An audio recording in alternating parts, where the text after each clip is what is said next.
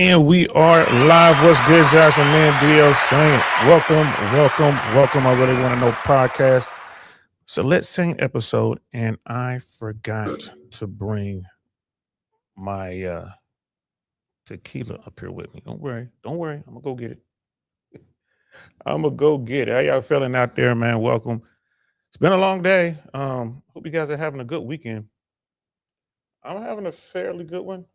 My bad. You see, I'm distracted here. I have a tablet that I use. I forgot I had this tablet. I think I showed you guys. I have a tablet that I use, and I'll watch the show on the tablet just so I can see what the live feed looks like. And then I'll listen to the volume and all that. Excuse me for a second. While I do what I should have done before I start the show. So it's going to be a bit of a mild Let's Saint episode, man. I've been chilling today. I had to do a little bit of running around. Shout out to the Medium, man. I was checking out his show today. And a big shout out to the homie, this is Shaw, man. He's live right now. Shout out to that brother, man. I saw him. I remember when I first came across this platform, and I reached out to him. It was like, hey, man, I'd love to have you on. Because I knew when I first saw him, I'm like, yo, this cat right here going to do a little something, right? I mean, and just his, the field that he comes from, like, just having that background with the family court system and having this inside knowledge of how the system works with respect to child support, alimony, and all that stuff. And now he's on his knowledge quest for like what's up with the dowry. And he was just talking about like, okay, what is the origin of child support? He went back and did the research, and on his show tonight he was talking about it, man. So again, shout out to him, man. Great show, great information, great dude. Great information over there, man. We definitely got to have him back again so we can talk about the dowry stuff. He recently did a debate when he was it was Shah Paul Elam versus Michael Sartain and Rollo Tomasi. YouTubers call these things debates. I call them conversations. It's not like a real debate. It's just people, fussing back and forth at each other. But they were talking about social game and social circle versus dowry and some other stuff. And I'm more on team social circle. Like, you know what I mean? I'm like, I understand that. But I got to tell you, Shaw really held his own, and I would have to say that, that they, Shaw and Elam won that debate, and proud of him. He's doing big things, man. He's doing his thing, doing what he's supposed to do. It's what you're supposed to do. I keep telling y'all, man, be good at something. So yeah, what I'm gonna do is, since I'm just talking your ear off, I want to say this. Do me a favor, like, share, subscribe. Hit that comment. Hit that notification bell and all that good stuff that YouTube says you're supposed to do. But my thing is, man, just continue to check us out, man. I see people watching the shorts. I see folks coming in, sticking the toe in, seeing what's going on. We're going to continue to do what we're doing. We're making some changes. We're talking to folks. We're going to bring some more interviews to you. We had G Complex on not too long ago, man. Shout out to him. That's the homie for real. In real life. G Complex came in, man, was just, talking about, his his mission right now, getting out here, doing the work, getting into the gym, getting better at game, hollering at women. And it was a good conversation. It was a really good show. I'm so glad he was able to jump up here with us. We're working on some other folks as well. Don't want to say any names because you try to get them. If, you announce it too soon, then something happens, you can't get them. And, just like, what I'm saying? It's like, damn. So I'm not going to say anything. Just be watching for the thumbnails. But tonight we're going to be doing a reaction to an interview. Dr. Orion Taraban was being interviewed by a platform that I'd never seen before. But it's in the chat below. It's in the description below, so you can check it out. And they were talking about why men and women peak at different ages. It's definitely a lot of red pill talking points in there. There's some blue pill stuff in there as well. It was a really good conversation. It was a really good interview. And I thought, you know what? We're going to talk about this. As a matter of fact, we're going to circle back to this interview a few times. I want to talk about just the dating stuff, when men and women peak and why and all that now. But there's some more stuff in this interview. It's over 2 hours, and it's really worth watching. If you haven't seen it, make sure you check it out. So that's what we're going to do. We're going to talk about Dr. Orion Taraban and listen to what he has to say. I agree with a lot. Some of the stuff I don't agree with. I'm curious to see where you guys stand. So, let's get into it. And we are live. What's good, y'all? Welcome to the I Really Want to Know podcast, y'all.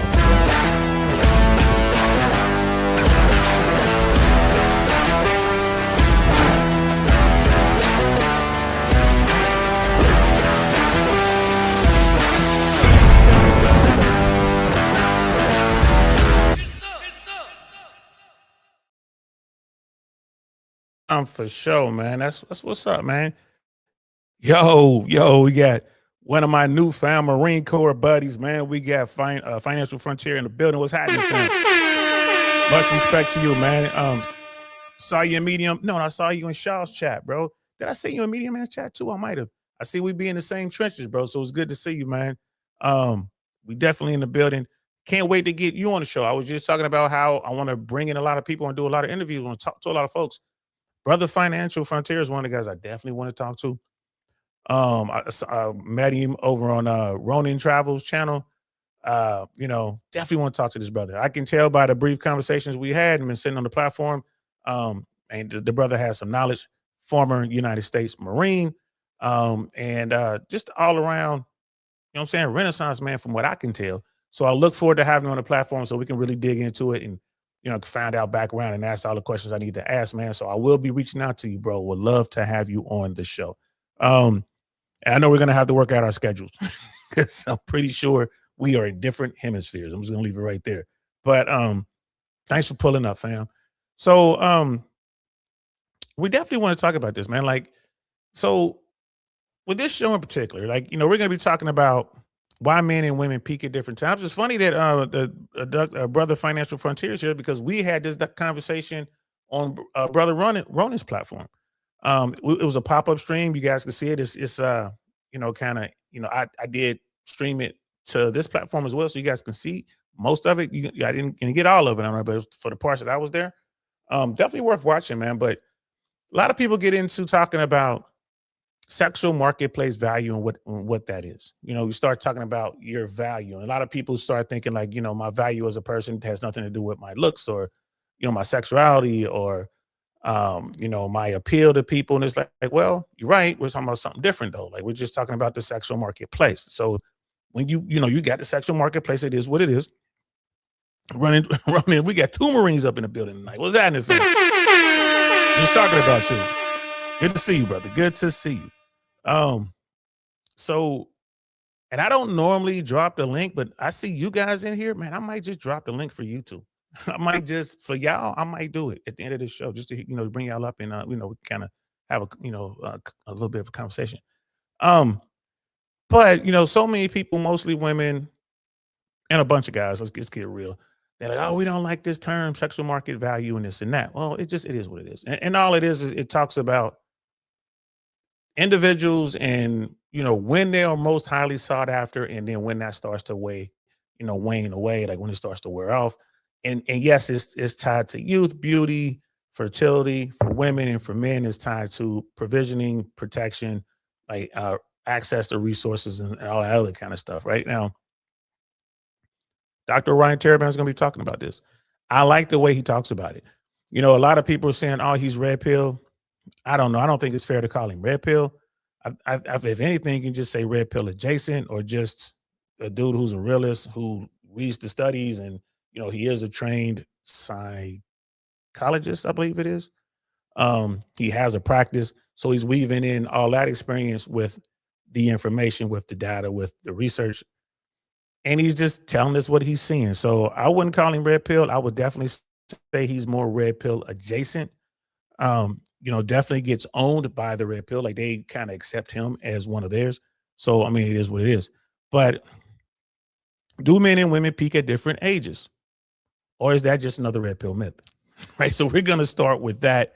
And, we're going to be looking at this interview with Dr. Orion Taraban, one of the most respected voices in dating and relationship space. He's just now starting to get a little pushback, a little smoke from peers in his space.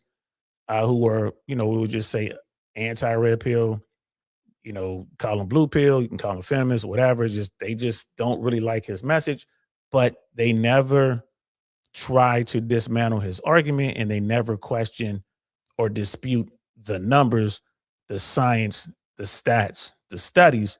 They're just saying they don't like the way he's doing it. You're just trying to make money off the red pill. Okay. It's like, okay. So that's what they're saying, but people are starting to come for him. I'm starting to notice that slowly. Um, but he does make bold claims. Women peak younger is one of his claims. That's a red pill talking point. Men peak later. Again, red pill talking point. Confidence matters more than money. I talk about that all the time myself. Um, I mean, is it a red pill talking point? Depending on which content creator you're talking to. But yeah, confidence does matter. And I think all people in the space will point to confidence as a good thing for men out here trying to get on with women. And confidence matters more than money. I talk about that all the time. Becoming attractive is still a skill. It's not just genetics. Right? He's going to be talking about that as well. So we're going to break all that down. Right, where I agree, where I disagree. I want to find out where you guys agree and disagree, and what young men actually learn from this conversation. So I think that's the real important part, because this stuff isn't for me. I'm an old head. I'm in my 50s. Right. This is for the young cats out here, and for those dudes who aren't quite as old as I am, they might have been forced back into the dating marketplace or just trying to figure it out. So, Dr. Orion Taraban, he discusses how men and women often face different dating dynamics over time, and argues that men can increase their attractiveness by developing themselves. And again, that's definitely a red pill talking point. I have been making that argument here recently. Like, guys can improve as long as they got, life in their body and air in their lungs. If they want to do the work, they can do the work and they can improve. Does that mean they're going to become, a high value man or a top tier man? No, but they can be better than they are now. And that's what you need to be doing, especially if you want success in this type of environment. You have to continue to fight, to push forward, to improve. If you give up as a man, like a lot of young dudes gave up before they even got into the game. If you give up, you're just a quitter and you're only letting yourself down, but you can do the work. So before we argue, let's define the terms. When people say peak at 23 or men peak at 25, so when they say women peak at 23 or men peak at 25, what do they really mean? Right? They're talking about physical attractiveness, sexual marketplace value, right? SMV was just talking about that, relationship value, marriage value, professional success, emotional maturity, right? And guys and girls are really looking for different things. But this is all the kind of stuff that we're talking about. So for a 22-year-old woman who's beautiful, blonde hair, blue eyes, or or she's got beautiful bronze skin, brown eyes, nice curly thick hair. When she's 22, man, the world is probably at her feet. She can move and do what she want to do. A lot of people want to holler at her. By the time she hits 52, maybe that changes. So what has changed? Right? She's kind of lost the look. She's not as attractive as she was before, and it's harder for her to compete. Right? So that happens to women.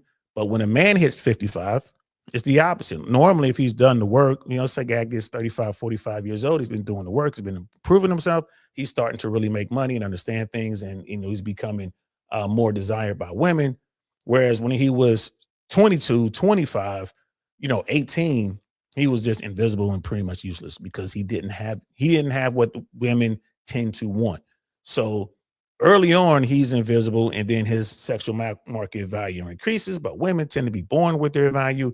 And then as time goes on, they begin to decline. So you kind of got that thing going on, right? So, right, that's something that I look at, I see, I believe. Am I saying that all women are cooked once they're, hit their 30s? No, I'm not saying that. All I'm saying is it could be more difficult for a said woman to get the desired outcome that she was getting before. That's all. So yeah, so we're gonna get into this. So let me pull up the video, and then we'll kind of do this. Forgive me in advance if it glitches out like crazy.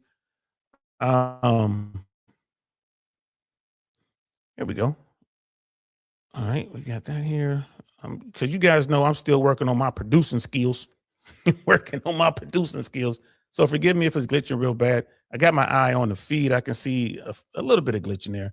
And I notice when I move my cursor around and I'm going from screen to screen, that's when it tends to glitch. But once we get it set, we're normally generally good. So this video begins, it says chapter 2. So it's about 23 minutes in to the video. This is over 2 hours. We're going to start here when they're talking about sexual marketplace value, game and confidence. So yeah, let's just get into it right here. Let me pull this up and away we go. What's the sexual marketplace value? Okay. SMV. Sure. You said a woman's peak value in the sexual marketplace is between 18 and 25, and a man's starts at 30 and then starts climbing. What does that mean for men and women? Well, I do say that, but it's not just the idea that came into my mind. I say that because that's what the research says. So, like, according to men, women are most attractive. I think the most recent study is 23, which is the oldest it's ever been. Like that same study that was done 30 years ago, it was 21. So 23 is pretty tough. And when you see the behavior of men's selection on, say, like dating apps, men of all ages are still swiping most consistently on women who are around 22, 23 years old. Now, those women might not ever even see those men's profile given their age filters, but it's one of the great things about dating apps is it provides us an absolute treasure trove of revealed preference and behavioral data. It's not surveys. It's not talking to people on the street. What do you want in a man? What do you look for in a woman? Where there's all this social desirability bias. You see what people actually are doing behind closed doors when they think nobody is looking. And men are voting and saying that we think that 23-year-old women are peak. And by the same token, women are showing with their behavior that they believe older men to be more attractive. According to one study, it was 50. According to the revealed behavior of women on dating apps, the peak male age was 50, which seems a little old to me, but To me, it seems a little old to you, man. Hush your mouth, man. We killing it. The peak age is 50. That's what I'm talking about right there. That's what I'm talking about. I've been telling y'all, in all honesty, I've been telling y'all that, anecdotally speaking, when I go out, and I live in Central Florida, I live in Tampa, I spend a lot of time in Miami, Fort Lauderdale. I don't go over to Orlando that often, but I'm in, Tampa, Clearwater, St. Pete, Sarasota. If I go to Atlanta, if I go to DC, if I go to New York, I go to LA, Dallas, wherever I go, there are a lot of women talking to me, bro.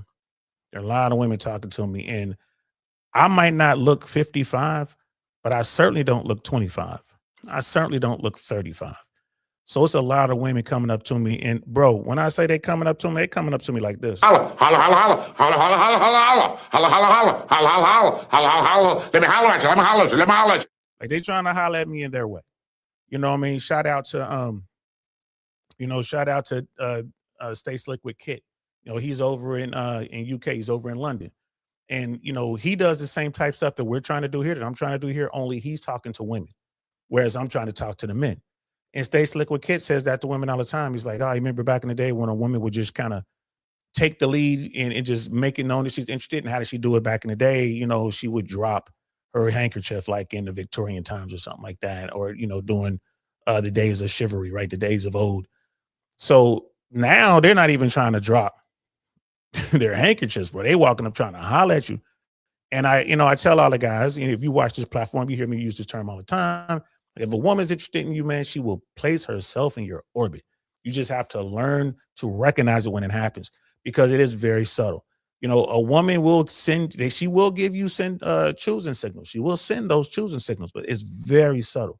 For me, I see it immediately. I'm an old dude. I've been in the game my whole life. I started learning this when I was in elementary school. But for a lot of these young guys coming up, some of the older dudes, they're just now getting into the game, and they completely miss it when women are giving these choosing signals. Even if a woman were to drop a handkerchief, I don't think the dude would even know what she's doing. So, it's just the game is what it is. And yes, anecdotally speaking, I can speak on the fact that there's a lot of young women coming after older dudes, bro. It is. And I'm like, hey, hooray for me. Do I even have that? I used to have a hooray button. You know what I mean? But for how do I feel about those young girls coming after me? That's how I feel about it. Let's keep going. I think that probably late 30s to early 40s seems to be where men peak. And that's not me saying it. That's what women en masse seem to be saying with their revealed preference. So people peak at different times. Why is that the case? Because men and women are filtering for different things. Men, for better or for worse, they primarily use physical attractiveness as a standard for who they decide to approach and enter into relationships with. And that's kind of brutal because not every woman is going to be beautiful. Not every woman is going to be attractive. We can all be more attractive than we currently are, but not every woman is going to be that way. And that's why cosmetics is a multi-billion-dollar industry, right? It's like women are actually spending an inordinate amount of money on their hair, on their nails, on their skin, on surgeries, on injections, in order to incrementally increase their SMV in the eyes of men. They often say that they do it for themselves or for other women. There's some truth to that, but these are all cues that men respond to. And I don't think that we can ignore that fact. I mean, bro, the reason I like listening to Dr. Orion Taraban is because he's not coming off as some YouTuber, some red pillar, some pickup artist dude, you know what I mean, some social game guy, some whatever. Like, he's coming off as a pro. It's just kind of let you know, man, hey, man, this is what it is. When I talk to women, I don't care what age they are, the youngest women to the oldest women, they're asking me, like, man, you know, what do men want? It's like men are attracted to beauty. Beauty. And, you know, you can throw youth in there, right? Youth and beauty. If you got an older guy who wants to have a family, let's say he's in his late 30s, mid to late 30s, early 40s, he's going to want a younger woman because he's going to, if he wants a big family. Now, if he doesn't want to have kids, if he's not trying to have a family, the youth may not be as important to him, but beauty is always going to be there. If you ask a guy to name the top 3 things that he looks for in a woman, I promise you, I'm willing to bet $100 to a donut that beauty will turn up in every guy's top 3. She's got to be beautiful or fine or cute or something like that. It will turn up. She's got to be fit. She's got to be sexy. It will turn up. Now, beauty is subjective. You know, beauty is truly in the eye of the beholder. But again, you line up 100 men from 18 to 80, and they're all going to consider pretty much the same caliber of woman beautiful. It's going to be the same cohort. Every guy's going to, a guy like, oh, she's fine, she's fine, she's fine, she's not. That's going to be the same from 18 to 80. Whereas you line up 100 women from 18 to 80, and they're going to say that the really ugly, unattractive, rude, crass, big women are 10s. They're going to say that, oh, she's beautiful. Well, she's beautiful. She's pretty on the inside. She's pretty on the inside. All right, cool. Well, you know what I mean? That's why I tell dudes all the time, there are very few women whose opinion when it comes to beauty I actually listen to, I actually trust. Very few women throughout my life actually keep it real. And I'm talking about when it's just the two of us. It's not like we can, make in the public that, oh, you know what I mean? My friend Sarah said that, she ugly or she fat or she whatever, she chopped. Nah, just one-on-one, like, yo, what's up? Yo, I got a friend of mine. She's been watching your content. She thinks you're really cool. She thinks she's funny. She saw one of your comedy shows. She wants to meet you. Like, okay, cool. I can meet her. Now she's trying to holler at you. What does she look like? And then there's only a couple women whose judgment I trust. I'll say, what does she look like? And I got my real ones. They'd be like, oh, if she say she's fine, like, okay, cool. I know what it is. But the vast majority of other women, when they say she's fine, I'm like, show me a picture. Show me her social media. Let me see her Instagram. And a lot of people will say, oh, man, you wrong for that. She could be the right woman for you. I'm like, bro, I get to choose what I want. She gets to choose what she wants. So if I don't want to deal with a woman that I believe is unattractive, then I don't have to deal with that woman. Right. And again, this is what most men are looking for. Right. Remember, don't hate the player, hate the game. Not like they're making their elbows trimmer. Facts. Like men don't care about elbows. Facts. They're making their face look a certain way, their breasts look a certain way. Those are cues that men recognize and pick up on. You said that women's default move is to act as if they will never be more valuable than today. And men's default move is to commit before they've experienced the advantage that's coming. Sure. In terms of like game theory, most women are already past 23 years old. So if we're going to put that as the average woman's peak SMV, then every year after that, it becomes harder and harder to transact as good of a deal as it did last year. The competition keeps getting younger. And I think that there's often in today's sexual marketplace, let's say, a failure of perspective taking. Like I didn't get through with this, but we were talking about how men and women value different things in the game of mating and dating. Yep. What do women value? Women value resources, status. They do physical attractiveness. That's actually becoming more and more important for guys these days, like especially height, abs, things like that. And when you say that's becoming more and more important for guys, right? He's saying it's becoming more and more important to women that their guy looks good. Before, it really didn't matter that much. And in my generation is coming up, women really didn't care. I mean, they'll take the pretty boy, but a pretty boy wasn't, not being a pretty boy wouldn't kill the deal. You know, look, you could be as ugly as Shabba Ranks, but you can sing, or, you know, you're the best basketball player in the city or football player in the city, or, you know what I mean, you're a brainiac, real young nerd kid who's about to get a scholarship to Princeton. She ain't worried about your looks no more, right? You don't have to be, you know, 6 feet, 6 figures with a six pack. If she can get that, great. But if, you know, I mean, if you look like Big Pun, you know, not the early years of Big Pun, but the later years, if you look like one of the fat boys, right, but you're bringing in a bunch of money, you can provision, you know what I mean? Like, you know, she's going to stay with you. Like, what did Biggie say, man? I'm black and ugly as ever. However, I stay coochie down to the socks. Like, if they know that you're it, you're the dude. So I keep telling y'all, man, y'all got to be good at something. Be good at something, bro. And women will look past that. However, I don't care how much money Lizzo is making, right? Look at Oprah. Look at Vivica A. Fox. I don't care about their accolades and what they're doing in their social status. I'm not rocking with that, right? I'm not rocking with that. But a woman would, and it wouldn't even be superficial. Like, I've seen plenty of girls, you know, plenty of young ladies fall in love with dudes that they thought was ugly. I can't stand him. Next thing you know, they catching a case for the dude. He about to go to jail for the dude, right? So, yeah, it can happen, bro. Having an extrapolated lifestyle is much more important for long-term mating in women's selection. So generally, with each passing year, a woman gets older and a man gets richer, unless they screw something up. If there, he's doing the right? work, yes. So most men are kind of long-term prospects. Like, they reach peak status usually around 50, and that could be part of why that study said that's where men peak.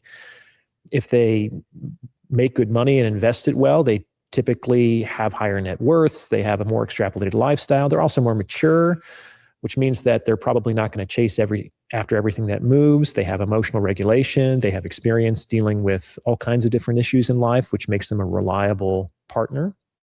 In general, it's a good idea for women on the population level to play to their advantages, like strike when the iron is hot. Yeah, when they're young. I talk about this all the time. Hey, ladies, get him while you're young. Get him while you're young. And here's another thing, too. He said all those things about being older, the maturity level, not chasing every skirt, you know, having discernment. A lot of that is, like, a lot of these dudes, you know, we'll take me, for example. I got to a point in life where I had the dimes, right? I got a chance to rock out the whole spectrum. I've had zeros all the way up to tens. Right? All of them. Yeah, my closet is deep and it is full. I'll be just up against the wall. I'll be trying to hold that dang on car, that closet shut. Right? Like, y'all keep staying there. You know what I'm saying? Well, what does that mean, though? That means that I'm not awed by beauty like an 18 or 22-year-old. Right? I've had it. I've been with some of the finest women I've ever seen in my life. I've been with women just couldn't believe I was with them. Like, damn. With her, waking up in the morning, you know what I'm saying, or just looking at her at night, you know, under the moonlight with no, you know what I mean, no covers, no clothes. Like, yo, I've had the baddies, right? So when you get older, like now, because I've had the baddies, I know what that comes with a lot of the time. So it's like, and the women like, oh, he's so mature. Look, you know what I mean? Look at him. He's not chasing every woman. It's like, because I done had him. I don't need to chase him.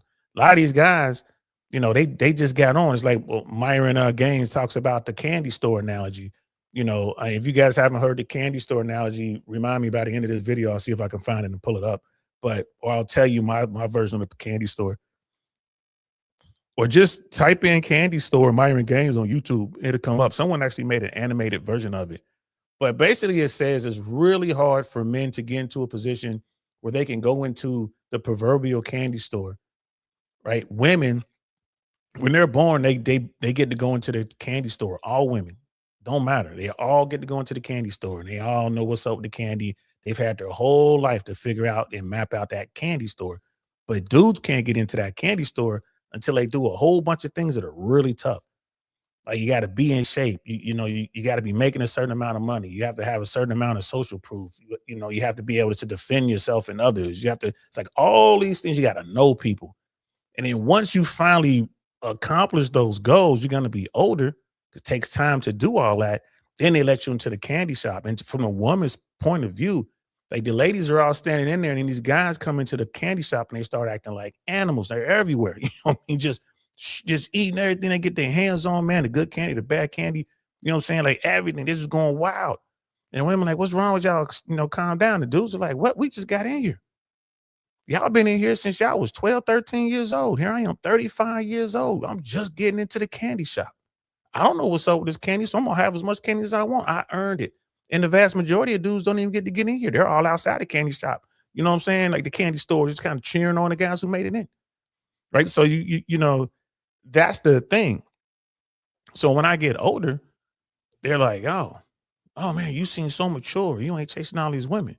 It's like, I already chased them, caught more than my share. And I already know what time it is. So I can sit back. And, it's like you said, you can make all this money. And if you invest it properly, if you do the money right, now you can really sit back and enjoy. And the vast majority of men will never get there. So the guys who do get there, they look like G's to these women, and these young girls are like, oh, you seem so cool. And here's another thing too. The guys who make it, they do have options. If they choose to exercise options, they can. Shout out to Kevin Samuels. He's talking about this all the time. Most dudes don't have options to exercise, but the guys that do, the most sought after men, they got choices. So they could do what they want to do for the most part. It's like, yo, if you don't like it, shorty, kick rocks. Like, you cute, but I got 15 more cute girls just like you. I got another 5 cute girls finer than you. I got 2 of them. They're like model status, right? Then I got a whole bunch of just randos. I got a bunch of randoms. They're just cool. They're cooking for me, cleaning for me, doing everything. They just want to be around me. I ain't got to ask them to do nothing twice. Me acting, but you acting up. All right, I'm about to go exercise my options. That's something that ladies have to deal with. If you want a certain type of dude, and most women tend to want the best, he's going to have options. So yeah, let's continue. If this is when you are going to be most attractive to your potential customers, then like lean in hard and heavy to make sure that you can get the best possible deal while you can still get it. And the best possible deal is generally a lifetime of protection and provision from a high value man, in the sense of how women define that: high net worth, high resources, emotional regulation, et cetera, et cetera.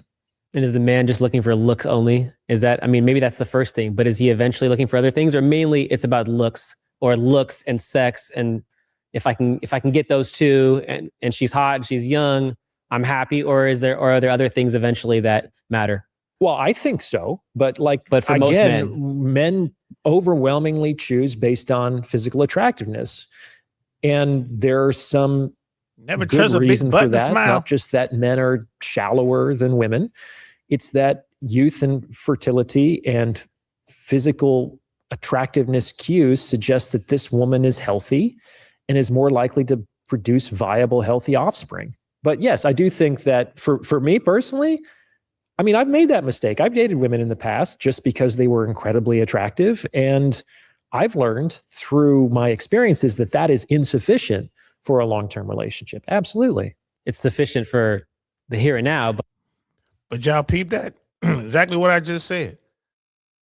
Dr. Orion Taraban, when he was young, he was able to go and get the dimes too. Before he had the real success, before he had the money, right? Before he had the nice place in San Francisco, wherever he's living, before he had the nice cars, before he can go to a nice restaurant, before he can fly business class, he was banging dimes, right? And he talks about why, right? Because didn't have a lot of money, but he was like an alpha in what he was doing at the time because he was an actor. This is before he got into his field that he's currently in. Like I said, man, those dudes know what time it is. I'm pretty sure if I was hit a bar or something like that with Orion Taraban, if we were at a SLS bar somewhere or at the W or, you name the hotel, at the hotel bar, chilling, I bet you me and him would be reading the room the same way, hollering at women very, very similar ways. I think he would have more success than me, depending on what city we were in. Just keep it 100. Like if you're in a city like a white dude is going to have more success than black guys. Latin guys will be a close second. Asian guys. So I would say white guys, Latin dudes, Asian, black dudes, then Asians will be the pecking order. And if you're a black dude and you trying to run your game, you really got to know what you're doing. Like your game has to be on superior mode. But if you're a white guy who's very, very successful, you don't necessarily have to be on superior mode because, just most women want to holler at you. It is what it is, especially when you're just in an environment like that where you're just trying to holler at people and get attention and just be social. It is what it is. I'm not trying to make this racist or anything like that, but hey, I don't make up the game. I don't make up the rules. So you see that he basically said the same thing. He's had the dimes. So they don't fascinate him like they used to, but he had to learn what it means to deal with the dimes.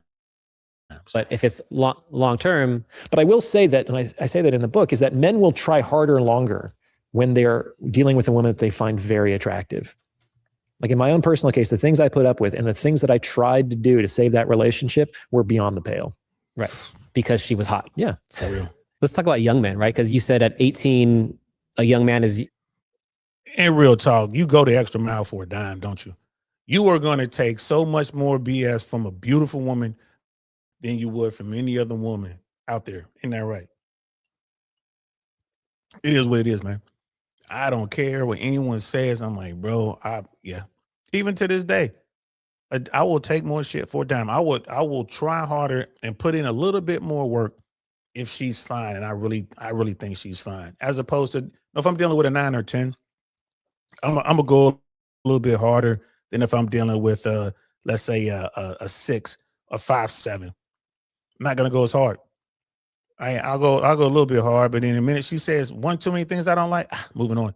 Doesn't bother me. But the 10, she can say a bunch of things I don't like before I finally cut her loose. Right? Before I finally cut her loose. Brother Penny in the building was happening, man.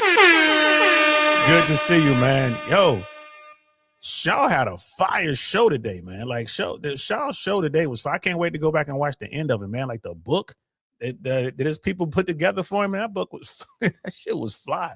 I'm sitting over here like, damn, I'm jealous. What I got Chat GPT. What's up with my Claude? How come they didn't suggest that to me? That was shout out to This Is Shaw.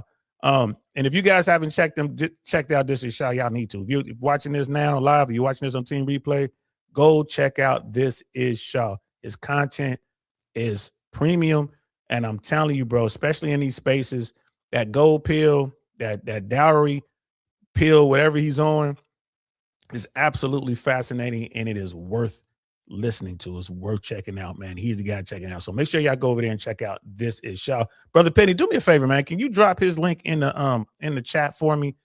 This Is Shaw. Can you please drop that in the chat for me, man? I appreciate it. Useless to women, right? He has no money, no status, no maturity, and he's useless to other men because he has no experience and no skills. And so he's kind of at the bottom of every hierarchy simultaneously. And it can stay that way for, who knows, a decade longer, right? How does a young man out there listening kind of survive that reality? Just that it gets better. Like, it's very difficult to be a young man. And I think that is not appreciated sufficiently.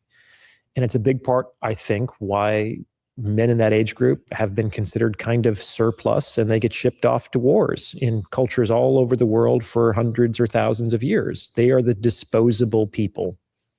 18 to 25-year-old men are disposable people. They're probably not husbands and fathers yet.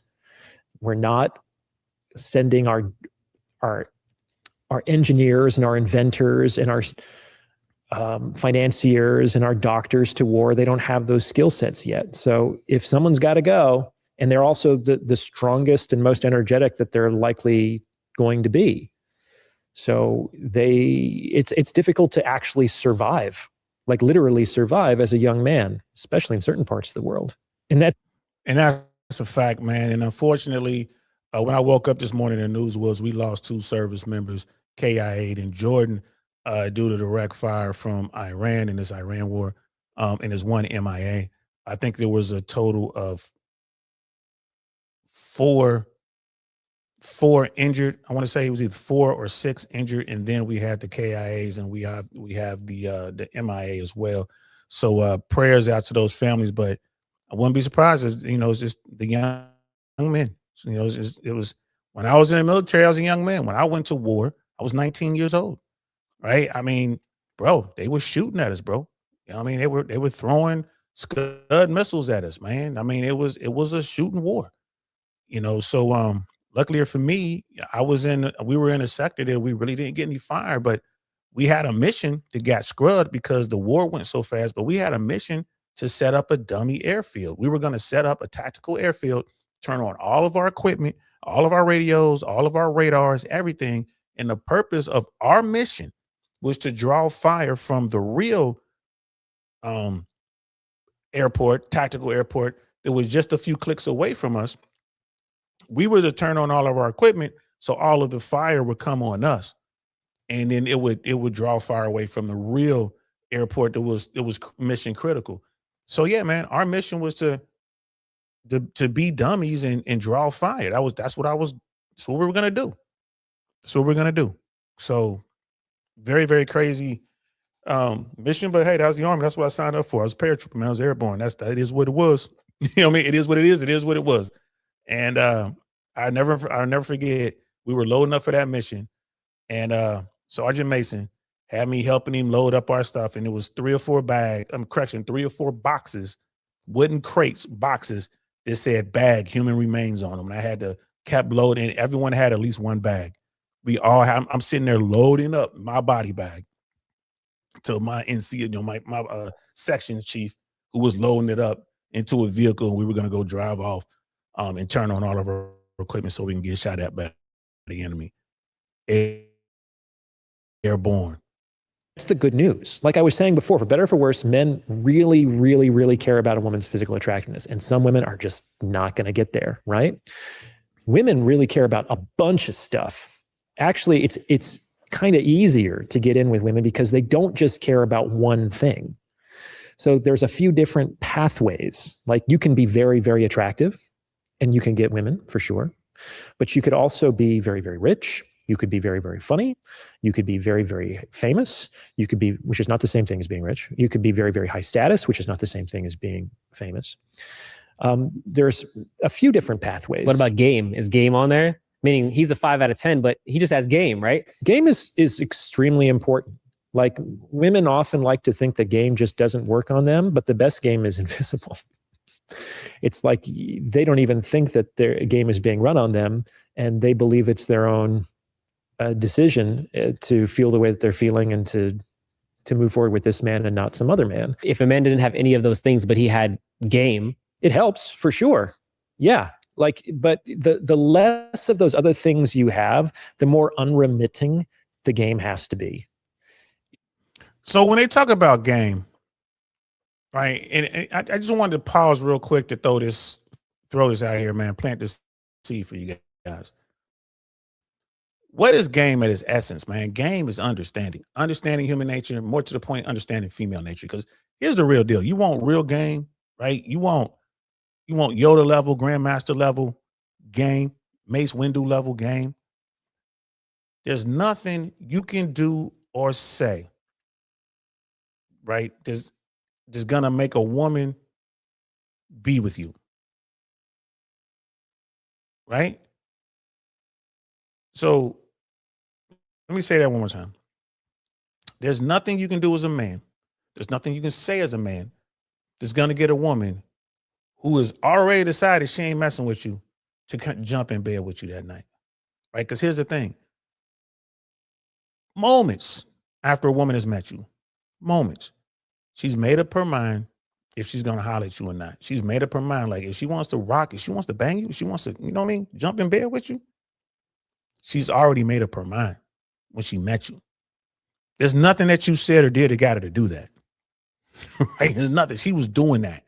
What you did was manage not to talk yourself out of it. And that's one of the biggest things guys just they have a hard time recognizing. A true G will tell you, a real player tell you, like, yeah, I didn't really do that. Now, is there nuance to this? Yeah, there's nuance to this. Like, is it possible that you can meet a woman and when she first meets you, she's like, ew, I can't stand you, ick, and all that kind of stuff. And then later on, you wind up smashing? Sure. That can happen. That can happen. Was it you that changed her mind? Probably not. It was probably the people around you. It was something about you that she didn't see initially or that she thought different of that changed her mind. But she changed her mind, wouldn't you? Wouldn't you? So the game is the true game is to understand that.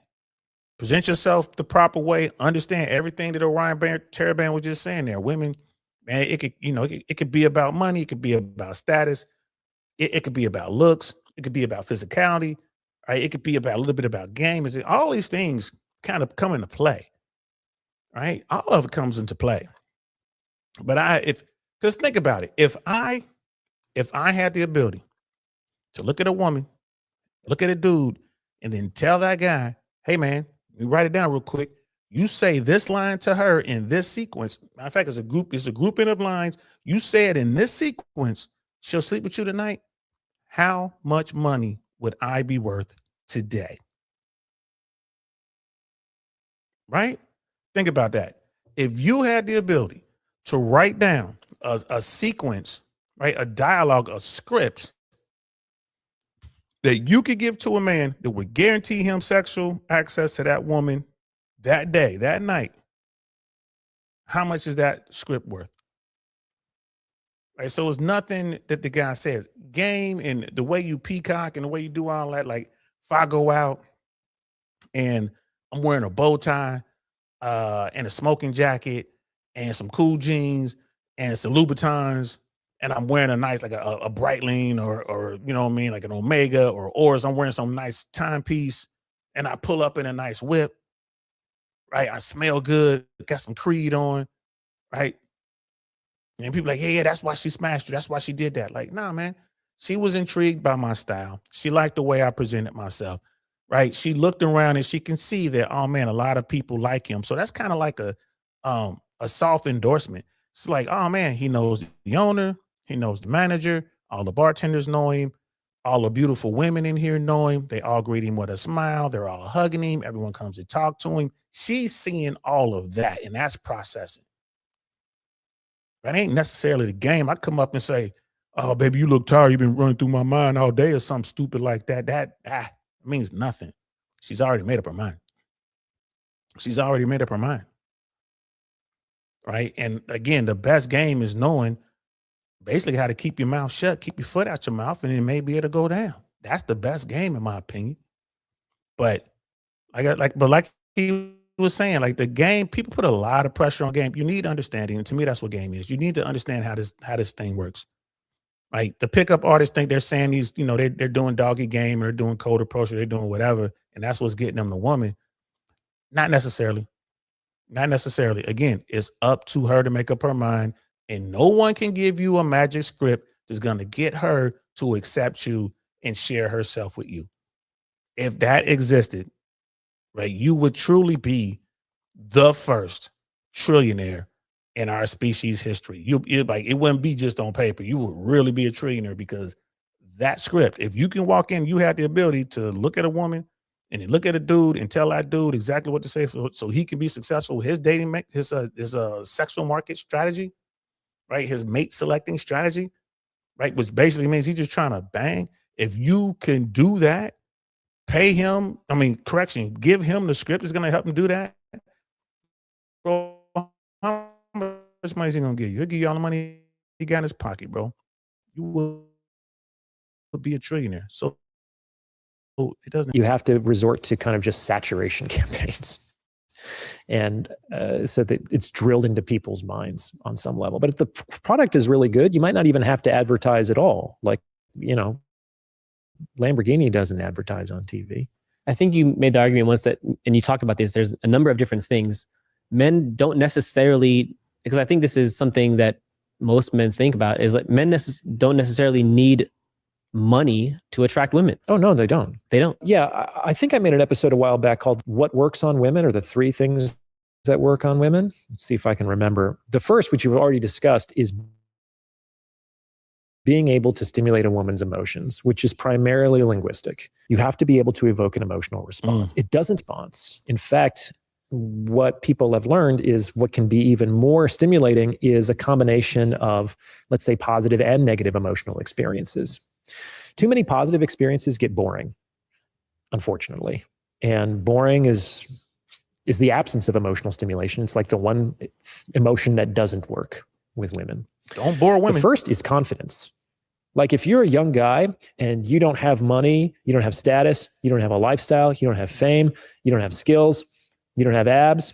You might have abs if you're young. You could have abs. I mean, at the very least, that's something that you could do through your own discipline. And it actually doesn't cost you anything, because abs are generally subtraction. It's not addition. It's like eating less and they're made in the kitchen, not in the gym.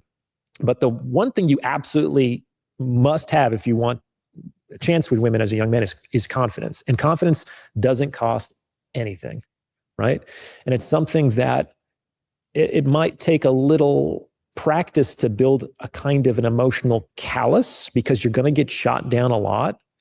I think of kind of approaching women to be something like baseball, like the best Hall of Fame hitters still struck out more than they got a hit.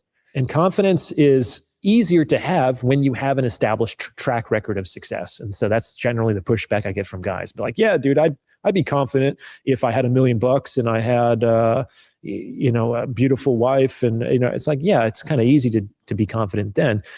So you kind of have to fake it till you make it. Like you can have what I call psychotic confidence, which is belief in yourself before there's any evidence to support that belief. That's what kind of makes it a belief. You want to be confident right up to the point of being arrogant, gentlemen. You want to be so sure of yourself right up to that point of being arrogant. A lot of guys, they cross the line, they become extremely arrogant. They are arrogant, and it still works for them, right? Because those guys have short-term desires anyway. So all they're trying to do is bang. And they're using their wallet and they're using their social status to get on anyway. But you, as a man, you want to be confident in everything you do. When you go walk up to the door and open the door, is very, it's very intentional, direct, it's smooth. You don't want to be tripping. You don't want to be looking all stupid. You don't want to look like you don't know what you're doing. When you come up to say something to a woman, you want to walk up and say exactly what you're saying. You want to sit there and just be confident. The thing that gets me when I talk to these guys, because we'll go out, we're in the trenches. I'm right there to help them out. That's why I'm there. That's why they bring me there. I'm here to help them out. And I give them a simple instruction. Hey man, I want you to go up there and I want you to pay that woman a compliment. That woman right there in the blue dress. Go pay her a compliment. And before he leaves, I'll say, hey, what are you gonna say? And he'll tell me, he's like, oh man, you're so hot, or you know what I mean? Oh, you've been really working your glutes, your butt's looking good, or something like that. I'm like, no, don't say that. Don't say that. It's like, look, she's wearing a Kelly bag. Walk up to her, say, hey, that's a really nice purse. Is that one of those Kelly bags? Right? And then she'll begin to tell you all about that damn purse. As a matter of fact, don't even call it Kelly. Call it, say, is that one of those Hermes bags? Looks really nice. Man, she'll put that bag in front of you. She'll want to talk to you about that bag for as long as you'll listen to her, right? And then I tell her, just go up and say that. Say it with confidence, right? And then come away, like break contact. So those guys that go up and then they start studying or whatever, they mess it up somehow. But she'll, once she says something about the bag, she'll still, talk about the bag a little bit.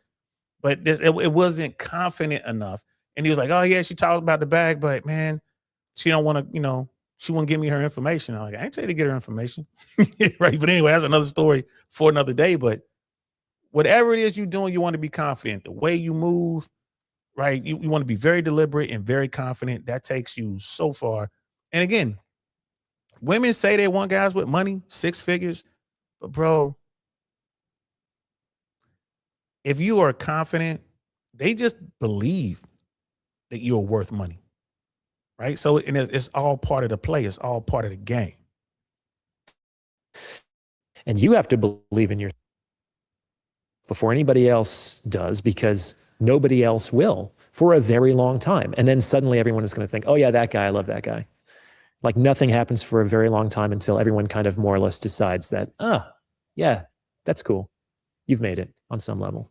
Was confidence your secret? Because you said as a broke theater actor in New York, you got laid more than a successful doctor. I'm doing pretty well for myself these days, but yeah, I was broke as a joke, man. And I was living in public housing in Brooklyn. It was month to month. There were women who wouldn't tell their friends that they were coming home with me, you know? And back then I really wanted to have a wife and to have a girlfriend. People generally want what they don't or can't have at any given time, right? My secret was I was pretty psychotically confident. Like I was very sure of myself, and God knows where that came from. But the third thing is that I was also a contextual alpha. A contextual alpha means that you are on top of a status hierarchy.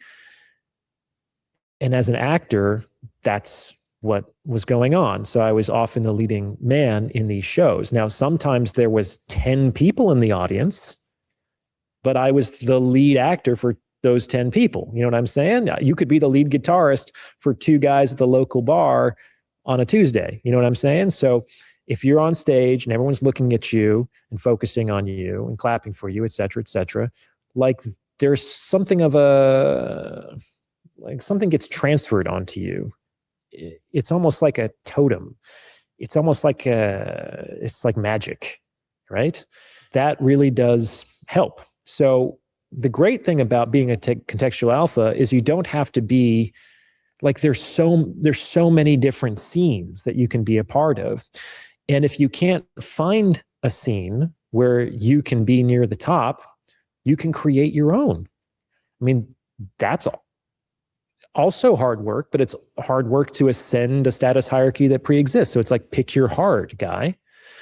The good news about building your own is that you build it around you with your own strengths and preferences and interests. So you're much more likely to have people who are into what you're doing because they come to you, and to remain in that position for an extended period of time. You said what works to attract someone. Bro, this is absolute gold. I mean, John DeMarco to Dr. Orion Taraban. This is gold. He's not lying. Like he was an actor. He was a broke, starving artist in New York of all places. Like you said, he was living on welfare, man. And like, he had to live in those affordable housing joints. Right? He was a pookie. But he was really good at acting. He was the best actor in his troupe. So whenever there were shows or whatnot, he was the man. So he's the man for those nights. But what did he say about the women? Like, oh man, I was getting women who was afraid. They're not afraid, but ashamed to tell other women that she was with this dude. Ashamed to go back to dude's crib. She creeping on in there, sliding up in there. Right? Contextual alpha, man. And it's funny because I never heard the term, not familiar with the term, but I understand it completely, right? Completely. I was in LA. This was 2000. This is what, 2000, before my daughter was born. So this was 2005, 2006. I'm an air traffic controller by day. I'm a comic at night. I'm also a promoter and a producer of comedy, stand-up shows and whatnot. We were doing film shorts. We were doing all sorts of stuff. I was just going around doing my own thing. I built my own world, so to speak, kind of like what he was saying. Right. So I'm doing comedy. Now, look, I'm not a brokey. I'm making well into the 6 figures. I'm an FAA air traffic controller. The comics don't know that. They just see me as another comic. I'm producing rooms. I have money, so I can go buy all the equipment I need. If I need microphones, if I need PA systems, whatever I need, I can hire DJs. I can pay my comics, whether I'm making money or not. I had the money to invest in it. So we had a show on Sunset. It ran for a few months. It ran in a building called Corona. The name of the venue was Corona Cantina. It was a bar on Sunset near Laurel Canyon. For whatever reason, this venue just no one can make it pop. For whatever reason, it had a bunch of owners. No one can seem to make it pop. We're in there, new owners, like, hey, these the guys who own it now. One of the guys used to own Dublin's back in the day. I remember Bubbling in Dublin's from that Jay-Z song. Used to own Dublin's, which is just a few doors down. We're on Sunset Boulevard. So it's like, yeah, man, we got Corona Cantina. We want to do a comedy show. My buddy went in and negotiated the deal. He did a terrible job. He didn't go tell me what I told him. I'm like, hey, this is how much money we need to run this show. He went in and he told the guy we could do it for half the amount that I told him. Like, we need this much money to run the show. This is the bare bones minimum. This is what it's going to cost to do this show right. Right. And then he went in. I told him, so make sure you get at least this amount of money. He went in there and he asked for half. And his idea was, his thought process was, well, we'll come in, and then once we start doing well and making money, we'll get more money. We'll be able to renegotiate. I'm like, nah, it doesn't work that way, bro. So, and it doesn't. Get your money up front. And if you want something like that, you have to spell it out in the contract. But anyway, that's another conversation for another day. But we get the show. I'm like, all right, we'll do it. We build this thing up to where it was legit the hottest show on Sunset Boulevard. Mind you, we were right between the Comedy Store and the Laugh Factory. Miyagi's, which became the Pink Taco, was like a counter corner from us. It was the Bluebee Trap the Body Shop. The Body Shop was just a couple doors down. A Gentleman's Club there. Trocaderos was there. Sunset was still popping back then. We had the hottest comedy joint on that part of Sunset. Everyone came to the shows. We had the sheriff in there hanging out, laughing. Every show was packed. We did once a week. We had the best comics in Hollywood at the time because this comedy store was right there. Miyagi was just running a comedy show the same night, so I'd be able to go across the street and get some more comics if I needed them. And I was booking the hottest comics. Well, as that show gained in popularity, so did my social status. And it was a group. I called them the cool kids. They used to hang out at Saddle Ranch. This is before Saddle Ranch had the TV shows, before Saddle Ranch became corporate. This is when Saddle Ranch was still privately owned. It wasn't corporate yet. Still one of the coolest spots in Hollywood. All the cool kids hung out there. They were coming to the shows. And there was one young lady in particular. I think she was Sri Lankan, living here in the States. Parents were rich. Mommy and dad had tons of money. She lived like walking distance from where we were performing. Man, she had known me, seen me around for years, for at least 2 years, because the whole time I was doing comedy, I would go to Saddle Ranch. So I'd seen her in there. That's where she kicked it with the cool kids. I know we had drinks together. We did shots, all that. She knew who I was. But once that show took off, bro, then she really knew me. She really knew me. I didn't have to say a word. On a random night, I just happened to be on Sunset. I was just happened to be walking past Saddle Ranch, and there she was. She stopped me. Aren't you so-and-so? You know what I mean? I didn't call myself Saint back then, but aren't you Saint when you doing the show? Yep. Girl, I know you. You hang with so-and-so and so-and-so, Brad and them, or whatever the cool kids' names were. She was like, yeah, that's right. Have you seen them? Like, no, I ain't seen them. Where you going? Oh, I'm just headed home. I did a spot at the Comedy Store, and now I'm heading home. She's like, I just don't feel like going home. I'm bored. It's bad. Sri Lankan, man, like beautiful brown skin, long black hair, beautiful dark eyes, man. Like, she was a solid 8, 9. Most people would call her a 10, but like she was a legit 8, 9. Legit petite. Oh my God. So I said, well, look, let's go to Trocaderos. I got people in Trocaderos. We're going to Trocaderos. My people in there, bouncer, everybody, I don't have to break stride. She's with me, walk right in, go up to the bar, drinks come instantly. Boom, boom, we're getting finger food. Well, long story boring. I found myself spending the night at her place. And I'm gonna have to put up a paywall so I can tell you exactly what happened. I'm not talking about sexually, but it was a crazy experience inside of her apartment. Nothing to do with like the grown-up stuff. I'm just talking about what is this. So it's a real funny story. And I'm gonna have to put up a paywall to tell y'all what it is, or set up a like a Zoom call or something. Just have anybody who wants to be on the Zoom call can come in and I'll tell y'all exactly what went down. It was crazy. But boy, oh boy, that was a real grown-up experience. But that goes exactly to what Dr. Orion Taraban was saying. The fact that I was an air traffic controller making 6 figures meant nothing. The fact that at the time I was driving a BMW 740i, I had an Acura Integra 3-door, right, 5-speed. I drove the Acura most of the time. None of that mattered. This was before Uber, right? So I had my car.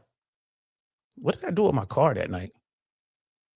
Well, I didn't spend the night. So when we were done, I got back to my car. So I was able to get my car before they was totaled away.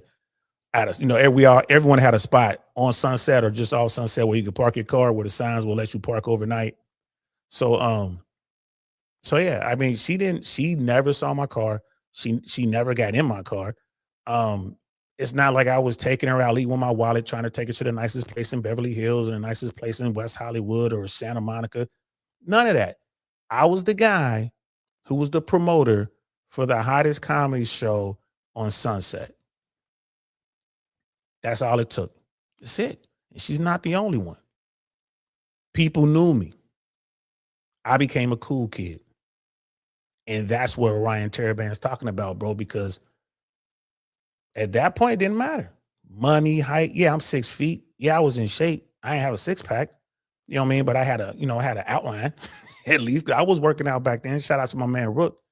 But I mean, I wasn't, what you would consider. I was a high value man, I guess, by the technical Kevin Samuels definition of it, but I wasn't on all that. She didn't know any of that. I was just the guy who promoted that show. I was the producer and promoter of the hottest comedy show on Sunset for that period of time. I think we was rocking for like maybe 3 or 4 months before it fell apart. Typical for Hollywood. You feel me? So this is something y'all need to realize. There's so many guys out here, especially in the red pill world, want to blame women and say, I'll never be this, the black pillars and all that, the looks maxers. None of that mattered, bro. None of that mattered. That situation was all status. I would say that was 95% status that got me there. And like I said, when a woman is making a move on you, you got to keep your mouth shut, bro. Don't screw it up. I didn't say anything. I'm walking down. She stopped me, right? That's placing herself in my orbit. She actually said something to me, stopped me, started a conversation. She knew what she wanted to do. Went right down to Trocadero's, got a few drinks, got some appetizers. Bro, she was ready to get up out of there. Like, come on. Like I said, she lived in walking distance. She's like, come on. Took me to her crib. Bro. It was crazy, man. Like, yo, shout out to them girls, man. You know what I mean? What did Frisco Kid call them? Let's listen to it. Shout out to these girls. Big up to the Frisco answer. You know what I have to tell them, say. Big up my girl on the side cats and them flex the best. Big up to them girls and them side cats. What do you say? Big up to them girls who flex the best. Big up to them girls and them side girls who flex the best. I got to talk to my Jamaican friends to get a proper translation of that, but I love that, man. And she could flex, bro. It was hoo-wee. It was crazy. But let's get back to the video. My bad. I should have played my story time button on that one, huh? I didn't think the story was going to take that long, but let's keep going. And what works to keep them are two entirely different things. I think most people maybe would assume, hey, if I can get someone, then I can keep them. No. Okay, why is that wrong? Well, there's a few things here. So first of all, I talk about in the book that every relationship progresses through 3 distinct phases. There's attraction, negotiation, and maintenance. So negotiation often gets skipped over, but we got attraction and getting and keeping, attraction and maintenance, right? One thing you have to understand is that once a phase starts, it never ends. So that's the first mistake that people make. What does that mean? That means that sometimes people go through the trouble of getting somebody, attracting somebody, and then once the relationship is stable, they think that they just have to worry about maintenance. No. Once attraction starts, it never stops. It's just that now you also have to do attraction and negotiation. And then once that starts and it's successful, that never stops either. You now have to do attraction and negotiation and maintenance. So one of the things that people get wrong is they think, well, I'm in the maintenance phase. I don't have to worry about attraction anymore. No, wrong. In general, it's a very good idea to continue to be and do the things, be the person and do the things that your partner was attracted to begin with. We undermine the bases of our own attraction to our own detriment mutually. So whatever you were doing to get her, you got to keep doing once you have her. Once you get into a relationship, gentlemen, the work continues. You can't stop doing the work. You can't. You can't.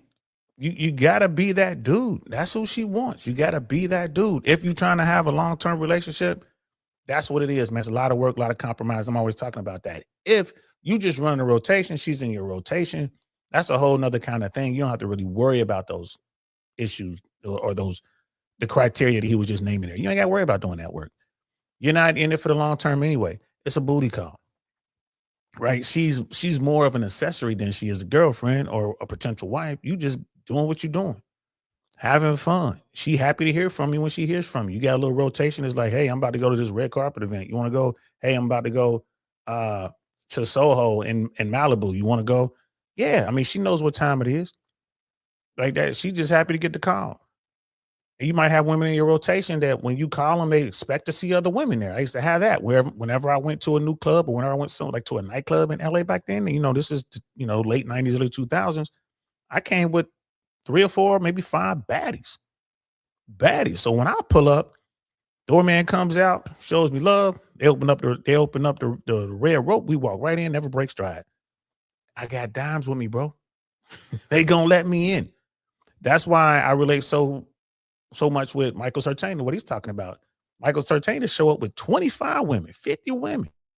I'm just showing up with like 3, 4, maybe 5. So I'm like, yeah, he's showing up with like models, competing for miss this and miss that. Yes, that works 100% of the time. I get in, I get to chill. I'm gonna have a little bit of access. Someone like Mike is gonna have mad access because you go into some of these nightclubs and they have like in the nightclub, there will be special rooms that they have like for the real VIPs, not like they're just a happy VIP like me. Like, no, for the big boys. Mike Sartain getting in there because he's got all these women. Them dudes gonna want to be around those women where they smoking cigars, playing poker, all that kind of stuff. They getting different kind of food. You know what I mean? It's I've seen those rooms. Right? That happens. Shit, that happens here in town. It happens everywhere. My level was only my clearance level only went so high. Right? If I want to get back there, I'm gonna have to bring 5 times the amount of women with me. I'm gonna have to bring a higher caliber of women. I'm bringing just young girls because I was still, I'm fairly young. I'm bringing girls who are in grad school and stuff like that. I'm bringing girls who are in corporate. I'm bringing them. Nah, they want something different. So the game never stops gaming. So that's the first thing, is that even though we're in maintenance, we still have to worry about attraction, which generally means keeping ourselves in decent shape, dressing in a way that is attractive to your partner, doing things that keep you alive and interesting and excited and good to be around, et cetera, et cetera. But attraction and maintenance are totally different things. Attraction is like marketing. Often what works is bold and emotional. Like any successful marketing campaign doesn't sell the product. It either sells the solution, or more commonly, it sells a completely unrelated attitude. Like Coke doesn't sell carbonated sugar water. It sells joy and friendship. You look at these medications that are sold to the general public. They don't sell a herpes remedy. They sell going to the beach and playing tennis with friends. You know what I'm saying? It has nothing to do with the product at all. But that's kind of what works with respect to the attraction, is that herpes medication, not so sexy. So we're going to pair that it's almost like a classical conditioning thing. We're going to pair that with an emotional stimulus that people enjoy, that will be memorable, that will resonate. And eventually, when they take that medication, they might even get to the point where they're thinking they're on the beach. Beer commercials do that great. There's a bunch of guys sitting in dark bars drinking bad beer, thinking that they're in some beer commercial playing volleyball with hotties on a beach somewhere. Like, that's how amazing successful advertising campaigns are. Yo, that's crazy. That's crazy. And we're gonna leave it there, because this continues on, and don't worry, we're gonna come back to Dr. Orion Taraban in this interview in later episodes. But I want to get back on mission and just talk about the why men and women peak at different ages.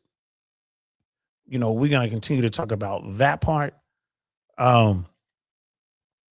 So my bad, I'm just doing some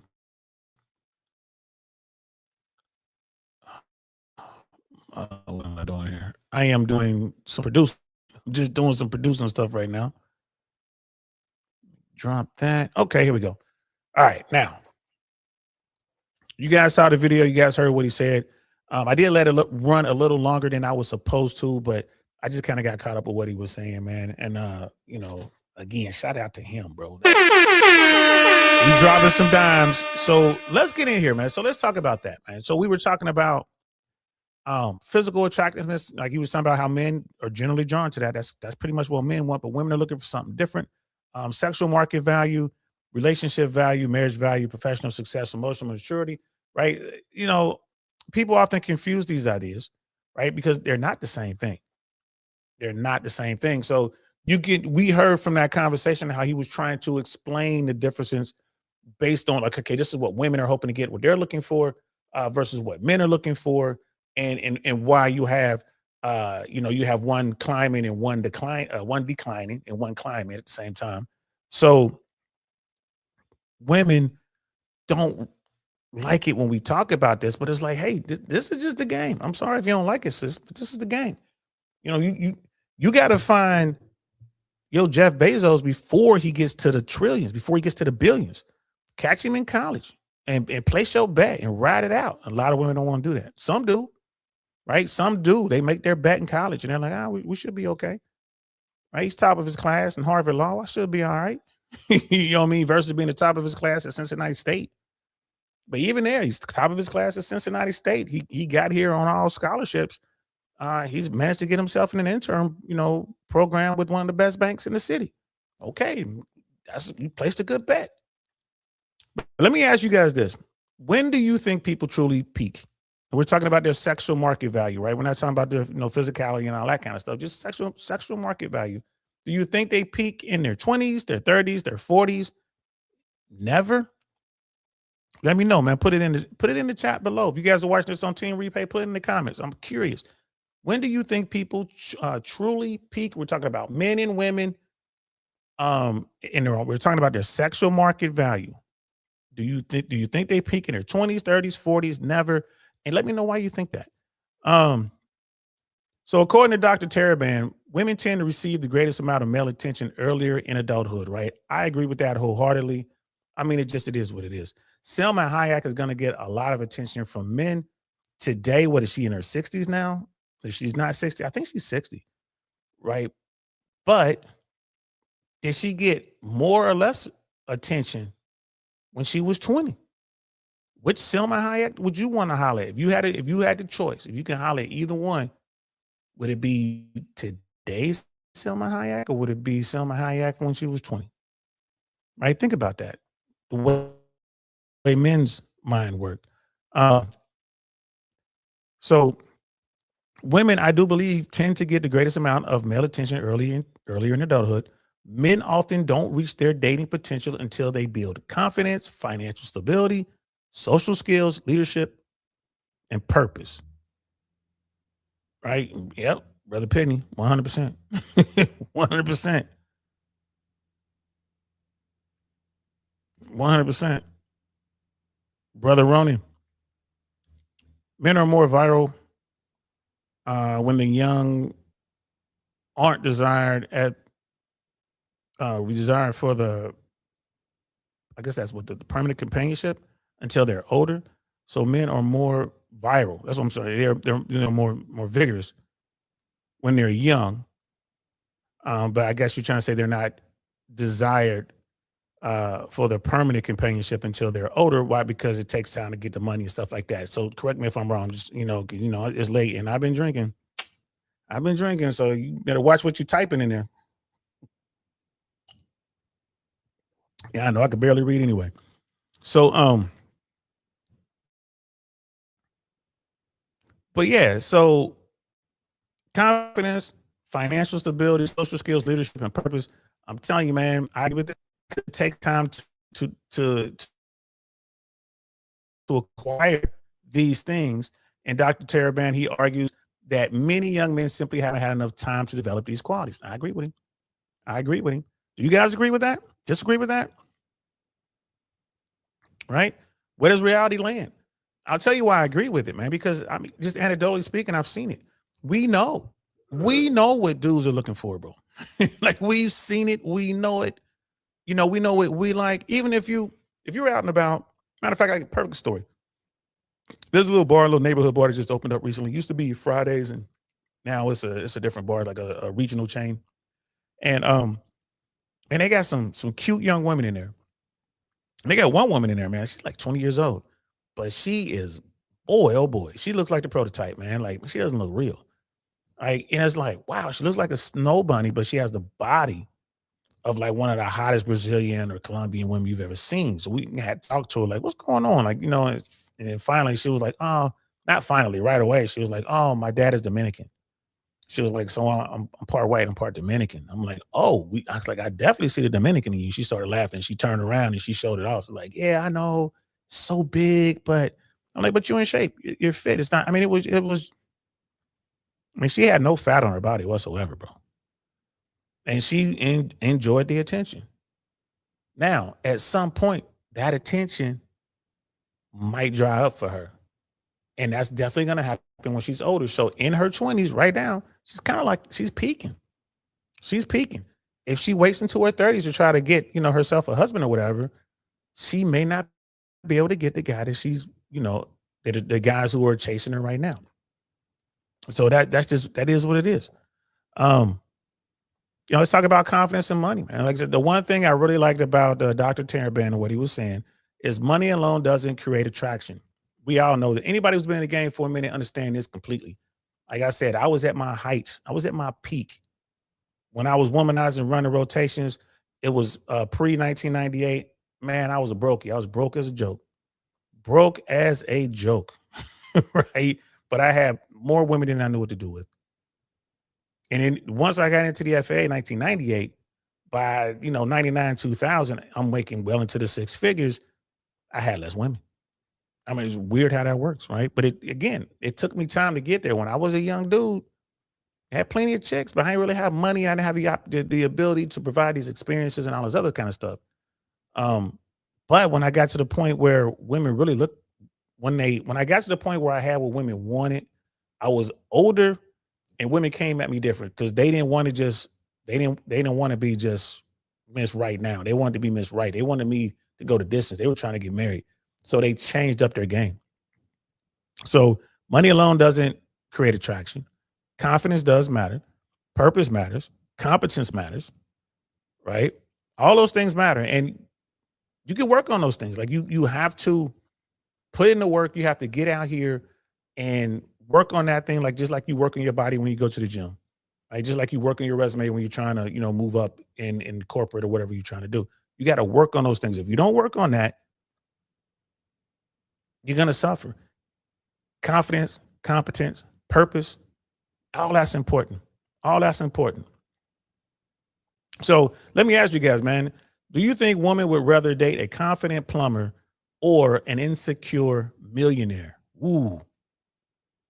What do you guys think? I mean, we might have some ladies ninja watching. If we have some ladies watching, or if you're watching this on Team Replay, ladies, please do me a favor. Answer that question. If you're a woman and you're out here looking for a dude, would you rather have a confident plumber or an insecure millionaire? Huh. That's a tough one. That's a tough one. Personally, I believe that most women, by most, I just mean the majority of women, will take the insecure millionaire, try to make it work for about 7 years and get divorced. Depending on what the prenup looks like, whatever, you feel me? Like, okay, what's the prenup look like? You know, what's the postnup going to look like? But I think I think especially today, most women would take the insecure millionaire and try to change him. But there are a lot of women out there who would be fine with the confident plumber. Here's the thing: you got a plumber, he has his own business. He could be making, five, six, $700,000 a year, depending on what type of business he's building, how aggressive he is. I mean, he could be living a really good life, definitely in the six figures. Even if he's working for someone, he's probably making the six figures just doing contract work. So that's a pretty good life. But we live in that Instagram, Snapchat economy, bro. You know what I mean? We living in that economy, bro. So, it is, it is what it is. I definitely think that most women today, the majority of women today, would take that millionaire. Brother Ronan, like, I definitely have my LA stories running into a Lala Vasquez. Oh, did you run into Lala Vasquez way before becoming Carmelo's wife? No kidding. I want to hear that story, bro. I'm definitely gonna have to. I know you're gonna be up, man. Y'all be staying up forever. I think your show yesterday, man. I checked it in my stream. Y'all did 11 hours. Woo, bro. Bro, that's wild. Congrats on that. I would love to hear that story, man. You know what I mean? BJ Stanberry, what's good, bro? What's happening, man? Where you at these days, man? You on the East Coast? You still doing comedy? Like, what you up to, fam? Good to see you. JP with the $10 super chat, man. I appreciate you, man. Thank you so much, brother. Hope you've been well, sir. Heard you were from back in FNS, 27-year-old black man, graduated from management information system. Any life tips? Yeah, man. But I'm gonna need some more information, fam. And shout out, all is well. Good to see you. Yes. Definitely from the Fresh and Fit days, man. I still got love for Myron Fresh. I ain't gonna lie to you, man. Myron's politics is wild. I'm not with his political stance, but when he talks about what we're talking about now, tons of overlap there, still there with him. And Fresh is a cool dude, man. Fresh has always been a cool dude. He's still a cool dude. He's doing his thing, man, trying to be the king of Miami. But I'm gonna need some more information, fam. I'm gonna need some more information. What are you trying to do? What is your mission? Right? That's the most important piece, man. What's your mission, man? Like, are you, because you're 27 years old, so you're fairly young, bro, but it sounds like you're on your way. Information systems, I know you're gonna have to be fighting with AI for a little bit, but it sounds like you're on your way. You're gonna be making some money, so you're gonna be able to check that box as far as the financial part of it. Pretty sure, because you watch Fresh and Fit, pretty sure you're staying fit, you're in the gym, you know what I mean? You watching what you eat, you're doing that, you're staying active. So what is it you're trying to do? I mean, are we talking about, like, womanizing? Like, what you trying to do? You trying to get out here and get after a bunch of baddies and just bang a bunch of chicks? Or you trying to look for the one to get married? I need some more information. And yes, sir, I definitely have some some pointers for you, fam. So, are you back in Jersey, bro? That's what's up, man.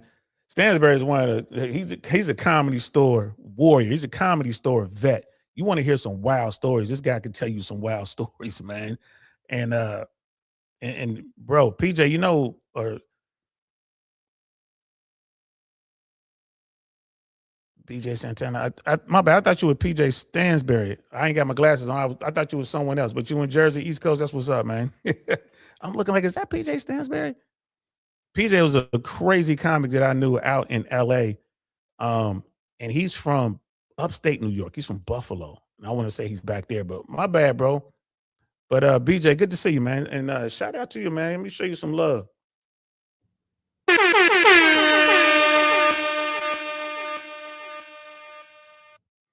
He was like, I heard Joe Budden and Fresh and Fit hate each other. They might, there's a lot of animosity out there in these YouTube trenches.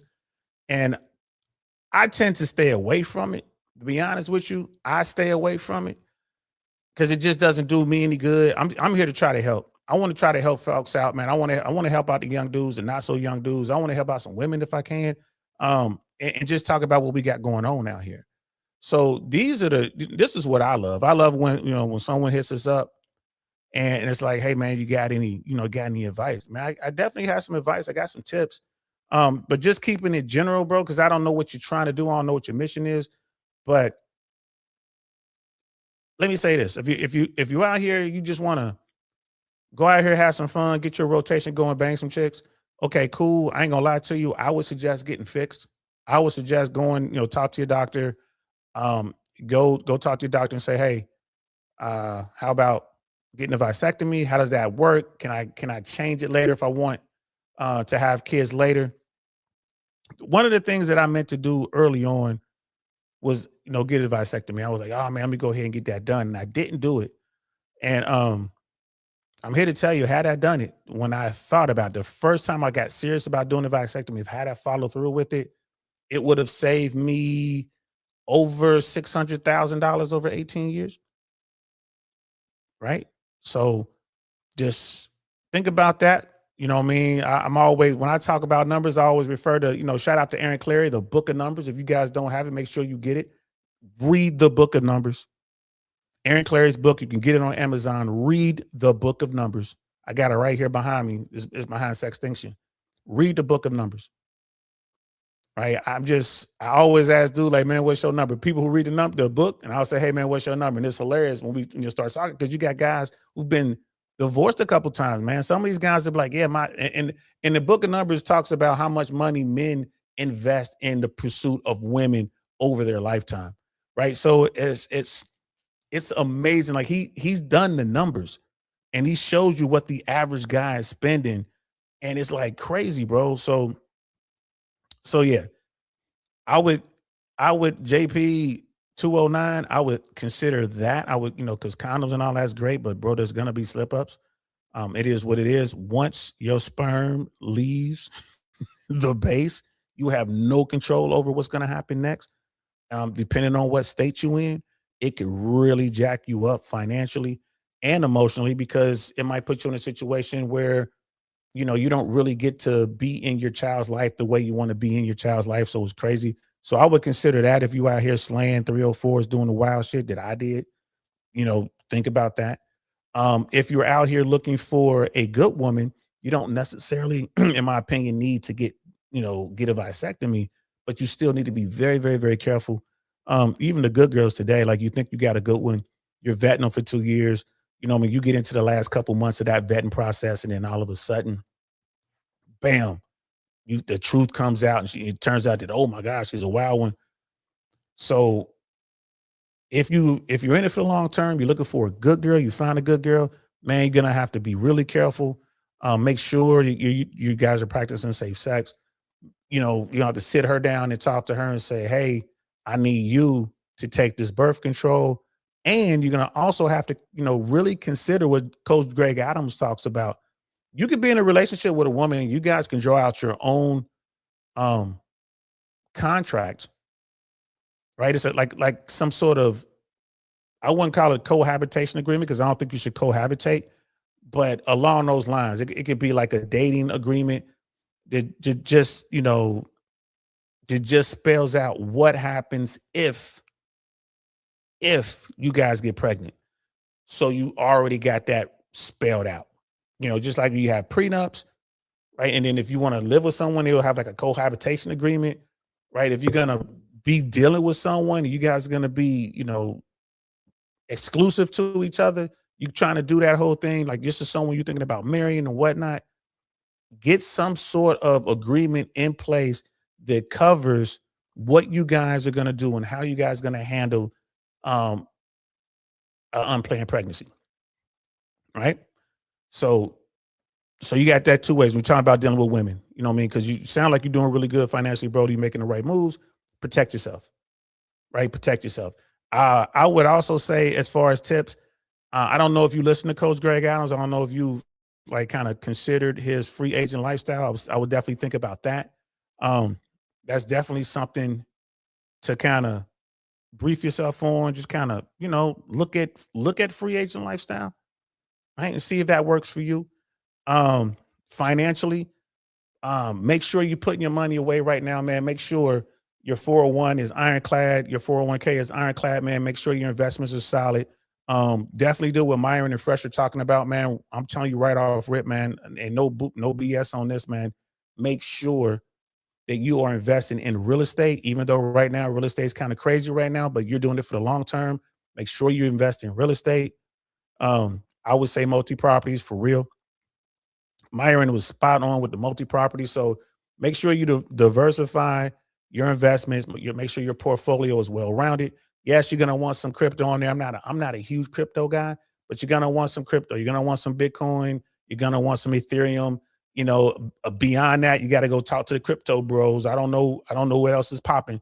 You're gonna want some precious metals. You're gonna want some gold. You're gonna want some silver. And I don't mean like buying gold and leaving it at some depository somewhere. No, get you a safe in the house and buy gold, physical gold, and have it in your safe, right? Get some gold, get some silver. I would say every time you get paid, when you do your budget, set up your budget, and then look at your entertainment budget, like, just do your F around money, look at your entertainment budget. And then I would say take 20% of that and invest in gold and silver. If it means just buying one coin or just putting money away for a couple pay periods until you can buy a coin or buy a bar, right? So get yourself some gold, get yourself some silver, right? You got your Bitcoin, you got your real estate, you got your 401ks.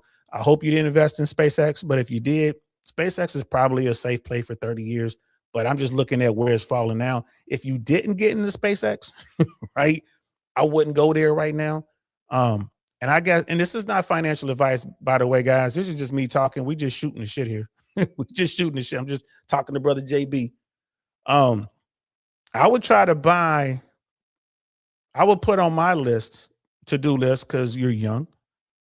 You're 27 years old. I will put on my to-do list to try to put away enough money to buy one share of Berkshire Hathaway. I would try to buy one share. I don't know where that is right now. I want to say it's 5,000. I would get that before I get a Rolex. But so there are some tips right there, fam. Again, I would need more detailed information to really rock you, to really dig down and give you some decent tips. Hit me up on Instagram. Hit me up. I really want to know podcast. All one word on Instagram. Hit me up on Instagram, fam, and we can continue that conversation, man. Maybe, we can talk about it. Living in Jersey, bro. Man, you got the Jets, the Giants. I wonder where you at, man. See, I heard Joe Bunny Fresh Fit. Okay, I already said that.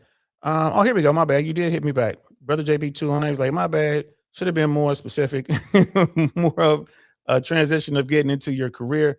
I also got to get that book. I'm just finishing the final touches on The Game You Were Never Taught. That's something I was working on for a minute. Don't get anything on Gumroad right now. Don't get anything on Gumroad right now. I'm revamping everything. If you go to the site, the stuff is there.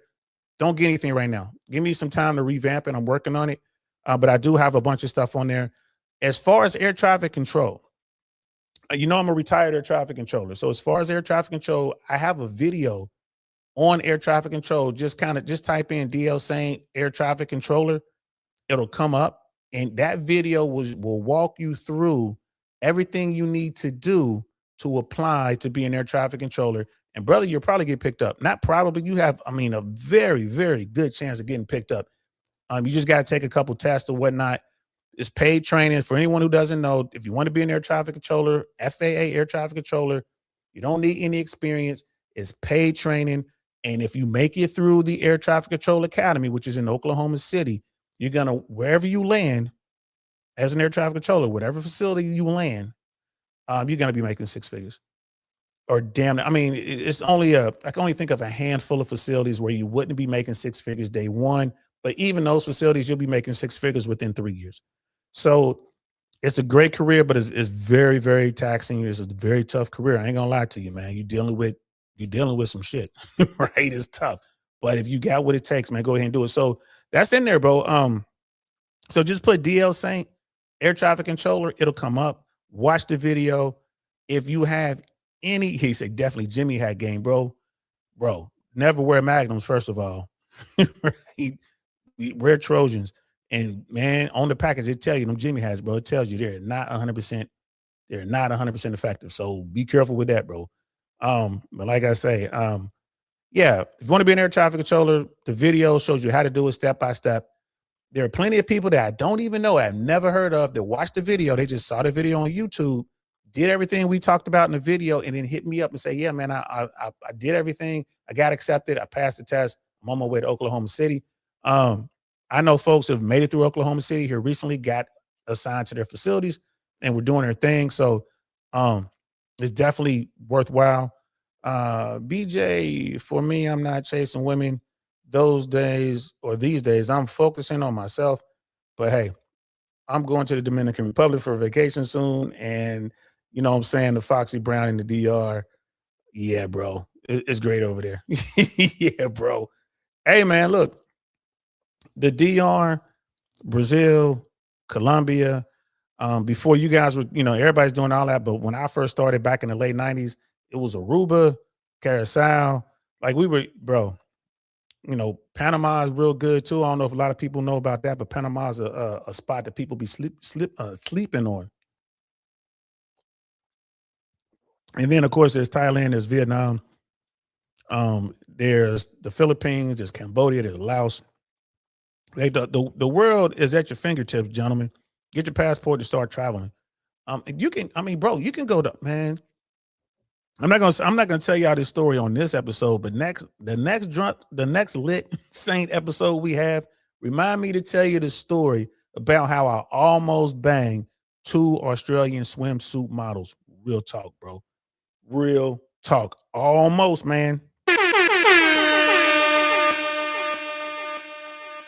It wasn't my fault. I just want to tell you that.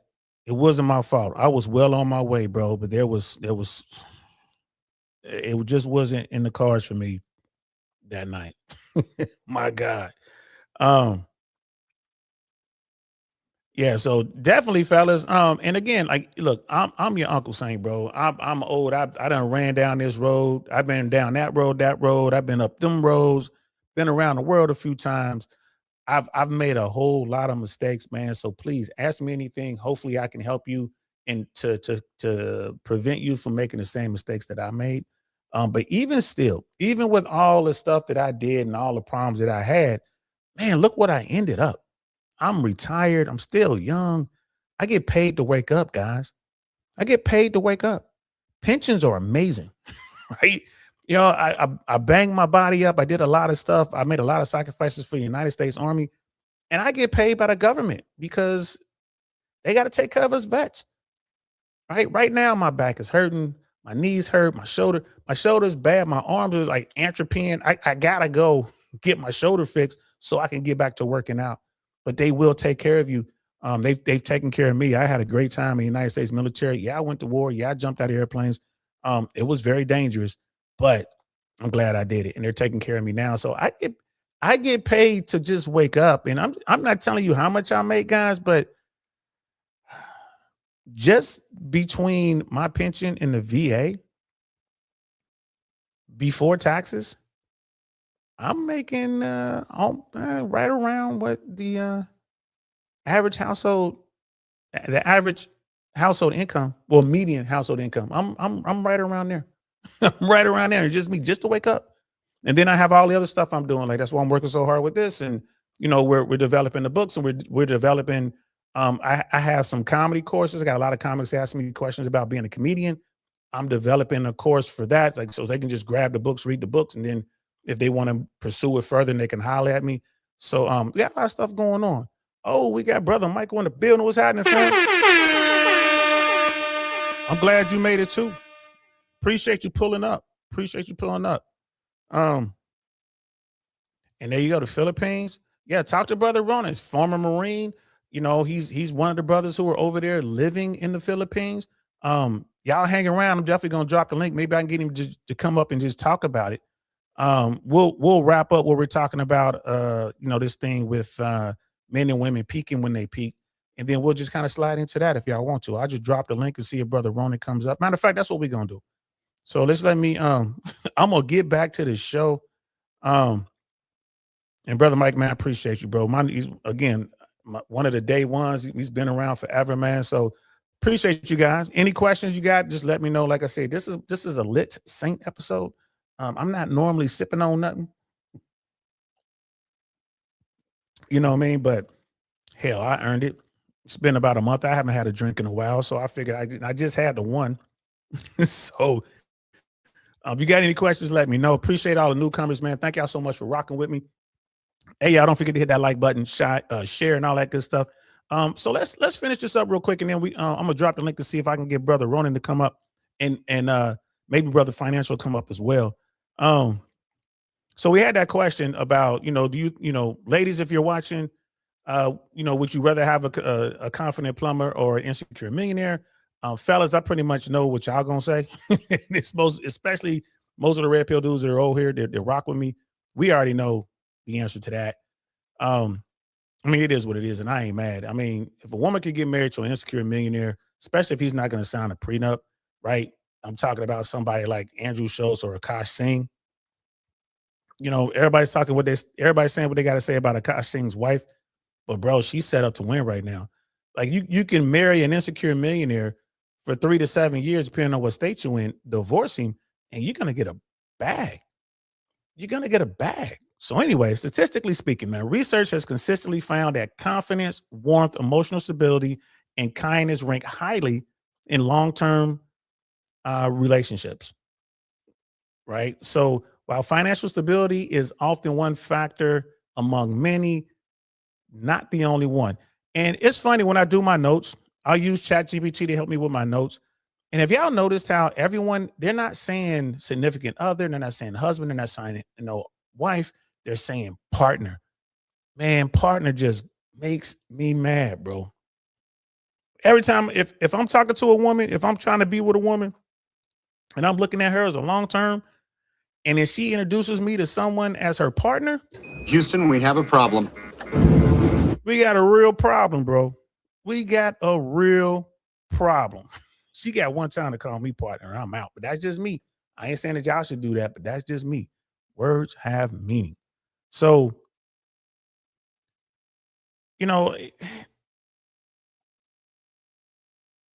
so let me ask you guys, why do you guys think that social media reduces attraction down to money, looks, height? When in reality, it's much more complicated than that. Why do y'all think that is? And my take on that is like this technology is so new. People just don't know what to do with it. There are a lot of folks who like to go with the crowd. Most women like to stay with the herd. The herd is doing some wild shit right now. Everyone's putting their highlight reel on social media, and everyone else is believing that's how that person really lives. People, y'all got to just check the numbers. Fellas, don't ever fall for the girl's okie doke when she's showing you social media and she's got on red bottoms, she's wearing Hermes bags, she's wearing, like Poochie swimwear.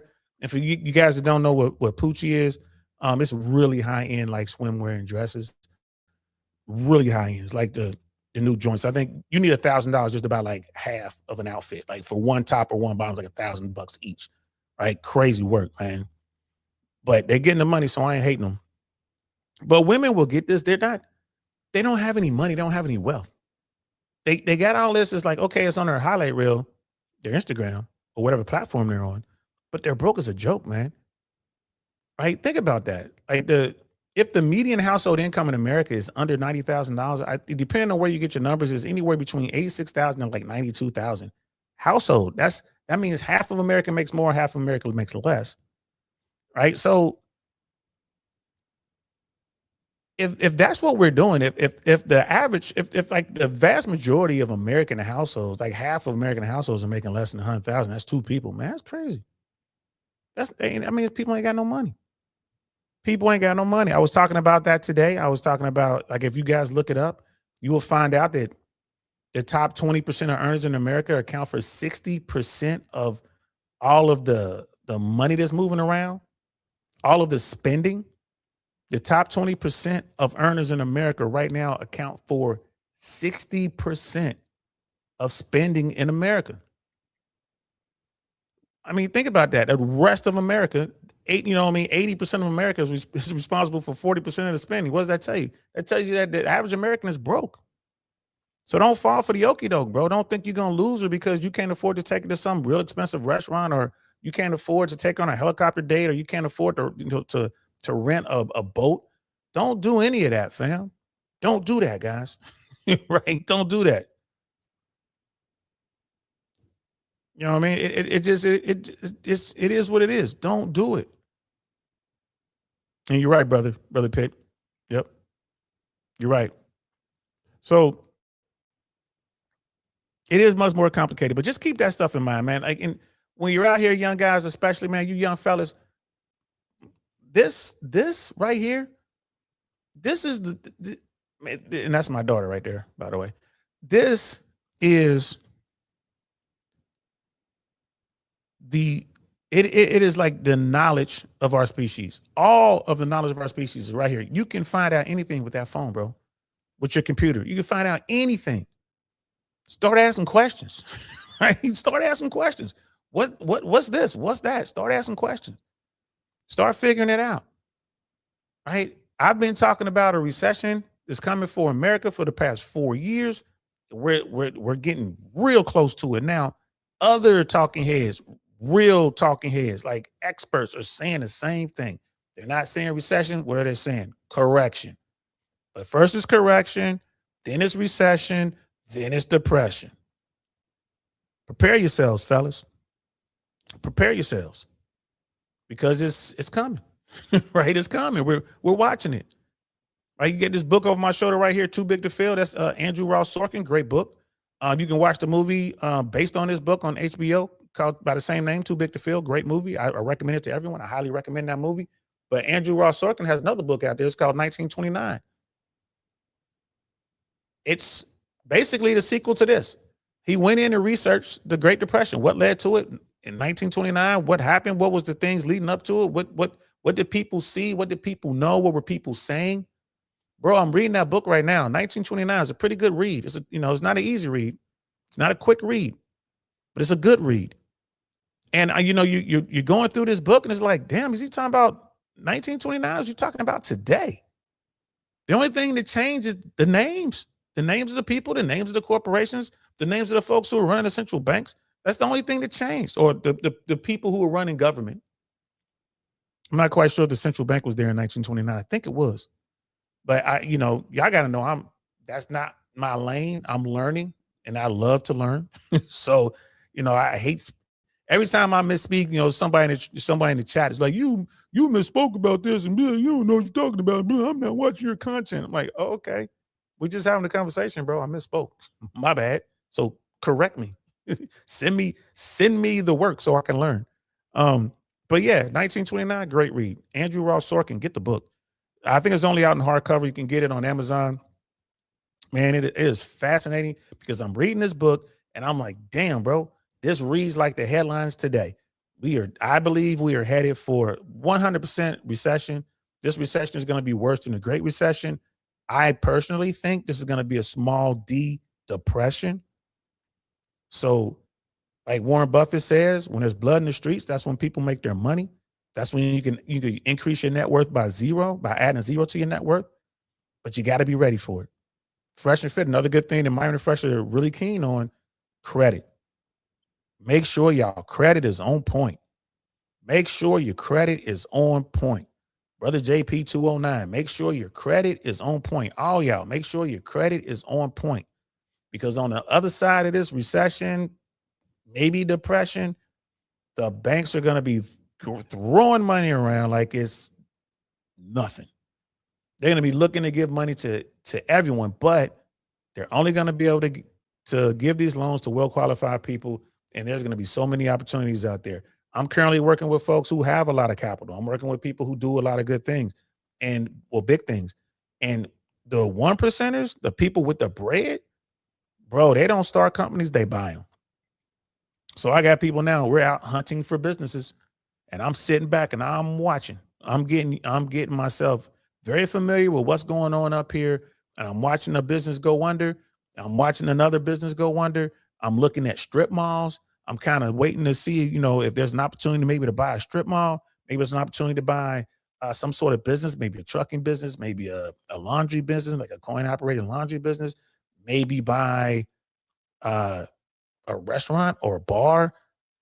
And then you just kind of look for the value in the deals. I'm learning so much, guys. I suggest y'all do the same, because if you network, you guys know I'm really big on networking. If you guys network properly, you network with the folks who have the capital but don't have the time, bro. You prove yourself to them, you add value, they're going to turn to you because they trust you and say, hey, I'm looking at buying this particular business over here. Can you run it for me? Would you be willing to come in on this deal? I'll finance it. I just need you to be the operating partner. And I'm here to tell you, fellas, that is the best money ever. You coming into a situation where all you have to do is look in on the people who already are working, doing the job. You're not going to hire new people. They come with the business. The business is already running. You do your research, right? You do all that good stuff. You find out everything's good. You check everything. And then bam, all you do is manage the people who are already there. I'm telling you, fam. I'm telling you, there it is, brother. Financial frontiers. Absolutely, man. Absolutely. Absolutely, bro. There's so many deals out here, man. So many. There are owner finance deals out here as well, which is something a little bit different. So many deals.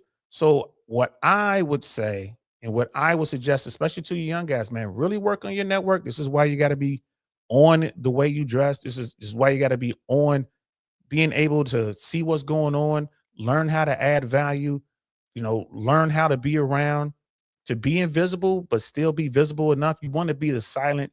You want to be the guy in the crew that, like the money folks turn to. I know you're going to take care of that. I got a lot of people that'll call me up like, yo, Saint, I got this thing going on. I know you can take care of this. Or, hey, I need a specialized person to help me do X, Y, and Z. Can you help me find someone? I most certainly can. And I bring in what they need. Bro, that has value. That has value. So let's finish up what we were talking about with these women, because now I really want to talk about I want to bring the brothers. I want to bring my Marine buddies up here so we can talk about some real money shit. So, and real quick, can men build their value? Of course they can. We talked about this at the top of the show. Fellas, don't let anybody tell you, I don't care if it's, wheat waffles and the looks maxers. I don't care if there's the black pillars. You can do the work and you can become valuable and you can become the best version of yourself, and you're going to make more money. It just takes time to do it. Just don't quit. Just don't quit. If you're watching this content, you're watching my platform, you're not a quitter. You're ready to get it going. If you're watching Fresh and Fit, you're ready to get it going. If you're watching financial stuff, programming and stuff like that, if you're reading the right content, if you're reading anything, that means you're continuing to push forward. And that's what you got to do. So yeah, men can build their value, right? So young men often feel behind because they got to do so much work. You feel worthless, but that's everyone started there for the most part. Few people started with a silver spoon in their mouth, but most of us, we really had to fight and scratch our way out from the bottom, right?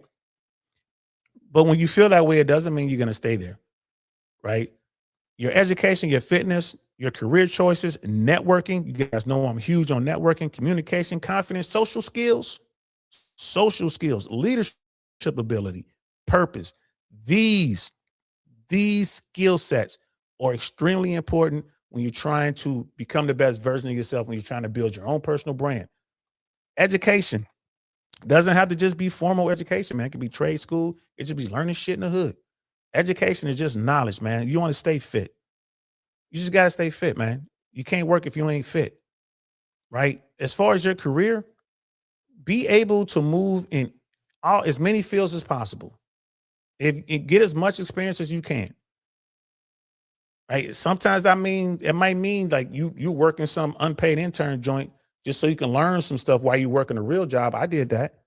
I was working as a janitor in the high school, at night working the late shift, but in the daytime I was doing political stuff. I was volunteering on political campaigns just so I could see how politics works. Man, that helped me so much down the road. You work on an election, if you work on a campaign and you're there, your candidate gets elected, but they don't forget you, man. They don't forget all that work. You were there. You were there. They're gonna always look at you a certain way, like, oh man, you were here. You believed in me when no one else did. That, my friend, is worth more than gold. So that's like the career thing. Sometimes you have to sacrifice your time to get experience, and that's where the internship comes in. Networking ties into that because you're also networking when you do that. Learning how to communicate with people, getting your confidence up, man. Continue to work on your social skills. Continue to work on your social skills because that is what's going to set you apart from everyone else, all the other young dudes your age, the blue pillars or whatever. And that's going to really shoot you to the top when everyone else is going to be floundering at the bottom, right? Leadership skills are a must. Like, these are the things you have to do, man. Know your purpose, right? These things can improve over time, and they will as long as you continue to do the work, right? They're all controllable, man. They're all controllable. You need to ask yourself too, man, what one thing right now do you need to improve? What one thing do you need to improve right now? Whatever it is, write that shit down or type it into your phone and make a promise, make a vow to yourself right now that you are going to improve that by this time next month. Whatever that is. Whatever that is. You might need to work on your networking skills. If you wrote networking, if that's the one thing you need to improve on right now, what you need to do is go out and meet 5 people in 5 different fields that you know nothing about. Or you know what? Just meet 5 people in 5 different fields. Improve your network. Go out and meet a bartender and work with that bartender until you get a contact, right? Go out and, meet a manager somewhere. It could be at a gas station. It could be at a restaurant. It could be at Target, wherever. Just meet a manager. Get that contact information, right? Go out and meet a small business owner. Go out and meet someone in law enforcement. And go out and meet 5 people. If networking is where you need to improve, go out and network. Add 5 people to your network by this time next month. By this time next month, have 5 people, right? If it's communication, then you know what you should do? You should go and do like a poetry thing or go to a college and take a free class on public speaking. A lot of colleges have that. Like, force yourself to improve in that because communication is key. Force yourself. This is a huge election cycle right now, man. November is going to be a huge election in November. There are so many places you can go that's going to force you to communicate with people and talk to people. I don't care if you're Republican, Democrat, Independent. I don't care if you're a Democratic Socialist or MAGA. It doesn't matter. Get out there and force yourself to communicate. Go out there. Go, again, donate some of your time, right? Go out there and communicate. And if you don't want to do all that, then just go do some fucking open mic. Go do some stand-up. Go do some stand-ups. That's communicating with people. Right? I mean, it just forces you to get on stage for 3 minutes and just try to come up with some shit. Yeah, you're trying to be funny, but just try to come up with some shit. Right? Spoken word. Write some shit and go say your poem. But communication, man. So if it's social skills, if you're struggling, if you need to improve your social skills, then what you need to do is what I'm always saying, that ABTS, always be talking shit. But instead of just only talking to women, talk to everybody. If you need to improve your social skills, work on meeting people. Hello, how you doing? Introduce yourself. That's what you should do. If you need to increase your social skills, introduce yourself to 5 people over the next week. Just introduce yourself. If you have the problem with social skills, this is not going to be an easy task.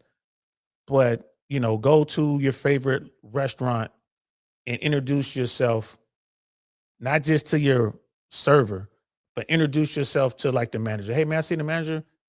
Manager comes up. Hey, how you doing? My name is DL Saint.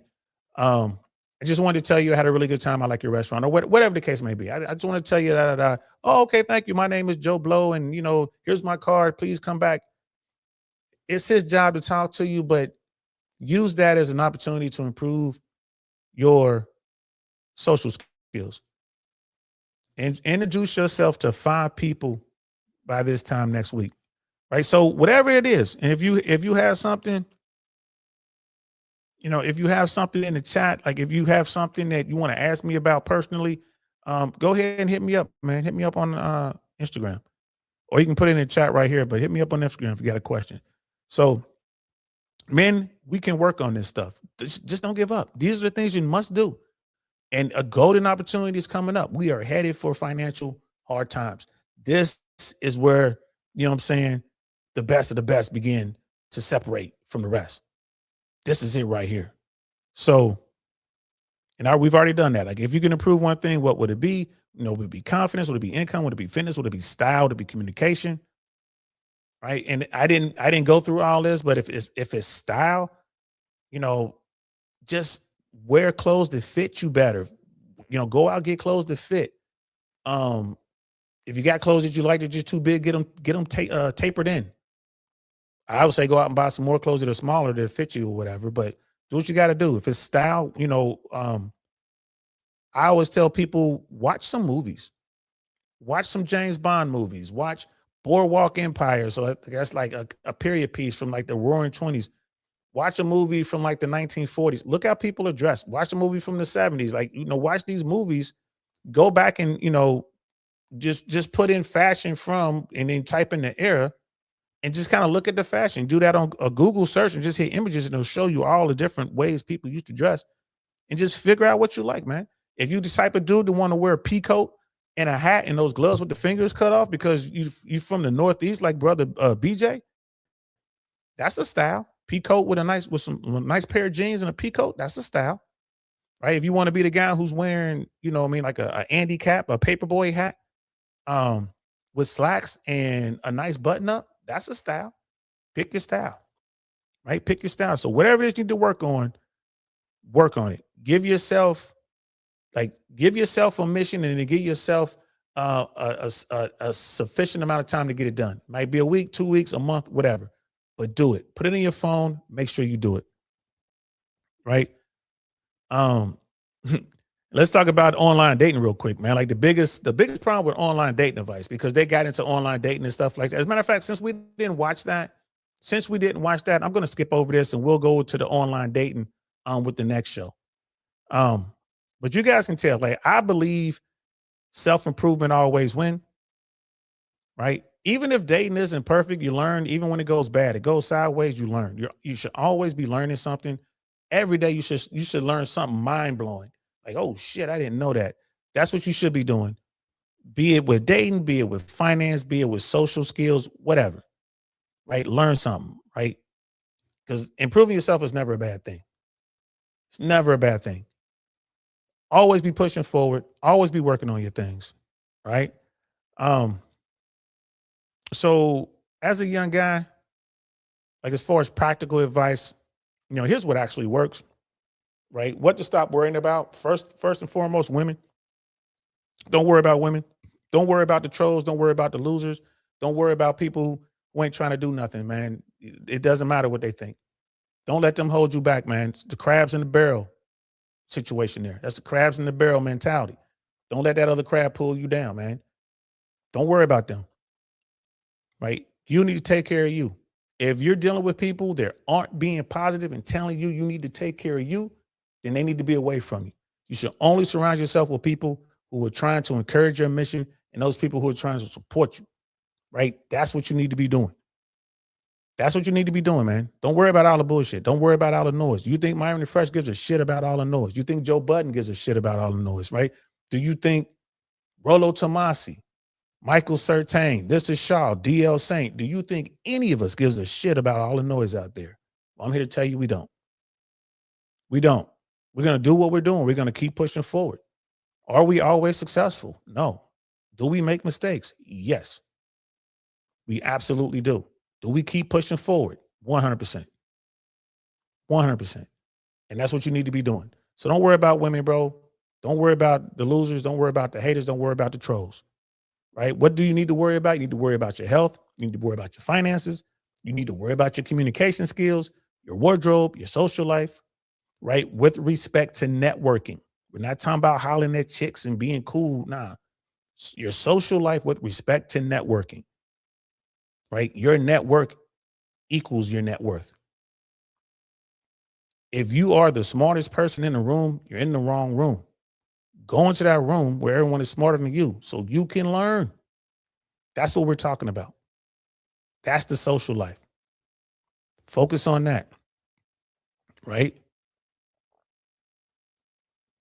You definitely want to worry about something, worry about that. You want to worry about, worry about your confidence. Make sure your confidence is up. Worry about your purpose. Make sure your purpose, your mission is clear and understood. You know what you're doing. The women come later. What does Rich Cooper say, man? Right? Women ain't building with nobody these days, man. They wait at the finish line and they smash the winners. Remember that. Today's woman, for the most part, she is not trying to build with you. She is not trying to do the work with you. She is going to wait at the finish line and she's going to pick a winner. Right? You need to get to that finish line. And then you get to pick from all those women who are sitting around there waiting. You get to pick which one you going to let smash. You going to smash them, bro. Women wait at the finish line, man. They bang the winners. So my biggest takeaway from that Dr. Orion Taraban thing is men are often unfinished products in their 20s. But we're just getting going in our 20s, right? For the most part. That's just how it is, man. Life experience matters. I tell people all the time, man, especially when you do finally get around women and you're trying to get around women, a lot of dudes like, man, what's your secret? One of my many secrets is I got stories, bro. I've lived a good life, man, full of wild ass stories. Like when I go, there are plenty of people who can sing my songs, bro. I've been out there.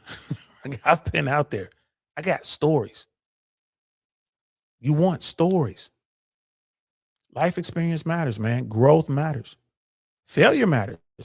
That's where you learn everything. Failure matters, right? You don't become interesting until you've lived, man. I've been called lots of things, bro, but I've never been called boring. I've never been called uninteresting. People sit around hearing my stories. They're like, damn, son. Like, you really was there? Like, yeah, I did that. I was there. Yeah, I did that over there too. Yeah, blah, blah. They're like, damn. I'm only just now getting to the point where I'm starting to write my stories down. I got a Substack. I only got a couple pieces on my Substack. It's DL Saint. But I was telling a story about the first time I saw someone lying dead in the street. I was a kid, but I'm telling a story. To me, it was just matter of fact. That's how we grew up. But the people who were reading that story, they're like, holy shit, bro, is this for real? Did you make this up? Like, nah, man, that happened. I used a couple writing devices that I thought were cool. If you read it, you'll see, like I do a thing with time. It's just, it was a creative choice. But the story is 100% factual. It was just a random day. I was out taking a walk in my neighborhood. Bam, there's someone who just got shot dead in the street by his best friend. Right? Two old dudes. So I got stories, man. The Australian swimsuit models. I got stories. Didn't end the way I wanted to end, but boy, it got close. I got stories. You want those stories, right? People are spending too much time these days, in my opinion, in these YouTube trenches, man, worrying about when someone's going to peak. Instead, just ask yourself, man, what can I improve today? Because regardless of your age, your habits matter more than your excuses, right? The people who continue to grow never really stop becoming attractive. All right? Remember that commercial? This is the most interesting man in the world. That should be your goal.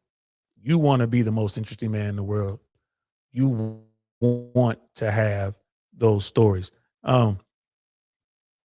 So in closing, man, I'll say this, man. The goal isn't to become high value, although it helps. If you become a high value man, it's going to help you out. But it's not the end all to be all. A top tier man, you want to be up there, but it's not the end all to be all. The goal is to become the best version of yourself. You want to become the best version of yourself. That is the goal, gentlemen. That is the goal, whether you're 22, 32, 42, or 62. Purpose, confidence, character, and growth never go out of style. Take it from a dude who's been there, done all that, right? You want to know about the secret sauce? Why is it these young girls and these women are over talking to me and rubbing on my arm and giving all the choosing signals? because I'm probably telling them a cool ass story. Right. So that's that. Let me catch up on the chats, man. I'm definitely gonna drop the link. Brother Financial, if you still here, I'm definitely gonna drop the link, man. I just want to show your chats. Then you can run the same game plan yourself. Yep. That was from earlier. I just want to show all the chats, man, real quick. Catch up on this. Leadership skills are critical, absolutely. Brother Mike, you ain't never lied about that. Definitely got to push yourself. Brother Ronan, I hope you're still here. If you guys are still here, I'm about to drop the link right now. Would love to have you guys come up. Anyone who wants to come up and holler at me, you can do that tonight as well. Brother Financial, like facts. I don't want to win in debates online, but win in life, in real life time. Yeah, it's in real time, bro. Real life. I want to win in real life. I want to win in real time. I'm trying to win right now, man. I ain't trying to do all that other dumb stuff. Where is my link? Here it is. All right. I'm about to drop the StreamYard link. All right. If you've never been up before, you don't have to cam up if you don't want to, but I need to see you. You know what? You know what? I'm taking that back. We got our rule over here. I really want to know platform. I really want to know podcast platform. You got to cam up. You want to say what you want to say? I want you to say it, but I got to see your face when you say it. You got to cam up. You got to cam up. Now, I will make exceptions for people that's been on the platform before, or I've been on platforms with them. Because Brother Financial might be driving around or something like that. Brother Ronan might not be able to cam up. So I will make an exception for them. But for the young guys out there, for some of people that I don't really know, like when I'm just getting to know you, I want you to cam up. My day ones, if they don't want to cam up, that's fine. But they've been around. Like I said, I know them. They've been around with me. If it has just been a YouTube platform, then they've seen me in real life. So, well, these boys don't play around. What's good? What's good? How y'all feeling? Hey, Simplify. What's going on, brother? Simplify. Y'all need to pray. Pray! It's my rifle. There are many like it. You like it, but this one is mine. You get it? Hey, right off the rip, man. We know our rifles intimately for reason. Boy, you know y'all sure do. Yes, I do, man. And I just want to thank you guys up front for jumping up here, man, and being solid dudes, man. Let me give you a round of applause because you boys are fire. Y'all are shit, bro. Y'all are Iron Man, man. Like I said, 11 fucking hours. I'm like, God, dog. I wouldn't have been able to make it on that panel, but can't hang, bro. Like Bebe's kids, you know what I'm saying? And we don't doubt, we multiply. That's y'all, all right.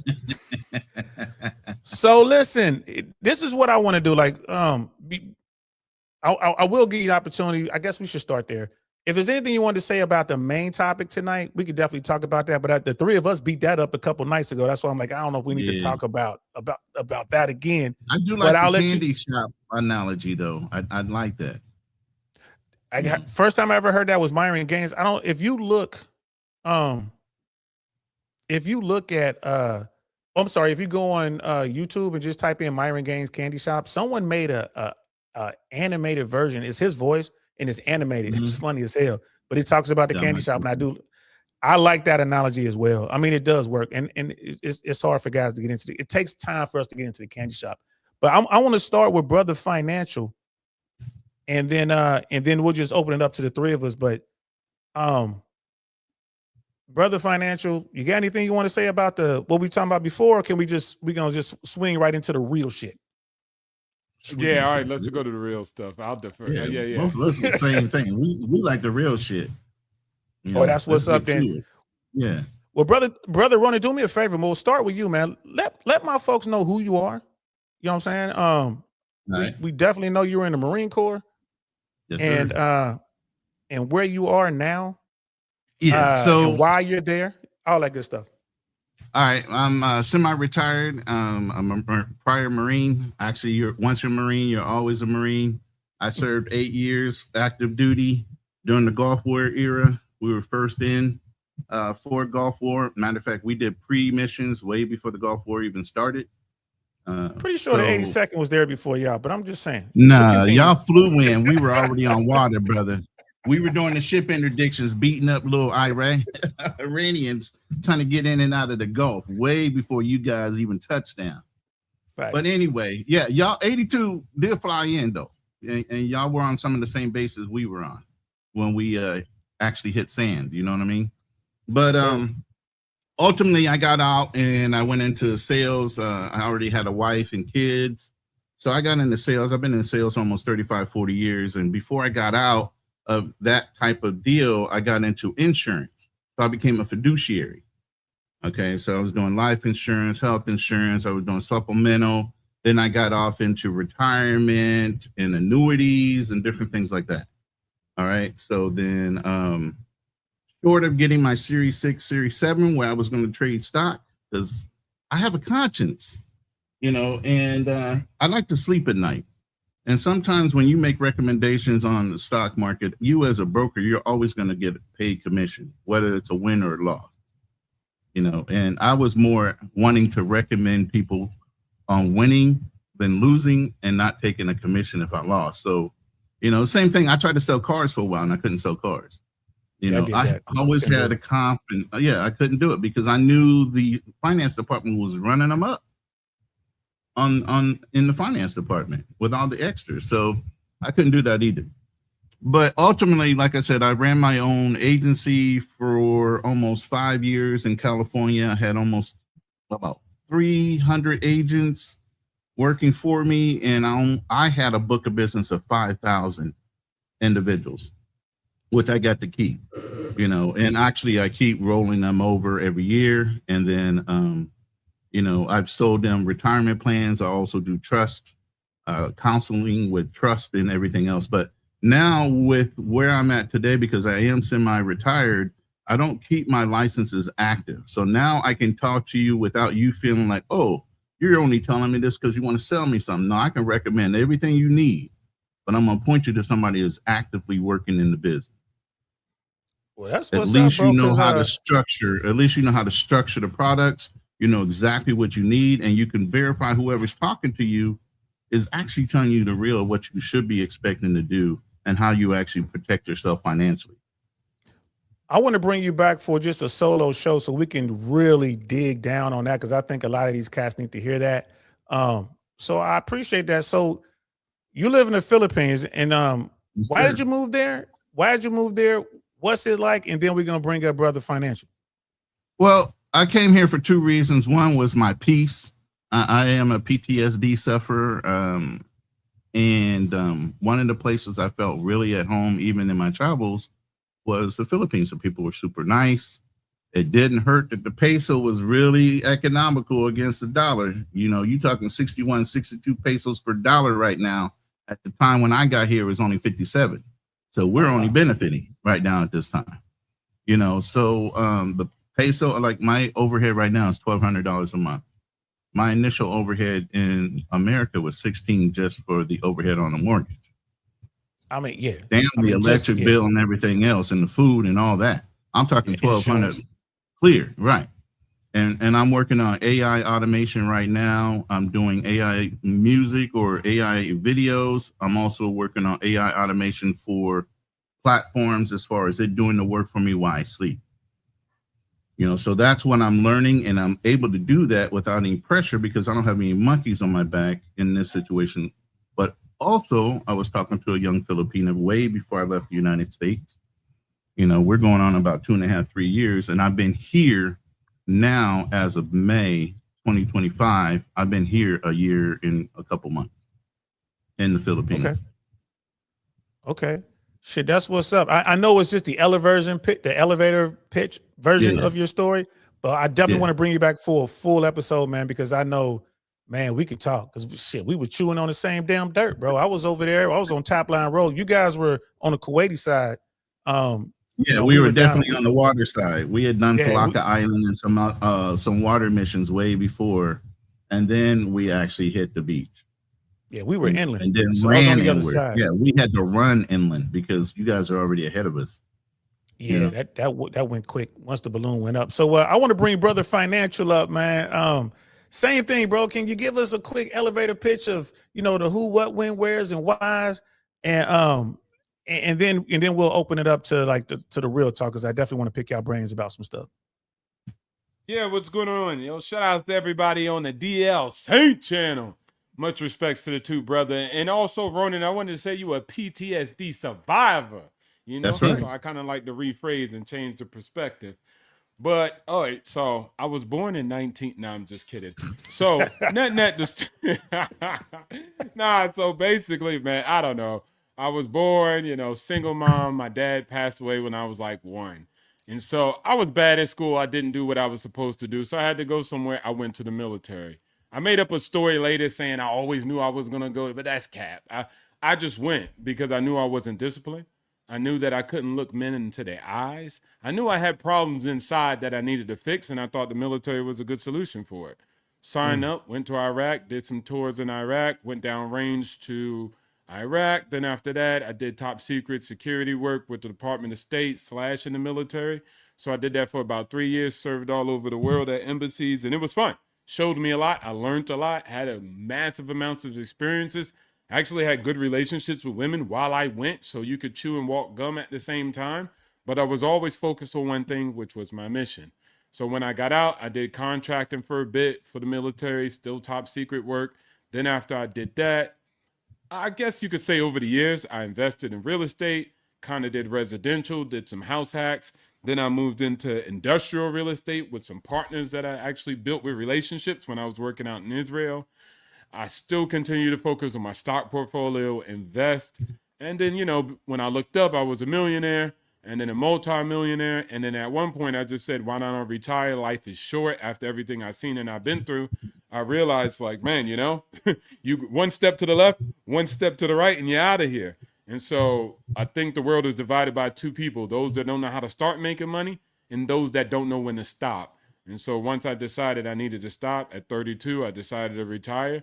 And it's been like 7 years since, and I never looked back. This was the greatest decision I made. And so I still invest.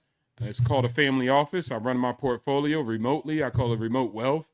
And I focus on investing in things like big homie in the background, SpaceX. I got into that early, long time when it was still a private company. And I invest mostly in the public market. And that's what I do now today. Man, so shout out to both of you brothers. I appreciate that. Wow. All right, so I think we should start with networking. How important is networking, gentlemen? That's huge. It's the quickest way to bust open doors is through your network.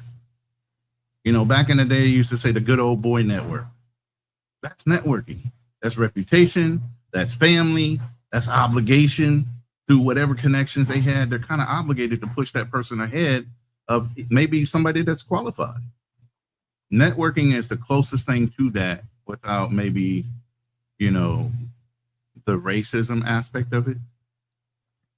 Learning how to talk, introduce yourself, make yourself endeared to somebody, those are the keys of, getting doors to open up for you, making business, starting your own business. You gotta know how to talk. I train a lot of salespeople. That's my business for a while. So I used to tell them to watch a couple movies. And financial like this. I used to tell them to go watch The Boiler Room, go watch Glengarry Glen Ross, and believe it or not, Black Sheep with the comedian that died, that used to be on Saturday Night Live. And I wanted to see what my sales potential people picked up from those movies. I don't know if you guys have seen those movies or not. A couple. I don't recall Black Sheep though, but you'll send it to me. Yeah, Black Sheep was more about him inheriting a family business in, I think it was oil filters or something like that, and he tried to be his dad instead of being himself. Okay. And so he started offending some of his clients that were long-term clients of the manufacturing place that his dad owned. that he inherited. And then over time, he started learning to have his own style. And then he started winning back business after he lost it at first, because his dad wasn't around, and the one thing you guys don't realize is people buy from people. I learned this a long time ago. People buy from people. They don't buy from corporations or companies that you work for. They buy from you. You carry the reputation, and then people trust you enough to buy.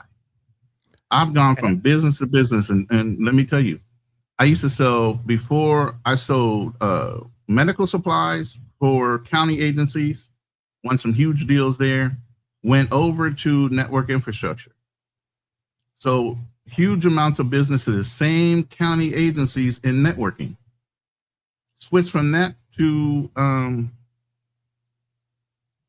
insurance. That opened my door, but you have procurement officers in different areas. So even though you have a procurement officer in IT, you also have a procurement officer health services for medical supplies. And then, like I said, when you got into the insurance, then you're going into the employment insurance procurement officer. And everything goes out by, contract. I knew government contracting like the back of my head. Well, you're definitely, when we do that one-on-one show, bro, I'm definitely going to pick your brain on government contracting, SAM.gov, and the importance of that. You really you really touched on something that I like there when you were talking about sales is really about you. I'll tell you just about Hollywood, man. One of my homeboys told me when we were trying to pitch an idea for a show that we had. It was called Geek Talking. And we didn't get into the room because COVID happened, but we had set up a pitch. And one of my buddies told me, who's a cool kid in the Hollywood world, he's like, hey man, don't worry about what you're pitching. You're selling you, not that concept. Because if they like you, they might not pick up Geek Talking, but they might have another project that they want to attach you to. I'm like, what, as a producer? They're like, yes, absolutely, as a producer. Because if they like you, you're in. Brother Financial, can you give us an example, real life example of the first real networking success you ever had? Yeah, I could give you a good example. Shout outs to the big homie. It's called Big Pockets, Bigger Pockets. It's actually just a real estate. It's one of the largest real estate social networking platforms. So a lot of people went there. It's on YouTube. It's literally, that's where they started. But you went there as a real estate investor and you can network with a bunch of people. I mean, literally, if you ask a question in there, somebody's answering it from that zip code, from that area. They're putting you in touch with real estate investment groups, everything like this. So I just went online, and I was like, my biggest problem was I was trying to convince my family and friends to do real estate. But prior to that, they was, making Subway sandwiches. So I'm trying to switch a Subway sandwicher to building out real estate development. I mean, versus going to where the animals were already at the well, they were already drinking from the water, and me going over there and linking up with like-minded people. So once I was like, all right, let me stop trying to convert everybody and go to people who are already doing what I want to do. That's where I saw success. I built a connection with my Jewish partners, and then we built out the real estate investment firm. So that was my first successful networking, where I was like, I had to first go to the right place where it was rich with good, high quality people who achieved things that I want to achieve. I went to other networking events, but there were just a lot of talkers at those events. So I had to go find a high quality event, lock in, and then once I did that, we were able to build a relationship, and then I became acquisition manager of the company, and we did numbers. And so that was my first experience of a high quality networking. Young Cash, did y'all hear that? And here's the thing. How many events have you gone to, fellas, networking events, where it just goes bust? And a lot of people like, man, you just wasted 4 hours, 5 hours, whatever. And it's like, people say that to me. I'm like, I didn't waste shit because I met this person. And then that person put me on to this group. Have you guys experienced that? Heck yeah. Yeah. I never take in sales, I never take anything as a loss. It was an opportunity.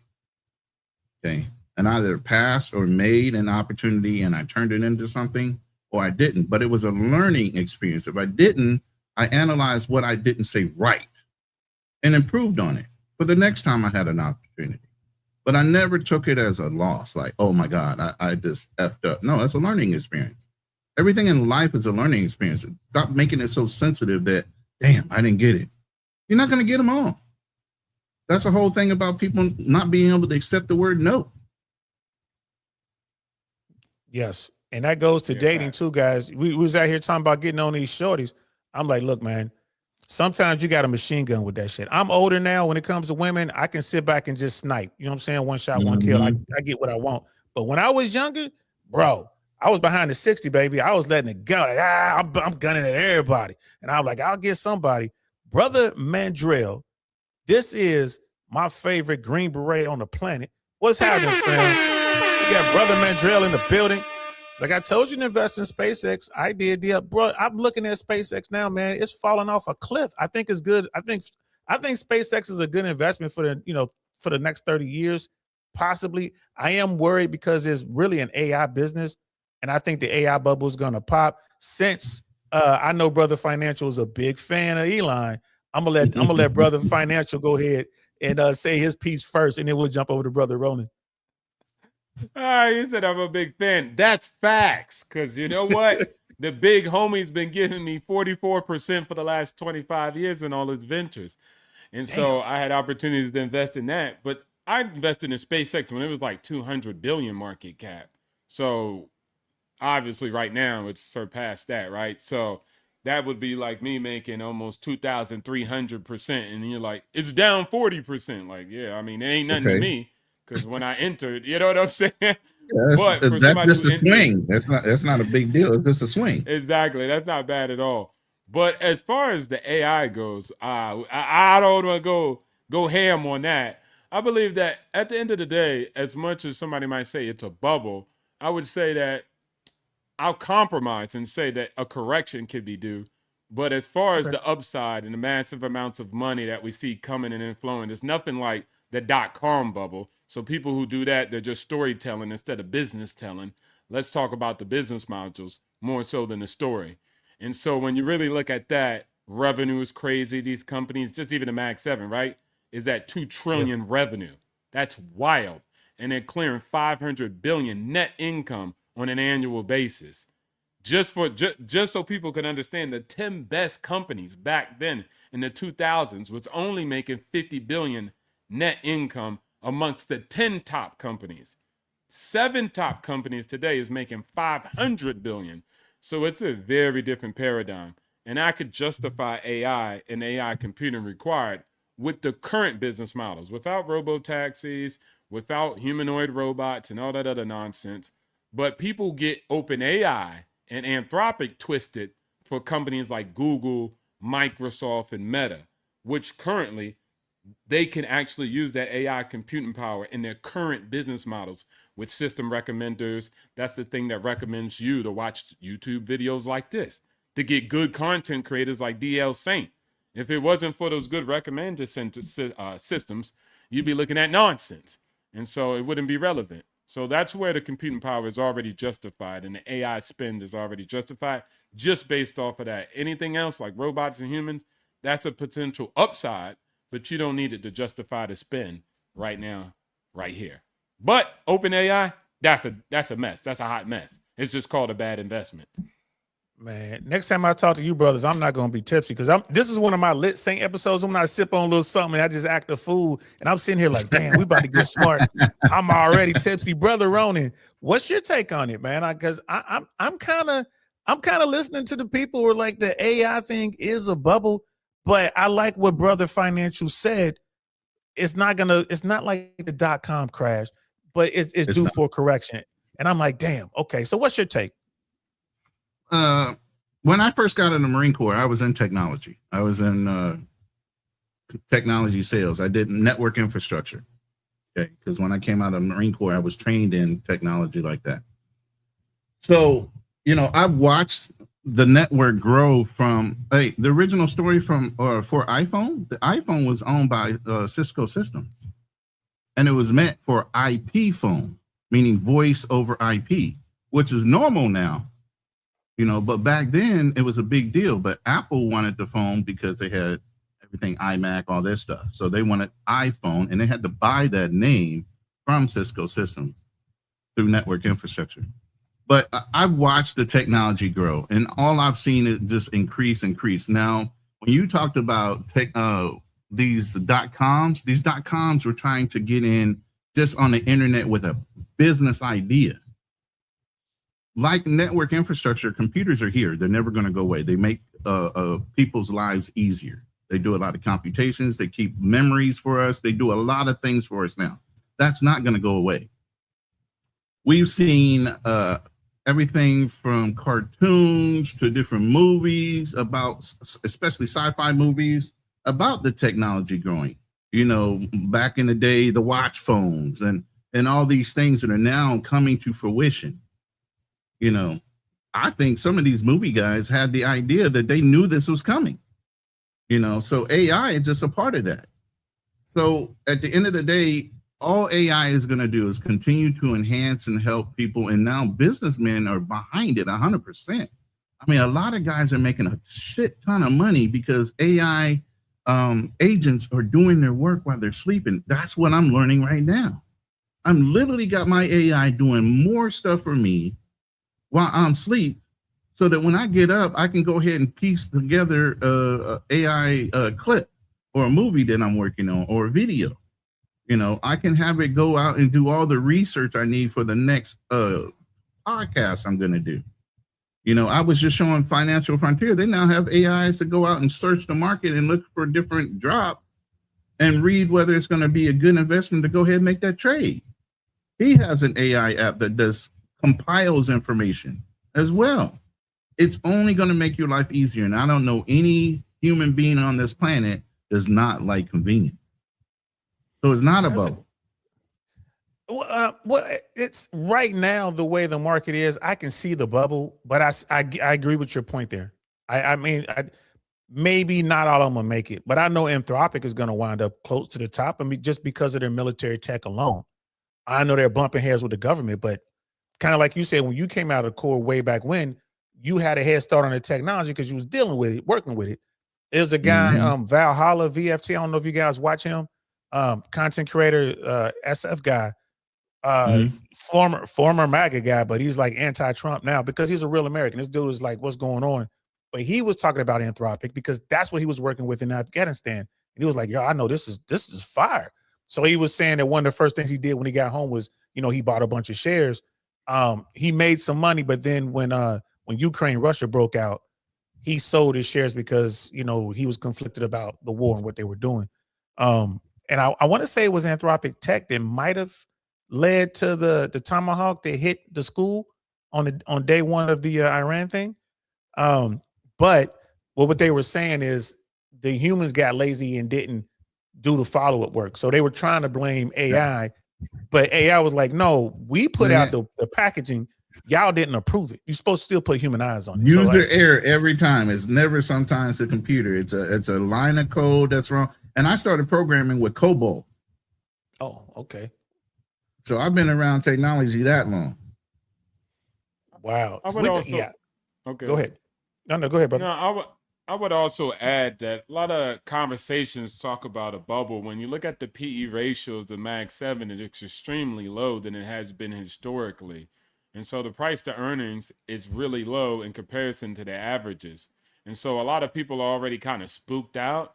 But of course, the revenue continues to improve. The margins continue to improve. And not only just at the layer of hyperscalers and infrastructure plays, but also application layers. Like Facebook was one of the first companies to show real return on investment for their CapEx spend in AI. It's pretty simple, but most people just don't understand the actual computer systems that they use now today. They don't understand how Instagram works. They don't understand how Facebook works. And so it almost sounds crazy that these asset-light companies like Google, Facebook, and Meta, etc., have been making so much money. I mean, I'm talking 120 billion in 1 year net income. That has never been done in human history. This is how these companies are performing, and that has nothing to do with AI. That's straight from advertising, YouTube, and etc., right? Especially Google Cloud services. That's data center capacity. That grew up exponentially. And so at the end of it is proven with the current economics that currently with AI added, now remember, they had a GPU and the GPU could only retrieve information. That's what they did before.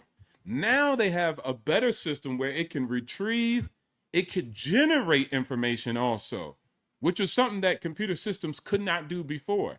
And so now you have generative computing power, plus you still have the storage capacity that adds value to a computing company that uses computing power. And so it sounds ridiculous, but again, most people don't know the business behind the stock. Most people don't understand the business behind the market. All they see is prices, index, and candlesticks. And so when you deal with candlesticks and stories, well, you don't get to see the business. So Yeah, we'll see. Look, it doesn't make me God.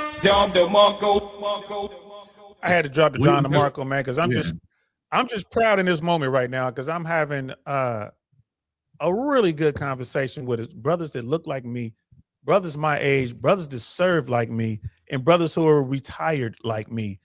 I just want to say thank you. Thank you so much, man. We're not screaming. We're not yelling. We're not calling each other's names. We don't even agree 100%, but we got a lot of overlap and we're learning. But I'm glad, and Brother Financial, I'm glad you brought up data centers. What's going on with that? I mean, will the bottom 99, will the average American be able to block and stop, the 1% and corporations from building the necessary data centers that are needed to continue and ensure this growth continues? Or what's going to happen there? Vernon, you can kick it off. No, I was yapping for a minute, so I wanted to pass the rock. No, data centers for me, technology-wise, I've always been around redundant systems. Even in the military, 1 is none, 2 is 1. Right? Yeah. And I came out of California. Right. I came out of California where, they were having earthquakes, fires, all this other stuff, right? So I started suggesting doing that for network servers and certain companies. ESRI comes to mind. They're a huge mapping organization. Pretty much if there's a map anywhere globally, ESRI is the one that makes it. And they're out of Redlands, California. And other people pick up their technology and use it. But we were building offsite server systems so that if the power went down, if there was a natural disaster there in California, somewhere in Arizona, the server farm would kick on and everything synced up so they lose no time. No time. And then there were already server farms where people were already storing data back in the 2000s, like 2010. People are already looking at storage data sites, and they were just building sites where it just held data.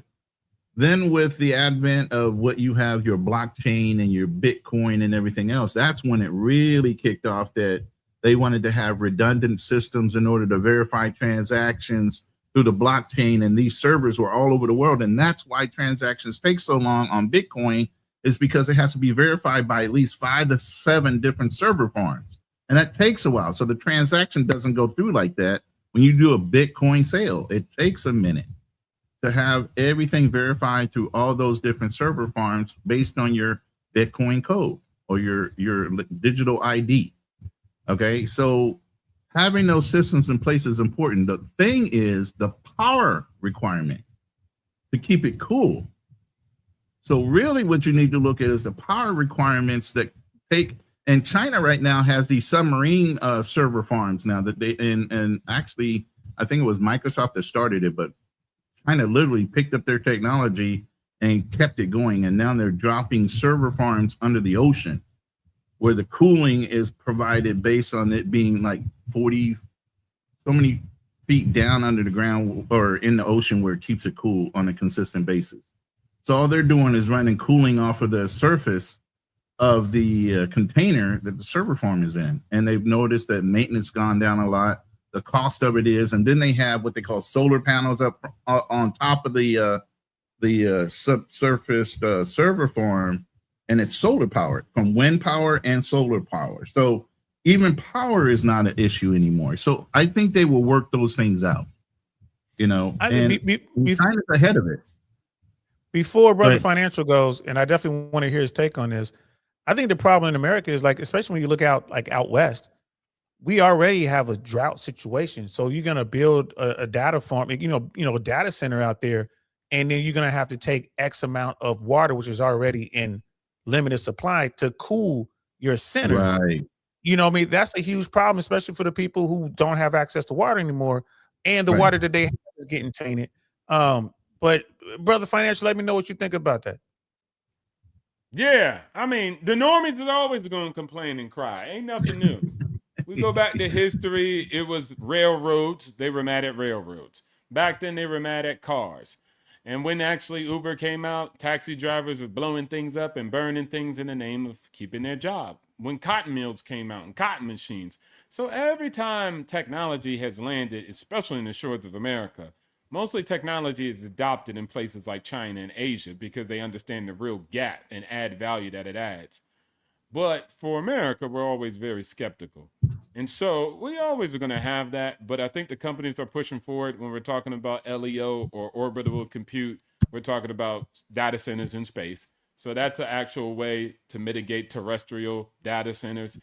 Data centers, they take up water, people say. But you know what? Guess what does take up more water? Golf course. Nobody's trying to ban the golf courses. They consume way more water. Almond farms consume so much water. It's not as much as data centers. So I think companies will continue to go to the places that welcome them with open doors, and they just need to do a better job also talking to people.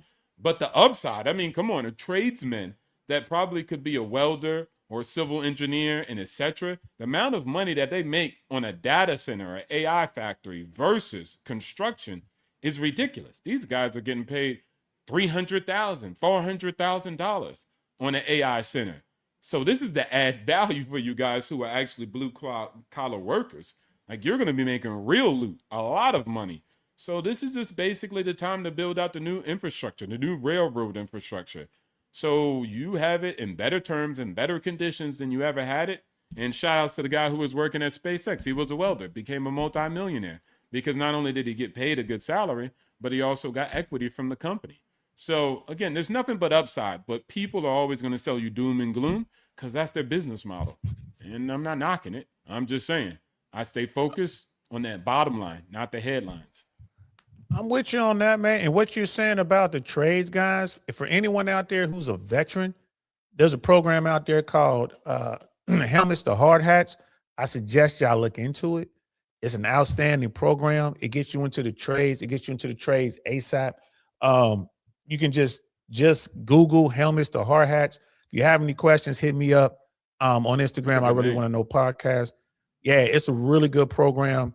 And you ain't lying about the money. Like to build out a stadium, it's Helmets to Hard Hats. You will join this program and you take the test to be an electrician.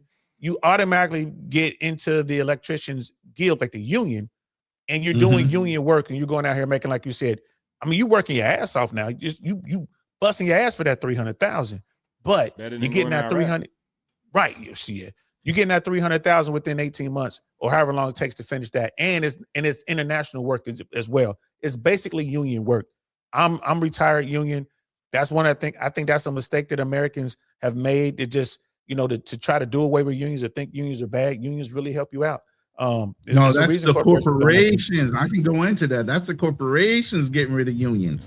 They trying to get you out of. We're gonna save that one though. Yeah, we're gonna save that one. Yeah, they want that pension money back. That's what they want. Hell yeah, hell yeah. They want the pension money, and they want to they want to control labor costs. But hey, like I said, and brother Ron, we're gonna talk about that when we do that one-on-one show for sure. Okay. But and the same thing with Final Frontiers with the two conversations. Yeah. I already know what it is, bro. So you guys, or where you guys are you keeping up with what's going on with the American real estate situation and what's going on with the economy over here? Or you just like, fuck it, I ain't over there, I ain't worried about it? That's more his question, that ain't me. I'm going to be looking at his little hack program by the time I get back. I'm going to be back in about 2.5 years, maybe. Oh yeah. Heck yeah, get that hack on, man. Yeah, I'm going back to Texas and I'm buying land there and building there. So I'm going to use his hack and show everybody the shit works. All these years he's been talking, I'm going to show him it works because I'm going to do exactly what he tells me to do. and you're Well- gonna build it too, that's gonna be mad equity in your pocket when you're done with it. So yeah, I so brother, often tell financial. people, go ahead. Well, let's get into it, brother. I want to ask you about that because I'm in Central Florida. Down here in Florida, the condo market has been obliterated. Right? It started with a collapse in Surfside in Miami. It was a condo collapse down there. I think like 90 something people were lost in that tragedy. And then the city found out, and the state found out that the reason the building fell down because the association wasn't keeping up with what they were supposed to be doing, keeping up with the maintenance. Yeah. So they came out with a whole bunch of laws forcing these older buildings, especially to make these repairs. So once that happened, they looked at they made new rules. This is what your association has to do. It has to have this much money on hand, cash reserves, and we gotta do all of these inspections. We gotta fix anything wrong with your building. And when that happens, these assessments went out. So could you imagine you're a retiree, you're living down in Miami, Fort Lauderdale, something like that. You're living in, Fort Myers, Tampa, and you're in your condo, and then they slide a bill up under your door, and you got to pay $86,000, $140,000, and they got to have that money in 90 days. That's everyone's, cut of the bill. That's what's going on with the condo market here. And Yeah. we got a problem with hurricanes down here, right? There's a tropical storm building right off the coast of Tampa right now as we speak. And a lot of people who own their properties down here, a lot of retirees, they can't afford the insurance, so they're self-insuring. So I'm saying all this to kind of paint the picture, and I want to hear what Brother Financial has to say. I believe that the problems in the condo market is going to seep into the single-family homes, and it's going to break the back of the insurance business down here, which is going to in turn break the back of the state. Ron DeSantis doesn't have a plan for this. What do you think is going to happen? Do you think the American the American real estate business industry is in trouble right now? Nah, it'd be all right. Sound like the critical drinker. Nah, it'll be fine. Nah, it'll be all right. Leave it alone for a minute. It'll be all right. No. Let me hit y'all with some facts, right? Because a lot of times I deal for shout outs to being a fanboy of Elon. I deal with first principle. And so I always challenge every assumption, not to say that it's wrong, just to figure out what's going on. Why did somebody say that? When you really look at the housing market, what y'all call a crash, it was actually a bump. Like out of all the American housing supply, it was only like 8% of the housing supply that was underwater and foreclosed and etc. Majority of American housing market was okay during the housing crash. The majority. You talking about 08? You talking about 08? Yes, I'm talking about 08. The thing that we dramatize. Yeah. Yeah. And the majority of the loans came from average people. It didn't come from Wall Street and it didn't come from bankers. It was mortgage officers and loan officers getting bonus commissions, whether they were freelance or underneath a mortgage company. They all was just running schemes. Some of them went to jail. A lot of them went to jail behind that nonsense. So they created the subprime mortgage. It wasn't Wall Street. That was a big problem. Big banks. They were probably like 10% of the problem, but 90% of the problem was just mortgage officers saying, idiot, and they was getting paid all their commissions. So often what we think is a big bank problem or a big national problem. It's not really what the news, again, the news got one job. I'm not hating on them. I'm just saying that's their job. They're there to sell news. They're not there to make sure you get equity in your house. They never said that. They're not a financial advisor. They're not there to make sure you make money in the stock market. They're there to sell news. And so when I look back, let me go back. Let me go back to you were going to Florida and everything like this.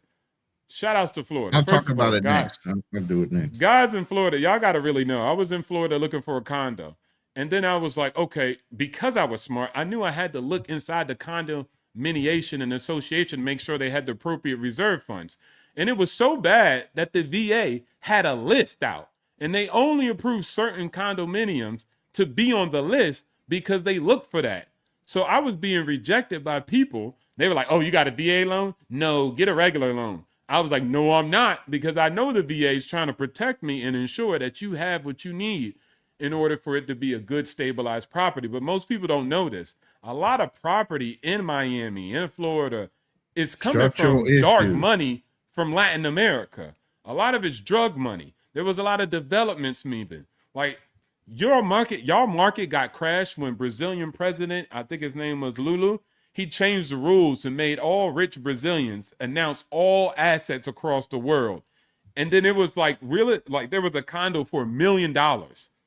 And then it went down to $200,000 when that initiative happened down in Brazil, because all of them was trying to pull their money out and trying to move their money into different pieces. So the market's very complex there. But what I would say, and what I say to people is never mind the news. Get yourself a house hack. Housing is massive amounts of affordable. You have the ability to do a house hack. There's down payment programs. I could go on Zillow right now and show you not only how to not spend your own money, but make money. Digital Nomad is a guy who comes on my show often. He got himself a duplex. He doesn't pay for rent anymore. He lives free because his renter pays. And he got paid $1,000 to buy his house. So in a time when most people are telling you houses are not affordable, he got a house profitably. There's a difference between knowing what you're doing and just doing things reckless. And you're always going to make a mistake when you get a condo anyways. I think that's like one of the worst things you can get inside of real estate is a condo. Yeah. So you just have to know how to move, but I don't think the whole market is crashed because of that.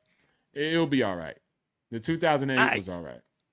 I'm gonna say this, and then I'm gonna hand it off to Brother Ronan. First of all, Brother Alpha, the first one is right. Brickell was built on that D money, bro. Brickell was built on that powder. It's crazy right now. But you're right. Florida's always been loose. And, people were, playing loose by the game. It was musical chairs. The music about to stop. There ain't enough chairs for everybody to sit down. It is what it is.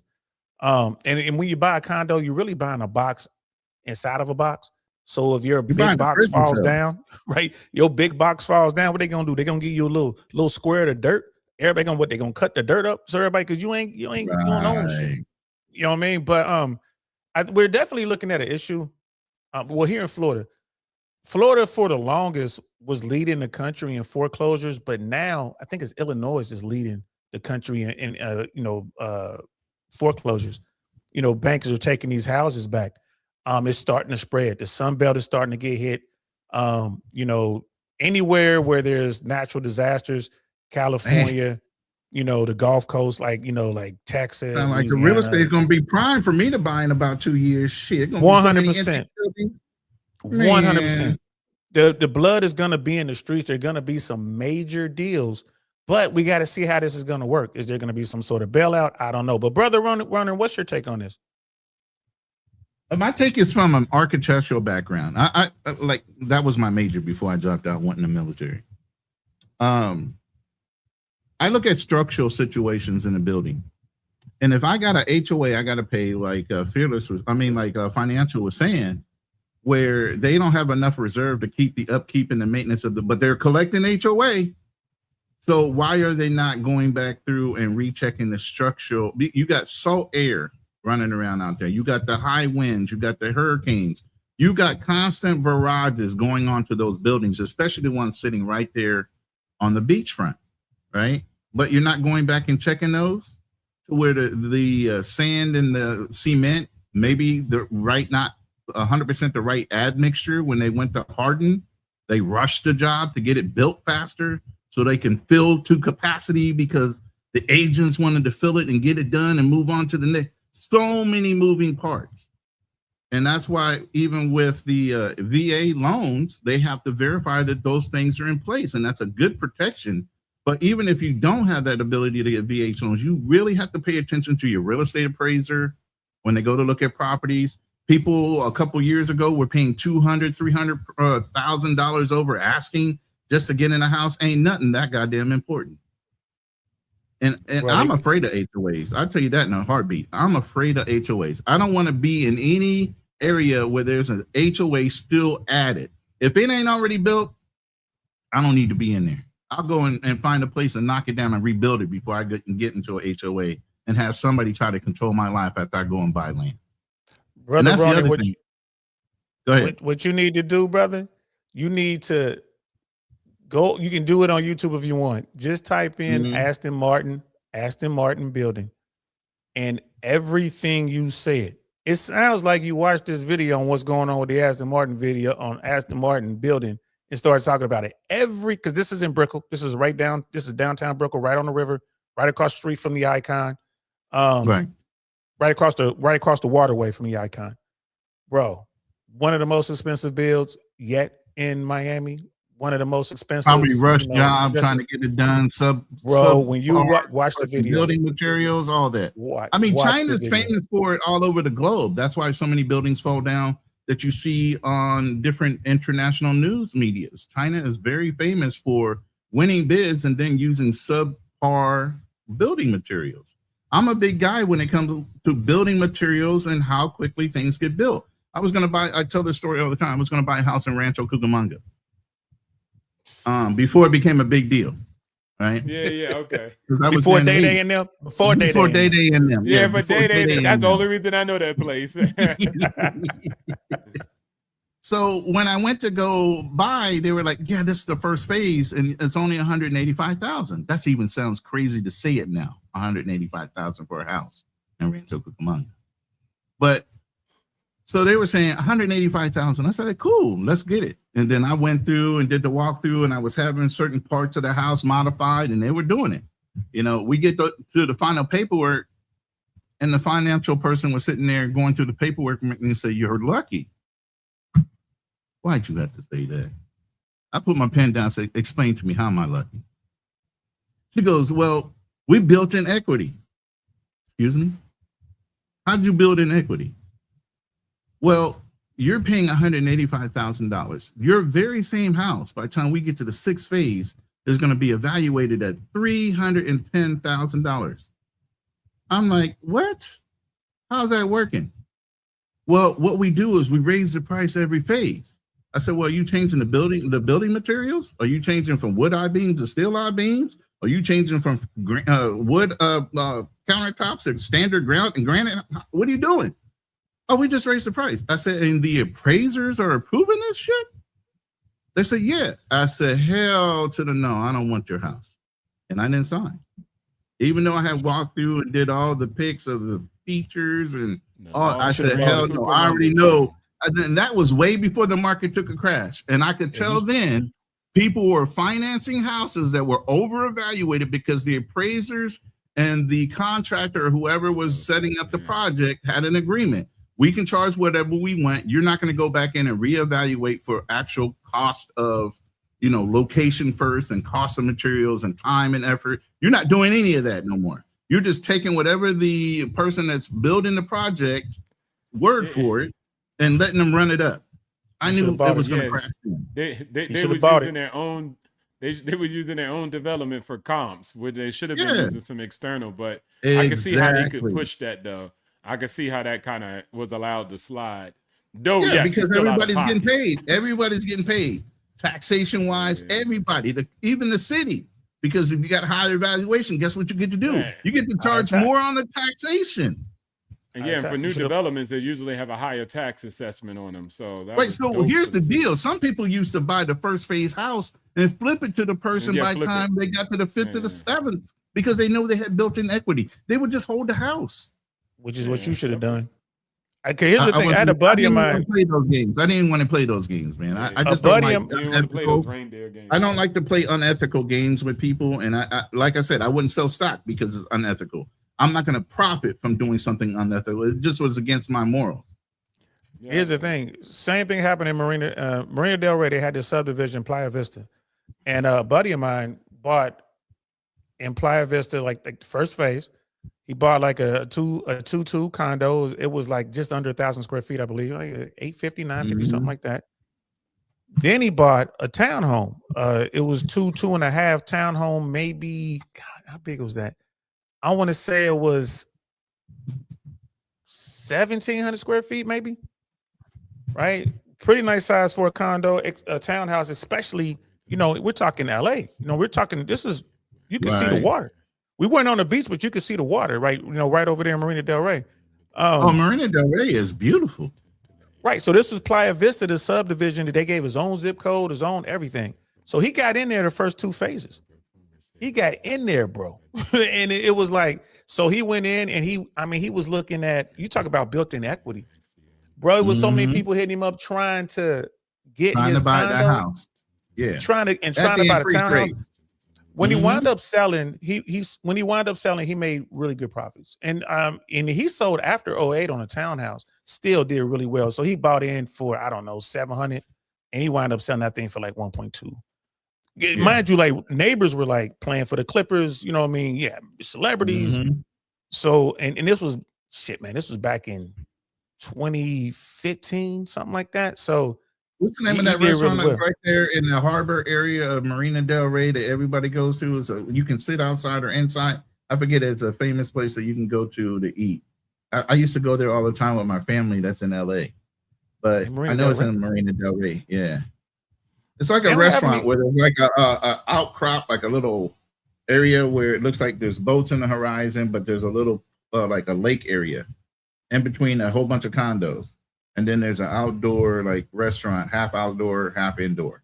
I forget what it's called. You had Cheesecake Factory down there that had a setup like that. And then you had because that was like down like right in the heart of Marina Del Rey, like right I mean, it's kind of set up like that. Maybe that was what it was. It was just a nice location. I don't know if it was Cheesecake Factory or something else, but it was. And on the other side, you had another chain one.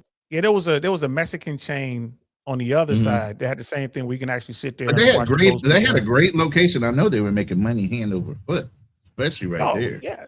And then there was between the two. There was a Ritz-Carlton down there, which had their own restaurant, but it wasn't on the water like that. Of course, it was inside the Ritz. But that would have been like the RC Farsi joint. But nah, man, like I was Marina Del Rey for a minute, man. Like I couldn't wait to get out of California, man. Too crazy. Sinkholes, fires, earthquakes. I couldn't wait to get out of there. That was my recommendation to a lot of my clients, and they took my recommendation.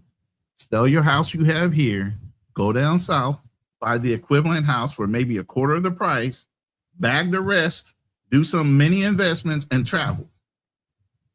A lot of them did that. Some of them went so far as to go to Chihuahua, Mexico, and built a house down there, and lived off the interest and all these other things that they're doing with their investment. So, a lot of my clients were in California, and a lot of them aren't in California anymore. They took the advice. They sold the house because, I mean, you got a 7-bedroom house. It's worth $2, $4, $5 million.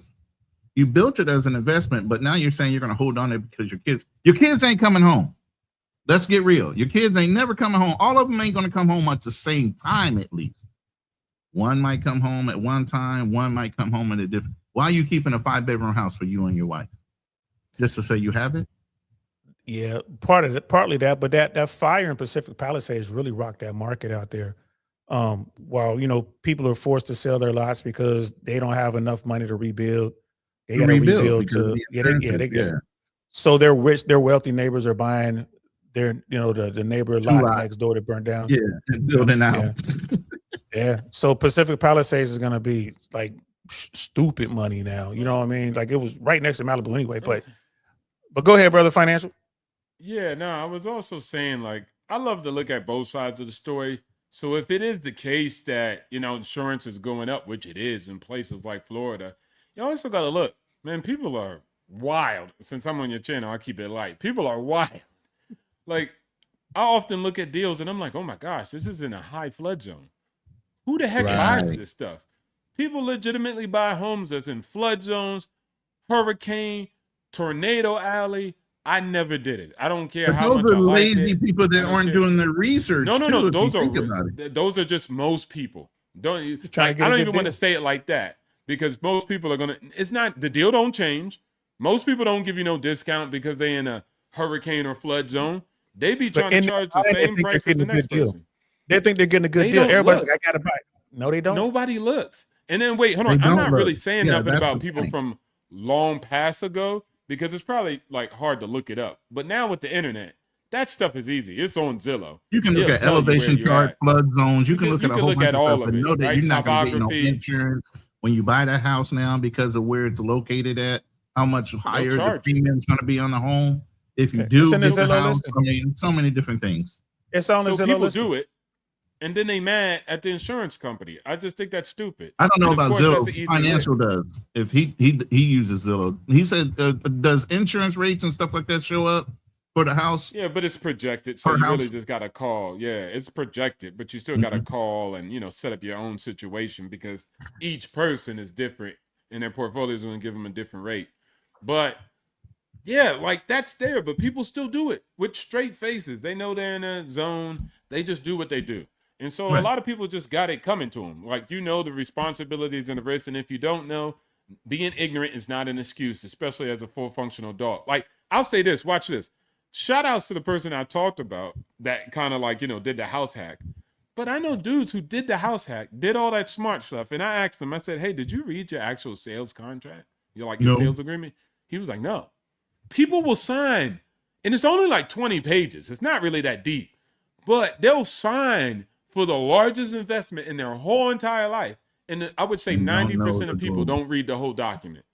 Mm-mm. That's the reality of what people do. So when we on here caping like, what about the people in the market? And what about this? They the same people who ain't do the due diligence and ain't do the work.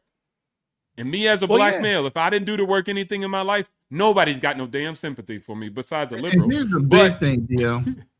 The big thing is on the insurance tip, right? Insurance companies don't want to leverage anything over the evaluation of the house. So you don't think the insurance company sends out a private evaluator or a real estate appraiser on the property before they insure it. They go and look at the schematics and they look at the landscape and they tell you, here's the risk factor, and this is why I'm prorating it to this. That's not a warning sign to you to say, fuck no, I'm buying this house if the insurance premium is going to be that high. People are still going to sign in and say, yeah, I'll pay that. No. Ronnie, you're going on the premise that these people are thinking, first of all. Secondly, here in Florida, Why are you I'm making only a major decision like that not thinking? This is what me and Financial are saying. You don't make decisions like this without having somebody to advise you, but people don't want to pay for the advice. Well, they'll sit in there. They'll. That's why I paid a realtor, and the realtor told me what the initial. Like, but you didn't read it. But here's my point, though. Here's my point. Here in Florida, the insurance situation, like, bro, I'd rather be in business with the mob. It's a syndicate down here, and what they're doing, the insurance people backed by the state will go in with your home. Let's say you make a claim. There's a guy who. This was in, I want to say it was in St. Pete. This guy's house was hit by one of the few storms we had, like, since I've been here. It was like the last storm, I think it was. I forget the name of it, Ian or one of those storms. It ripped his roof off the house. His neighbor's ring cam got footage of the storm ripping the roof off the house. The appraiser came and says, yes, you're going to get money for that. Yes, this was storm damage. Yes. He's a contractor. He submits the information to the insurance company. The insurance company changed his estimate. They changed his paperwork without even telling him. And they told the homeowner the roof was not an act of God. It was your fault. So we're not going to pay for the roof. And this guy is stuck here. And the state was backing the insurance company. They had to go to the media to get the state to act. And I'm only saying this to say that Florida is loose with all that shit, bro. It's funny that we're having this conversation. I was just watching a video. I get bored sometimes. I watch stupid shit. I was watching a video on Louisiana towns that were dying out and how you can buy a house in Louisiana for $10K or $30K or something stupid that's sizable, but because it was in a flood zone or because they had loggers in that certain area or there were oil fields that dried up in that area, those towns have died. So you literally have land just sitting there and nobody's buying it. It's just sitting there. So I just wanted to look at it. And it was like, insurance company, and I used to be in insurance business, insurance companies will starve you out versus paying you. They will pay their lawyers to fight you in court until you just give up because you don't have the finances to have an attorney represent you to fight the case. They will literally starve you out versus paying you. Yeah. Just like they'll change paperwork, to their advantage. And then they'll tell you go back and prove that he wrote the other way. That's why you have to have private insurance evaluators. You have to have privately hired or third-party independent evaluator for the property and what the damage was. That ring camera film should have been something. But again, you're going to go to court. You're going to fight it out, and they're going to starve you out versus pay you. And by then, you're going to default on your home loan. You're going to default on having it rebuilt, so you're not living in that house. You're paying a mortgage, and you're living somewhere else. They already know these things. They're just going to run you down until you get exhausted because you have no help. That's exactly what happened. This guy had to go to the media. The media got involved. And got elected officials involved, which got state officials involved. So this guy was able to at least get a little bit of help before the clock ran out. But that's just Florida, right? And the thing in Louisiana, I saw that was Louisiana, Georgia, and Mississippi, same thing. And they had to get elected officials involved. And some of that stuff goes all the way to Congress. You have these hearings and stuff like that. Now, I want to add this, all right? Let me add the 99% that it doesn't happen. 99% of insurance claims don't have that story. So it's going to happen. There's no such thing as a perfect system. So I always see it like we storytellers, we tell stories, and then it's like a bum that's broke, and he didn't plan for anything, and we're always sobbing, and we got to hear that. But for the 90%, insurance companies are filling out claims, helping people across the board. If it's a 90% that they're fraudulent, then y'all the problem because y'all with them. I don't know why y'all allow it. But some cases, it's a big organization. But hey, guess what? Everything y'all saying, if it's so true, what I say to the people is open up your own insurance company that don't have those problems because you're so ethical and you can fix everything. Right. You'll make a killing. The insurance companies moved out. Yeah, the insurance companies moved out. It's uninsured, but you can't do it. Yeah, because goddamn, how do I insure just a bunch of people who said they want to move their flood zone? Like, god dang, like there's some cooperation on both sides. I agree with you. There's some idiocy. There's some idiocy when they say this is not a good area. That's why I said if an insurance company comes out and evaluates your property before you buy it and say, hey, your premium is going to be super high because of these reasons. If you're willing to pay it, go ahead and buy it. You stupid ass motherfucker. You know what I'm saying? Excuse my French. But I'm just saying, you guys that ain't French Marine. That ain't French Marine. I know French. But watch. But all I'm saying is, God damn. I mean, if he's sitting there telling you something, don't ignore it because you just excited to sign some paperwork. That's what I get a lot is people willing to sign paperwork and don't realize what they're mind. Matter of fact, we in insurance, we have to do errors and omissions.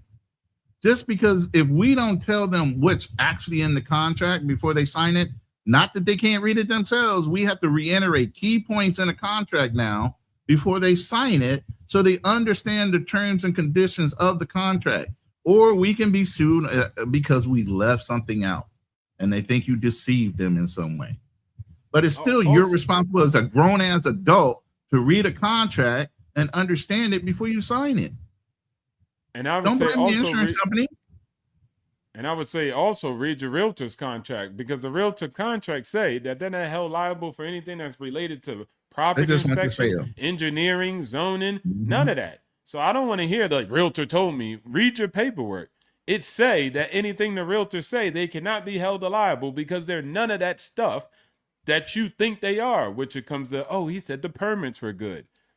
Read your exclusivity contract. Sales competitions. What you think? They trying to turn over so many houses a month. The real estate is or isn't. They give you a contract that say clear as day in black and white. Y'all sound like people start sounding like celebrities. What is it called? The guys who be rapping. Like you read the contract, like you signed it. So I hold you responsibility 50-50. So as much as we say the realtor's doing this, I hold you responsible just with the realtor. But again, most people buy houses and they're okay. I ain't mad at you. I will say this. Right. I don't care if you're a first time buyer. If you guys are out here, you're young, you're a first time buyer. You heard what Brother Financial said. Read the paperwork. Works the same way. If you get locked up, if you're dealing with the court system, read your paperwork because everybody else is. Read your paperwork and understand what you're signing. And if you got any questions, why you signing the paper. So, I mean, I agree with you there. You know what I mean? I got to agree with you there. So I want to shift gears here. I want to shift gears because like I said, I'm trying to save a lot for when we do the individual shows. I'm already envisioning those shows, man. Those shows are going to be fire, man. Going to be fire. So I want to ask you this. I Googled the other day and I do car videos while I'm in the car driving somewhere. I turn on the video. I start talking about shit.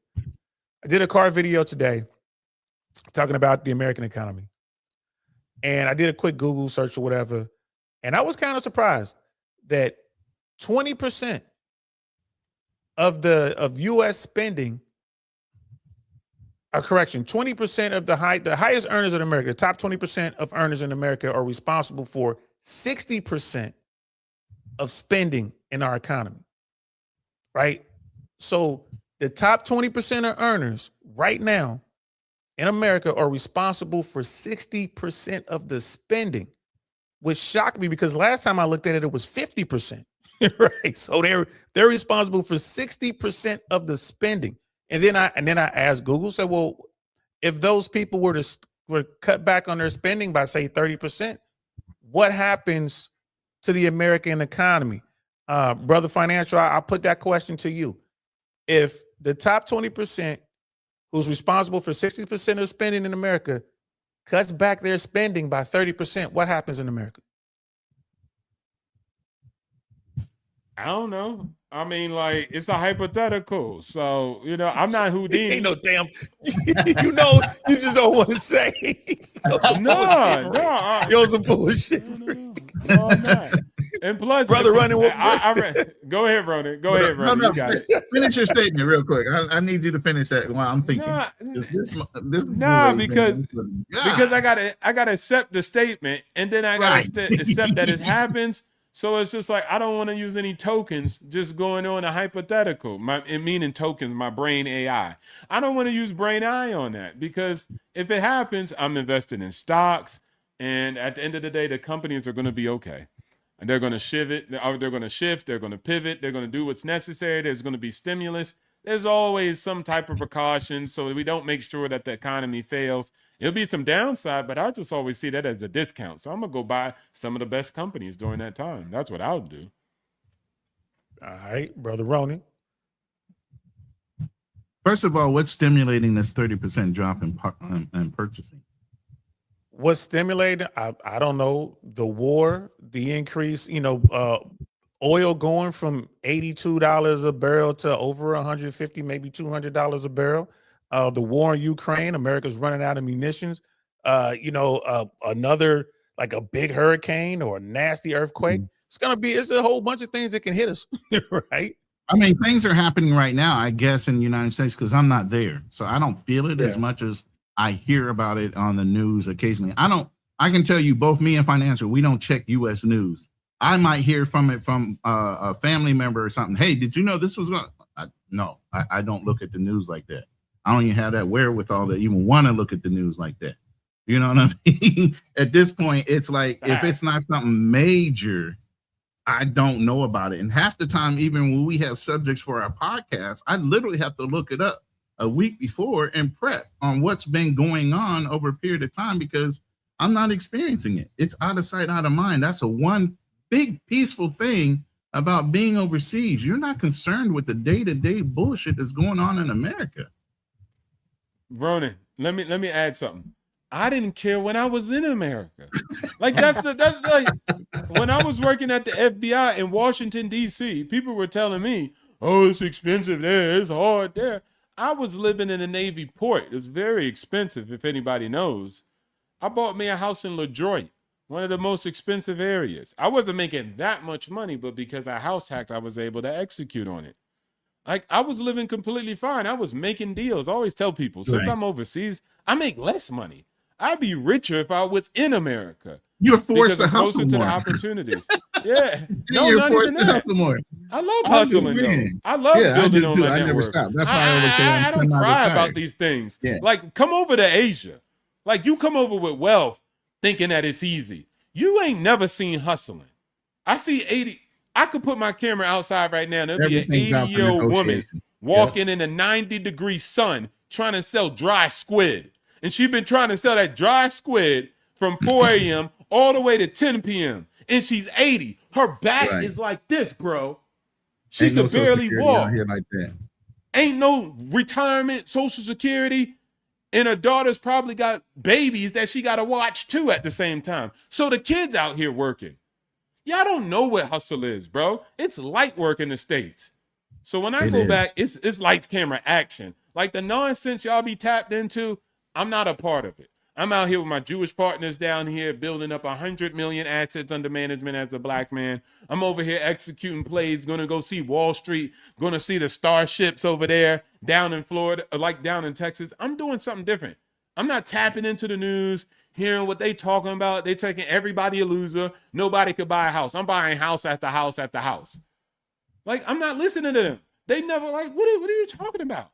I was watching this. I seen a chart, DL saying it was a chart. It said basically every article since, and I don't want to exaggerate, so I'm going to be conservative, since 1980, every single article that said the markets are in a turmoil, when they said it was panic and it was the worst time in America, every single time, if you would have invested in the stock market, you would have had a 40% gain 7 months later, and it would have worked 100% of the time. So it was saying every time that the news said it was the worst time, everything was doom and gloom. If you would have invested in that time, you would have had a 40% return within the year on your money. That's ridiculous. I don't listen to them. So I just focus on building opportunities, folks that want to build. Anybody talking all that? Man, most people can't afford nothing. Most people are living check to check. There's a reason behind that. Have you seen the financial audit? People don't even know what they make on a monthly basis. People don't even know what their credit card rate is, their actual auto car rate is. People are terrible with their money. It has nothing to do with the soil. It has nothing to do with the Federal Reserve. It has nothing to do with the national debt. I always say this. If I wipe away the national debt, right now it's gone. You still a brokey.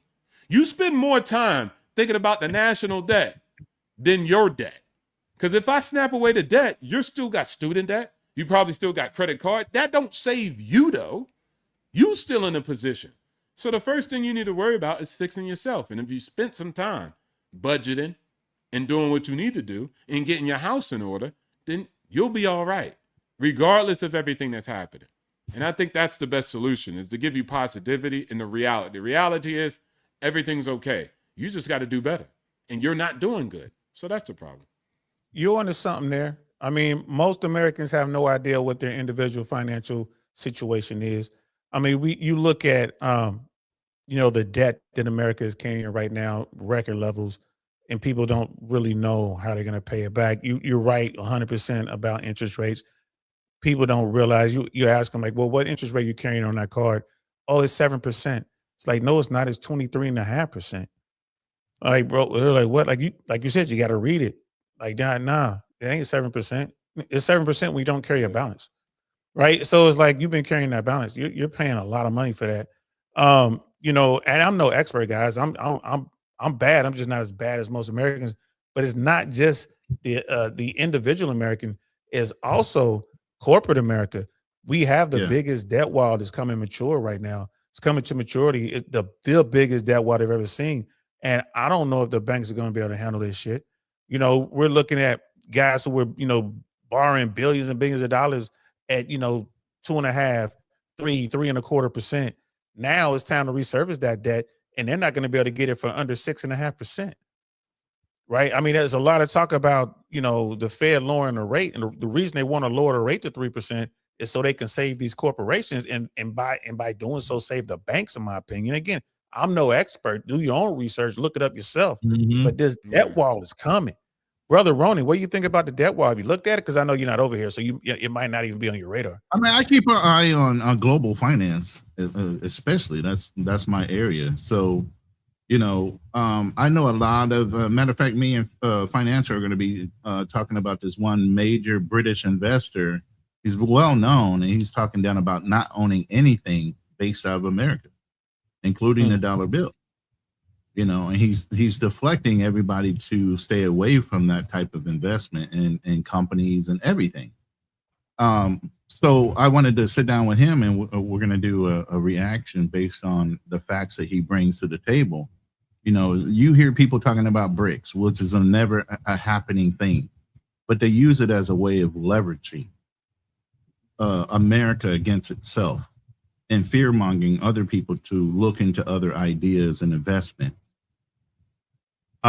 We do have debt, and America's old practice is always just to print more money. Our GDP still outpaces everybody else's GDP on a global scale. So until you can find somebody to outpace our GDP as far as what the American dollar is backed off, because it's not off a gold standard anymore. Yeah, then y'all ain't talking nothing. Right. And then even with gold, if you look into who holds the most amount of gold in reserve, the Americans still own. I don't care how much everybody says China is buying. And yes, they are buying. They're still nowhere close to the tonnage that we have in gold in reserve. And we're selling off some of our gold too, just to even get it out on the market. So we still have gold reserves that we can always tap into if we have to, but they'll do whatever they can without having to tap into that reserve. And I'm talking tons, megatons of gold that's sitting there, even though we're not on the gold standard. And I think we did that as a default. If they ever wanted to revert back to the gold standard to hold the dollar, we would still have it. Gold standard and other reserves too. Right. So people just ignore that. They just keep saying gold, gold, gold. He said gold and other reserve assets. So it wasn't just gold. It was like land and etc. So these things could be on the balance sheet and, you know, of course, be a part of your assets. So I think most people just don't have financial literacy. So when they start talking about the national debt, they're financially illiterate. They can't run their household debt. Come on. You can't run a household debt. And then you're going to share an opinion. And you said it earlier, DL Saint, you got to have experience. So if you have zero experience, the worst track record of running your household expenses, how are you able to actually give a good valid point for national debt? Excuse me, that's extremely harder than your household debt. That has to do with about 350 million Americans and a GDP that's almost what, 30 trillion? So that's extremely difficult compared to your household debt, which is probably what? Your household only probably got 60 grand coming in, 100 grand. You can't even manage that. So I say a lot of people are just financially illiterate talking about things. And so you have issues. You're always going to have issues when people talk about those things because they don't know. And I'll land here. Look, guys, corporations are actually great.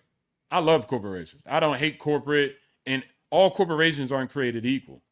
So I don't know I guess we just commies for the most part, and corporations are always doing something, perpetrating a fraud and doing something evil. But let me tell you about a corporation called Alphabet. It allowed a young black man who had no mentors to learn almost anything he ever wanted to. I was able to tap into any mentor that I wanted that ever existed in all human history for free. I was able to get access to information and skill sets for free. I don't have a degree. I have an MBA, major bank account. And I got it because Alphabet provided me with the who, what, when, where, how of any skill that I ever wanted to acquire. I wanted to do real estate. I went to YouTube. I wanted to do stocks. I went to YouTube. I went to Google. And it was free, Ron. It didn't cost me no money to do that. And I became a multimillionaire. That is what great companies and corporations have done for me. And so I invested back in those same said corporations. And those same said corporations provide free services and products for people across the world all day, every day. Because you click on racially ambiguous big booty broads, that's why it's bad for you. But if you use a social networking platform to change your life, it could do that. But it's all about what you click on the algorithm. The algorithm don't force stuff on you that you don't want to see. It is made to give you what you want. And so if you have garbage, and all you know is social networking for garbage, then my sir, my lady, you are looking at garbage and you wanted it. You can get anything you want. So here's the deal. Corporations. Yeah, shout out to corporations, but I am sick of the American version of corporate socialism. I'm a free capital guy. I'm a free market guy, right? Goldman, right? Bear, B of A, they should have all failed. All of them should have went out. This notion of too big to fail is bullshit. Yeah, it's bullshit. They should have all failed. Right. So my thing is, never been brought back. Or if they could come back, fine. It's a free market. If you could figure it out, if you can get the investors. But my thing is this: I see why people are voting for the Democratic Socialists or whoever's going to go out there that can't be bought by the 1%, because the Republicans and the Democrats are all in the pocket of the 1%. Right. So I want to see free market capitalism. I honestly, I 100% believe the Citizens United should be overturned. That was the dumbest thing ever. You just can't have Which one? unlimited corporate money. Citizens United. You can't just have Okay, yeah, unlimited. yeah. Okay. Yeah, you can't just have unlimited fucking corporate money so you can go in and buy influence from politicians, right? So I'm with you in the sense that I want to see pure, right, capitalism. I want to see pure capitalism. I don't want to see this fucking corporate socialism bullshit that we have. I don't want to see Main Street money bailing out Wall Street money. I don't want to see the two things blend. There should not be a such animal as fucking too big to fail. Fuck them, they failed, but we got to keep doing it. Now, having said all that, right? Yeah, So I agree with you, but bro. wait. I just want to ask questions. Should they not bail out citizens too? The government. All those banks should have failed. Citizens should have. No. You talking about American citizens? Yeah, they shouldn't. Should they bail out government. American citizens? Are you talking about should we remove social safety nets? Whatever social programs and emergency contingent programs when they bail out Americans. No, the government should be there when we are bailing out Americans. I see it as bailing out American infrastructure. I see it as keeping the union together. I don't. Checks? Stimulus checks? No, that was the dumbest thing in the fucking world. Absolutely not. Okay. The reason we got stimulus checks is because we got this fucking corporate socialism bullshit. Absolutely not. No fucking stimulus checks. But we should have a FEMA. Welfare. No FEMA. That's bailing out too. No, that's not bailing out. That's protecting infrastructure. We should have a FEMA. Right? Okay, you can't for the infrastructure, but it can't go to people. So it can go to the infrastructure like power grids, but it can't go into the people's hands. So it's got to go into fixing bridges. It got to go into fixing levees. It got to go into right. But you're talking about your insurance is going to pay for your fucking house. And if you know what I mean, and your insurance company shouldn't have the leverage from politicians so they can say that the house was the roof was blown off by the wind. I'm like, nah, you did. That's one case. No, but it's just an example. It's plenty of examples out there. That's just the one I said tonight, but there are plenty of fucking examples. Right. Okay. You know, I truly believe I'm a big fan of George Gammon. I don't know if you guys have checked out his page, The Rebel Capitalist, you know, George Gammon's channel. I believe in true capitalism. Let's see if it fucking really works. I do not like this social fucking, you know, this socialist for corporations, right? This social safety net for corporations. Fuck them. No, that's the good old boy network working for it. Hold on. I'm for it because the same thing happens to the people. People get bailed out all the time. You know why the mortgage is actually 30 years? It's because the government had to step in and bail out Americans and extend the loans because they were having foreclosures on the homes when they were at 15% or 15 years, excuse me. And you know why what is it called? And you know why the down payment's also so low? It used to be 50% for a down payment. Now it's down to 3% because the government created that. You know why you got the FHA? You got, what is it called? Down payment programs, grants, loans. So there's many programs that work both ways. I think most people ignore that. Most people don't realize. And even those rich people who are in the corporate, they pay majority of the taxes anyways. Most brokies don't pay the taxes. So all the money anyways comes from a small few. It's the top 50% earners that pay majority of it, 97%. So I'm not with the whole bunch of people just getting, what's it called? Most people get handouts. They get welfare. They get free housing. Take that away too? Yes. Okay. That shit, because here's the thing. Here's the thing. Everything you said was 100% correct. But why is it that Americans can't afford a standard down payment? Why can't they pay their house off in fucking 15 years? Because they're financially illiterate. Because they're making the same fucking amount of money they were making back in the 1970s. In fact, my daddy was making more money in 1970. His dollar had more purchasing power in 1970 than it does today in 2026. When people say people don't know shit, you're right about that. They really got it fucked up because people say, "Oh man, I'm gonna make 6 figures." I'm like, okay, 6 figures is a fucking 100,000 or 900,000. What you mean 6 figures? I need 6 figures. I'm like, do you know what the equivalent is today from 6 figures back in 1980 versus 6 figures today? Do you know how much that is? The average American doesn't fucking know that. I'm like, it's closer to $400,000. You think because you're making $100,000 a year, you fucking doing something? You ain't doing shit. The median household cost in this motherfucking country right now is what? Close to $400,000. 430, 420, something like that. Yet the median household income is less than fucking 100. It's what? It's between 86 and 92,000, depending on where you Y'all got get your more numbers. problems than solutions. Y'all got more. No. All I'm saying is, all I'm saying is, anywhere you go in the world. See, this is what I'm saying. Comparison. This is why it's important. Rona, you tell people to travel. Why? So they can have some comparison in their life. You could go almost anywhere. There's 195 countries in the world. A lot of places are way less affordable when it comes down to homes. Way less. You got it easy. And tell me why Chinese people only make 15,000, got more expensive real estate than you guys per square footage, less land, obviously, so their housing is going to be very more expensive, but they own 3 homes. They own more homes as much as Americans own cars. Again, you're financially illiterate. That's your problem. You can say what you say about the actual salary. I got you.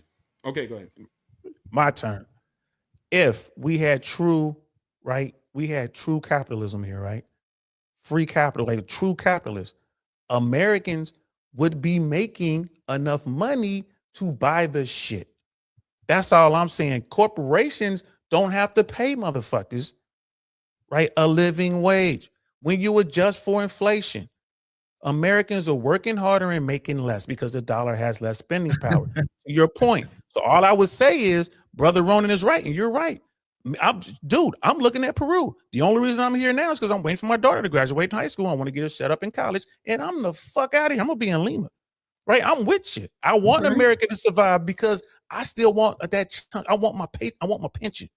I still want America to survive because if America goes under, I lose my pension, I lose my VA. Right? We all understand that shit. I ain't trying to lose that. Right? So I want America to survive, but at the same time, I gotta call strikes and balls, bro. You know what I mean? These corporations are getting over. I ain't mad. I'm trying to get into the 1%. Fuck, send me some bread. I'll be in the 1%. You want to shut me up? Send me 10 million right now. I'll shut the fuck up. I'm gone. You know what I mean? Hey, but Dino. until then, but the game is rigged because they have all the leverage. I'm not mad. I never hate the players. You can only hate the game. Brother Financial, there's a question here for you. I don't know if you can see it. Go ahead and run it up. Yeah. Question for Frontier. Why do you think credit card debt for Americans is so out of control? That's a personal issue. I'm telling you. But go ahead. They don't know. Yeah, they don't. Go ahead, brother. Corporations. They set y'all up. It's all everybody's fault. It's American fault. No. The truth is what you decide it's going to be. I said what I said. I stand on my statements. But if you want to have that mindset, you're going to have that mindset, and there's nothing I can do to change that. That's why most people who with money don't say nothing to y'all, because y'all mind is got y'all in a position you ain't. I love America. There's massive amounts of opportunity. But I don't get it concluded that corporations out here screwing me. They give out free equity. They give out shares. They put 100% up on your 401k. They do so many things. There's so much opportunities. But if all you want to see is troubles and problems and look at everybody and they broke and they poor and that's the reason, okay, you got it. And guess what? Life is going to handle you accordingly. So I'm not really bugging. I'm not tripping. Nothing's going to change in my life. But the way I see it and the way I played it is only my prescription. And so if you want to get laced with game and end up a multimillionaire, but come from nothing, then this is just how I did it. But the moment I stopped thinking that everybody was my enemy and all this other BS about housing ain't affordable, people told me I was black and I couldn't do this and I couldn't do that because they didn't want me to win, all that nonsense. Once I stopped listening to all that nonsense and restructured my approach and my mentality, I started winning that life. But hey, that's my prescription. If you want to argue against it, argue. As I said earlier, I'm not trying to win a debate in this conversation. I just win in real life. That's all I do. So I get Molly, people have their mentalities. It is what it is. Molly, the big thing is people need to have self-control. It's not about the credit card. It's about the interest rate. And if you accept the credit card at a high interest rate, then you better know how to use it sparingly. Not every day for just general purposes. It better be for emergency reasons. And you better pay it back right away so you don't have to incur the interest rate. But people don't use it that way. They get these credit cards. They know they got high interest rates, and they ease their way into constantly spending and having to pay. And now you're in that trap. Remember when they used to have payday loan? Payday loans, same thing as these credit cards nowadays. Okay, they're gonna keep you like a succubus, coming back around to pay. Once you fall in that trap, you in that trap for a lot of years. So the best thing is not to take the trap or be responsible with your credit. I used to run away from credit, and this is why I'm saying that. For a long time, my ex-wife ran up credit on me so bad, man, I was scared of credit. If I couldn't buy something in cash, I wouldn't buy it. And this is long after I was divorced from her. I had to go back and fix everything because she leveraged everything against my Social Security number. I was the one working, right? I always boast about I was the one working. She was an at-home wife, right? So all the credit was on my balance, right? So she ran it up. I had to pay it, and I learned my lesson. But for a long time, I ran away from credit. But in order to buy things, you have to have credit in this world. You can't buy everything in cash in America, especially. In other places like here, yeah, they expect you to pay everything in cash, even for land. There ain't no fucking financing out here. When they say they own land, they actually own the land. Yeah. You know what I'm saying? Like Not that, in America. Used to be like that here in America. Yes, but you leverage everything now against the loans, interest rate, and all these other things because we don't have the available cash because the exorbitant prices of land and everything else has gone up in America. But at the end of the day, it's still about self-control, discipline, getting your credit score where you need to be in, and being able to buy things that you can freaking afford. Stop trying to keep up with the Joneses because that's what gets you in trouble. Yeah, and yeah, Brother Frontier and Brother Ronan seem to be in line on this. Their message is the same. Americans are in a shit ton of credit card debt because they're just bad with money. You know, it just at the end of the day, that's what it is. And then, yeah, you can get mad at companies for, you know, making all that money off of you. You can get mad, but at the end of the day, you took the card. You agreed to the terms. Right now, there's a massive wave of auto repro. What do they tell when they take a car back? Yeah, because these cars are running $70,000-$80,000. Yeah, these cars are damn near like houses, damn near. Yeah, there's people out here paying upwards of $1,000+ on a car note because they want a scat pack, That's a bullshit ass insane, American made people. car. A bullshit ass American car, you paying all that money. I used to sell cars. After I sold cars and saw the product behind the window, like behind the mirrors, I never bought a brand new car in my life. I would either do a lease value against a fucking brand new car, or I would go buy 1 or 2 year older car after it's already depreciated and took its nut. And then go buy that. I never buy brand new no more. For what? The average car made today, even American cars, which are a lot of them are just trash like Fords, but even they're gonna give you 100,000 miles plus if you just change the oil. So buying a brand new car is ridiculous unless you have an LLC set up or you're doing it through a corporate play. If you're just gonna go out here and buy a car in your name, brand new, because you want the new car smell, you out of your damn mind. You might as well lease it. The leases are fair. If you know how to do leasing against a car, you're driving it for the best years of its life for the first 2 to 3 years of it with 0 miles on it, and then you roll it in, and then you pick up the next new car. If you know what you're doing, you can actually take advantage of having new cars every 2 to 3 years. But if you fuck that shit up, you're gonna be upside down, and then you start to fall behind the wheel, and now you're rolling downhill. People are getting their cars repossessed because they're getting in financial trouble. They lose their job or whatever. So they take their lease car and they're going to start doing like Ubering with it. They didn't read the contract of the lease, and the contract stipulates that you can't use this thing for for Uber Eats or Uber or whatever. Appreciate the vehicle, yeah.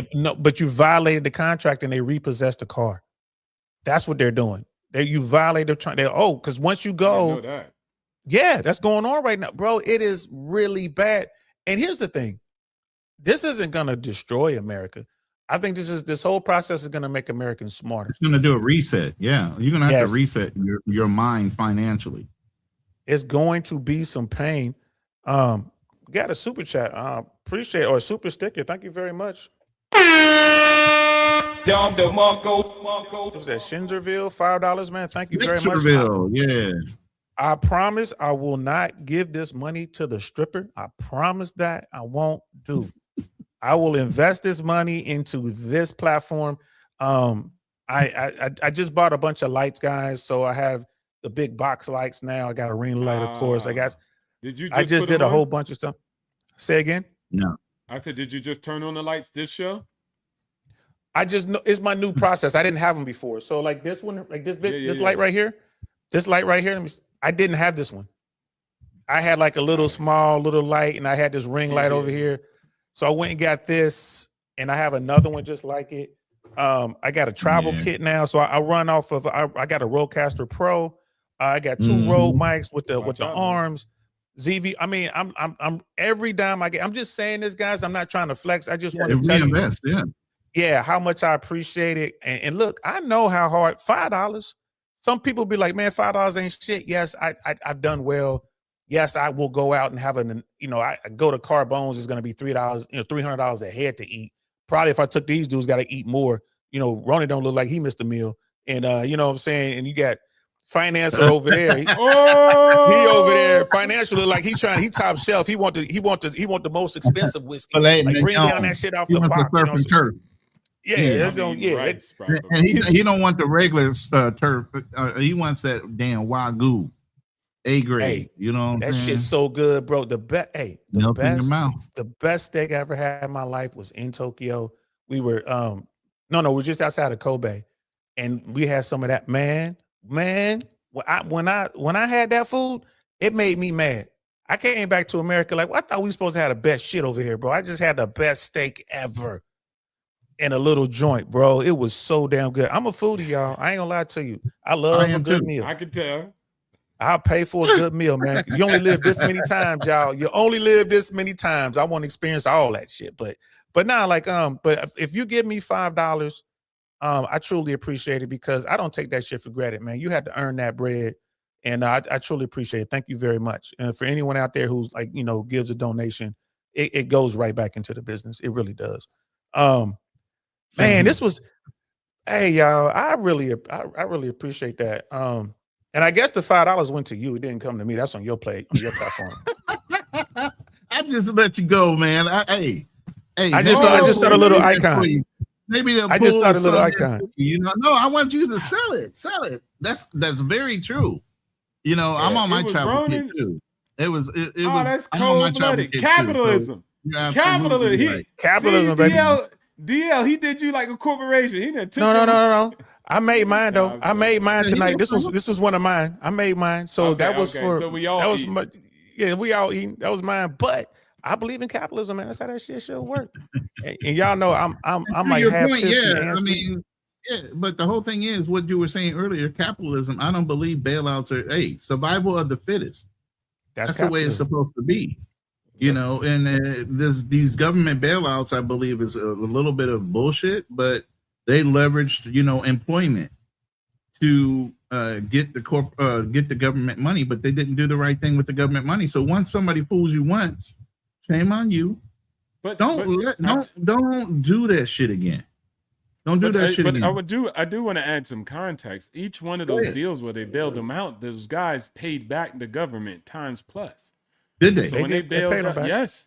Nobody looks at that. The government all right, actually made money off of that. If they paid them back, then that's fine. The TARP money got paid out. Got FEMA, and that's why they still got Freddie Mac and Freddie May.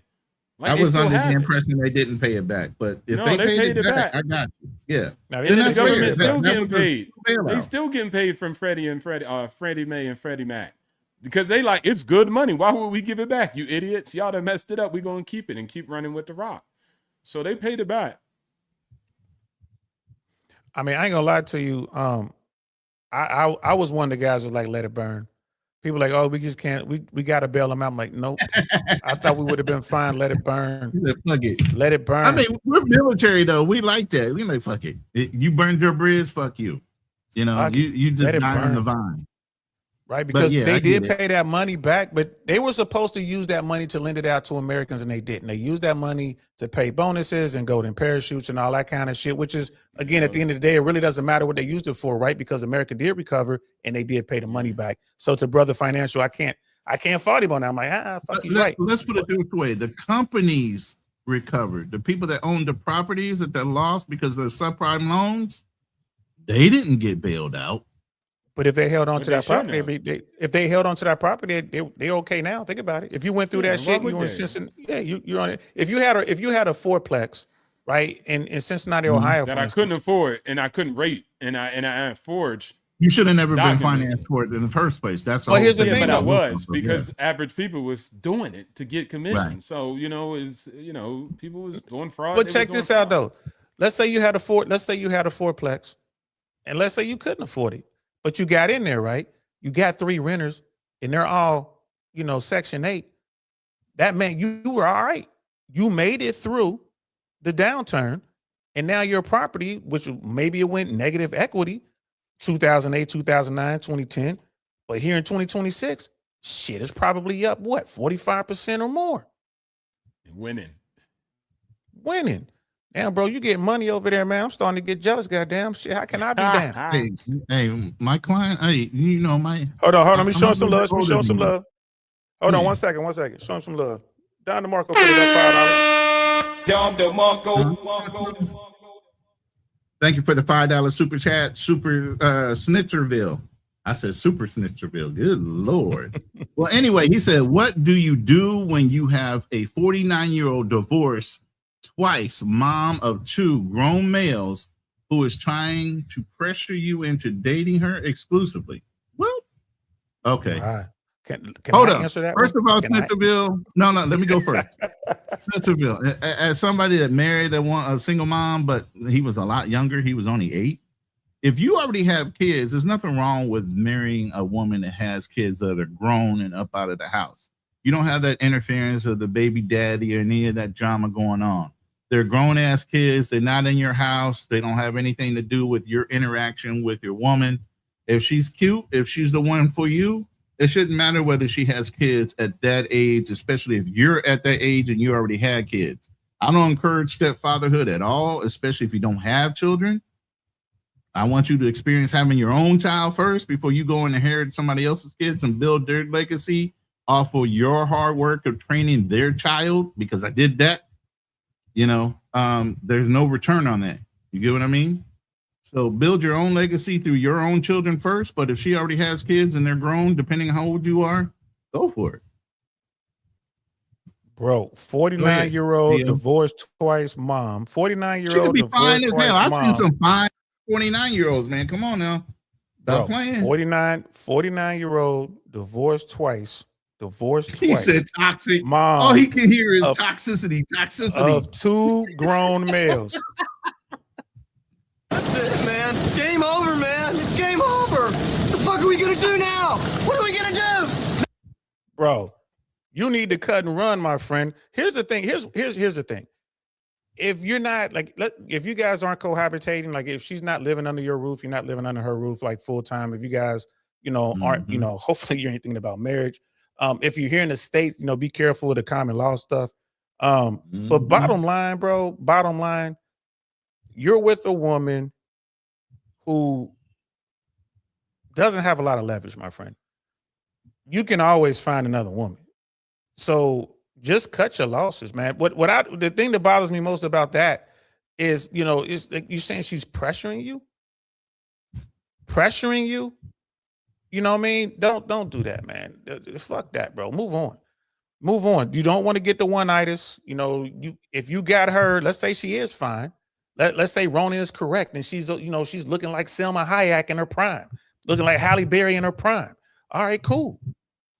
Just keep smashing her. Don't get her pregnant. Fucking keep it moving. You good to go. Don't live with her. Don't have her live with you. Don't be involved in her bullshit. Play the game. But if you got feelings for her, man, I would say cut and run, bro. Just go get another one. Go get 2 more.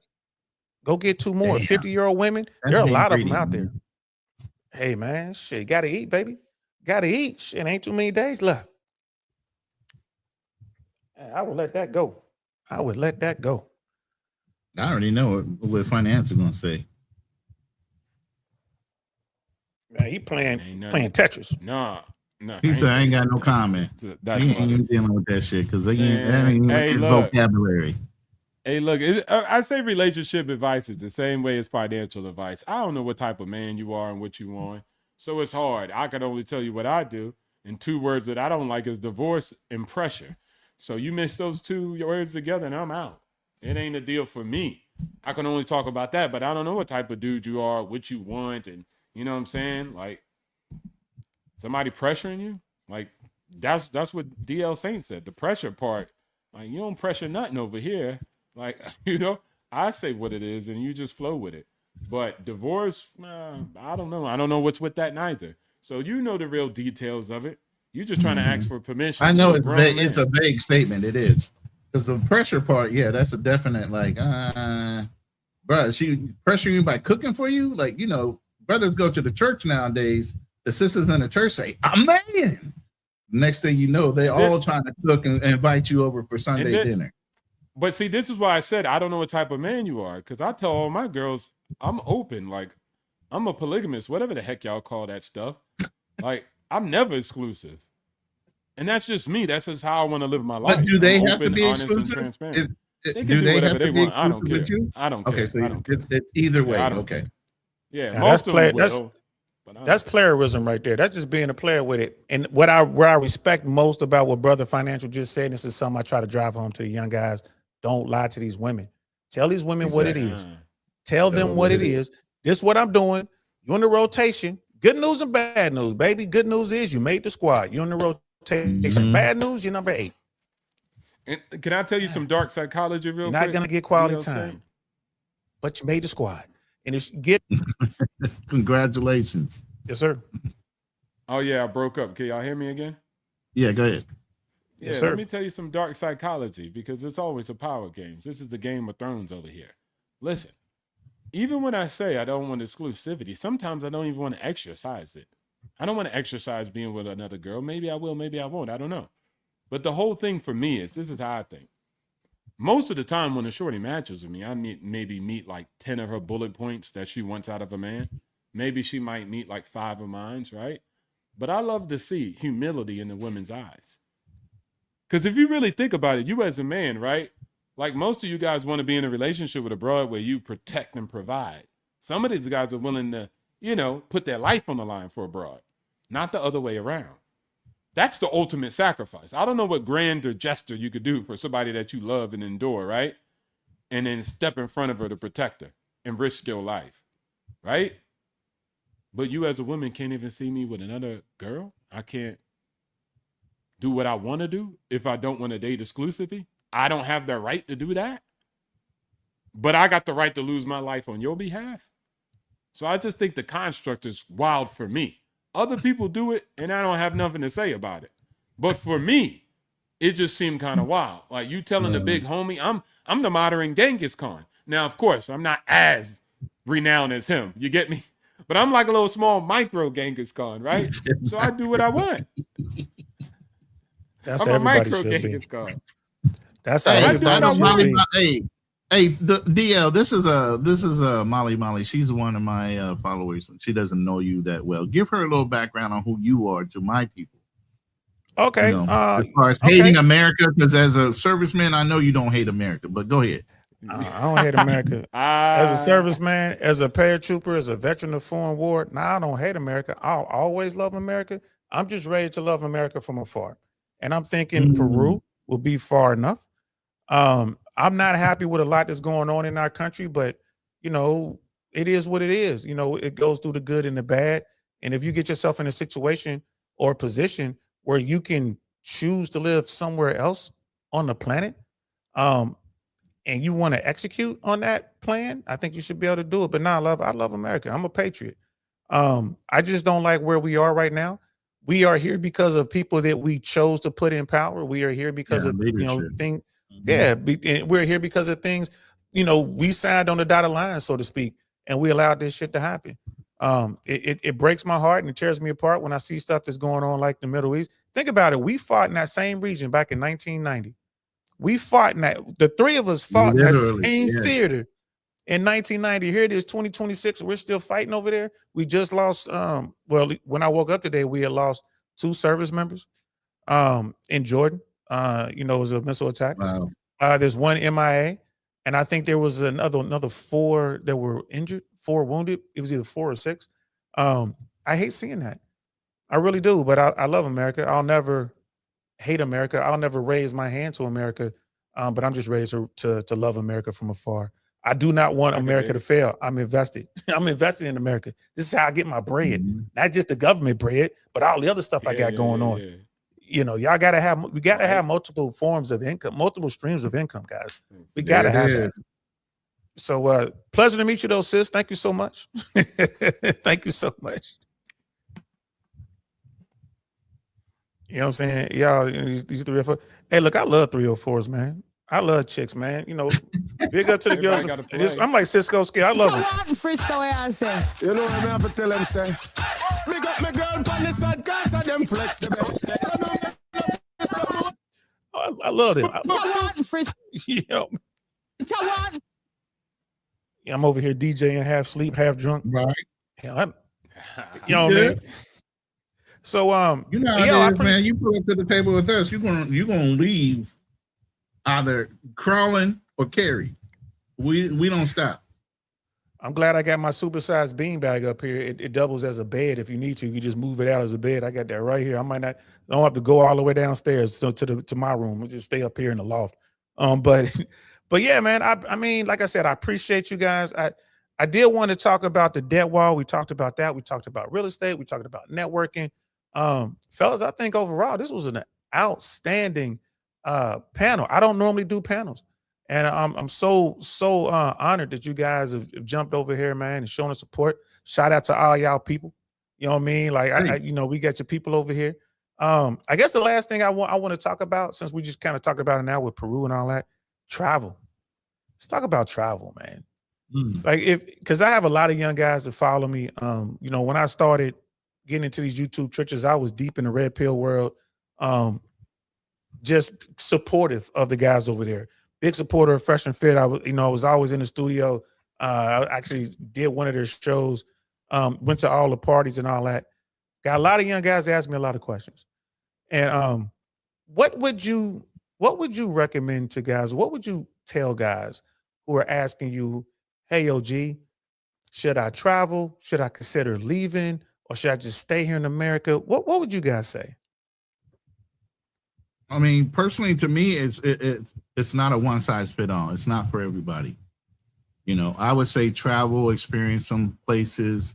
I mean, go on training wheels, go down to Jamaica, go to the Bahamas, just get out of the country and unwind, because it's a different feel when you leave this country and land in another country, of how you're approached, the tension level that you have on your back, because you know that the next day you wake up, you ain't really got to go to work. You ain't got no stress. And some of these countries will make you slow the hell down, especially you go down to Barbados or Bahamas. They don't move. They move at a snail's pace. You can't be in a rush, not even in a fast food restaurant. They're going to make you wait. Okay, so then it's going to get you off of that. Hurry up, hurry up, hurry up, hurry up. You got to get out of that mindset. So sometimes you got to do training wheels. But as you travel, I feel like you get a better appreciation for America, first of all. And all of us as servicemen know that. We've seen the worst of the worst when it comes to certain societies, third world countries, developing nations, whatever you want to call it. We've seen their ghettos compared to ours, and there's nowhere close to being anywhere in America that's worse than some of these countries we come from. So while a lot of people try to throw dirt at some of these countries about the way they live and everything else, they don't know any better. You know, when you only make $500 a month, but you can still be happy, yet and still you're living in poverty, there's something to say about that too. There's a different priority when you leave a country. When you live in those countries, it's not about money. It's not about things that you have that don't mean anything. They're going to sit on a shelf and you're just bragging about it while sitting on the shelf. Money wasted. They don't waste money like that. But a lot of them aren't exactly what you think they are. They're very sneaky. They're very conniving. They see that there's wealth in America and they will take advantage of you. So don't go around the world naive either. You carry that blue book, you do become a target if you're not aware. You know, but I encourage all people to travel. I'm down for that. Travel with awareness and enjoy the culture, enjoy the people, learn something while you're there, and then come back to America and look around to see if your friends did anything different than you, or does it feel like they were standing still? Because I can guarantee you, the minute you come back from your travels, anybody on your block, all your friends will feel like they hadn't changed, they hadn't done anything while you had all these experiences in your travel. And you'll notice that's a big thing. But why am I relaxed? But they feel like they've been standing still. When I got on the plane, they stopped. Everything froze. You come back and they're still in the same place. But you gained all this extra information. And I'll land my plane there. Shit, that was up. That was some. Wake that was up, some financial. deep jump. I know I put you to Finance. sleep with that. He's like, fuck You that, know. get money. Get money. But I will say this real quick. Like Peru or anywhere I travel, I don't go there for the women. Wherever I go, I have a good time. You know what I mean? I'm a firm believer in when in Rome, do as the Romans. I learn about the area, I learn about the culture. I meet folks, I treat people the way I want to be treated. We talked about this on your platform. So learn how to do that. Learn how to travel. When I hear about people having trouble when they go somewhere, I'm like, bro, you always had trouble no matter where you go. It ain't Peru's fault or Brazil's fault or Colombia's fault or you know what I mean, or America's fault. It's a you problem, homie. You need to get your shit right. But brother financial, what would you tell the young guys about travel and that sort of thing? Yeah, I spent a lot of time traveling, and I think it's amazing. I mostly worked overseas, so I wasn't like just coming day and night or for a week. I was living there. But one thing I would say is you got to open your eyes. And I would say, for me, I can only give you a prescription that worked for me. So if you want to use it, cool. If you don't, that's also cool. But I love both. I don't think it's like a situation where I have to choose. I love America because it allows me to live this amazing life in Thailand, Brazil, Switzerland. I could almost live anywhere in the world I want because I'm an American. And because also I took advantage of the American opportunities. I created opportunities for myself. I became rich. I don't becoming rich just for rich sake. I came rich for freedom, time freedom, good health. Like that's to be completely free. Don't have to work. And so this is the reason why I got money. This is why I think money's important. And so when I go over the countries also, I do open my eyes. In this struggle, people are hurting. It's as messed up as it is in America. Now, they're nice to me because I'm the rich guy, and but at the end of the day, these people are struggling. Look at the crime rates. That's all you need to do. Go to Brazil. You know what I'm saying? Look up the crime rates. Money means something to them people. Look at the crime. And so we just got to be smart and be aware of it. And I say take advantage of America and then also take advantage of the world. There's opportunities. Do right when you go overseas and just understand that nuance and that balance. I don't want to have to, come up off of the Brazilian economy. That would be really hard. I'd rather come up on the American economy and then go to Brazil. So I always say, my big thing is, this is something that Joe Biden's not going to tell you or Donald Trump. I always say, make Americans great again, not America. I think the country's already doing good, but it's up to Americans. I would live in America if they had the spirit of Thai people. Thai people are extremely nice, man. I just like who they are as a people, how they bow to people on a daily basis and show respect and honor. That's just in their culture. But that's what those people decide to do. They decide to keep that in the culture too. So I just like that about them. And it shows mad love and respect on a daily basis. So that's what I enjoy about it. That's why I live here. And so I think, again, make your money, build yourself up, because what you don't want to do is come out here and try to make money and then you a brokey getting kicked out because, you know what I'm saying? Thailand don't want no brokies neither. You got to come up here with some paper. Brazil don't want no bums neither. They changing the rules and regulations. They don't want no backpackers, no hostile status. They change. They want people who are coming out here with some money in their pocket and some options and some wisdom. And so build that up, build up your stripes, and then you could go overseas. And you could chew gum and walk at the same time. So if you're on your mission, you can go out and, do deployments. What we call it, Ronan? R&R. Relaxation and recoup. Yeah. Right? So tap in, do that, build your empire, and have an exit plan. Have an exit plan. That's what it's all about. You'll always be miserable if you stay in America and got no exit plan, or if you leave with no exit plan. Always have an exit plan, because there's some people who leave, come over here, live the Thailand dream for a year, gotta go back, and now they hate themselves. So just have your exit plan and build on it, and then you'll be good. And you can live anywhere you want, Middle America or otherwise. Bro, that was great advice from both of you brothers. You can say me. Right. You don't have to put Ronan in there. You could just say me. Right. You don't have to put Ronan in there. Hey, I mean, he took a long way to get there. It's all good. Yeah. I'm not He took a long way to get there, but it was still good. No, I was joking. He took the extended. It was the extended version. Hey, real quick with this Molly thing, I just found out Zoe brought a Peruvian chick that he is off and on his YouTube channel. I don't know what the situation was, but from what I know, that I've seen with Zoe, that was rushed. He didn't wean her into that.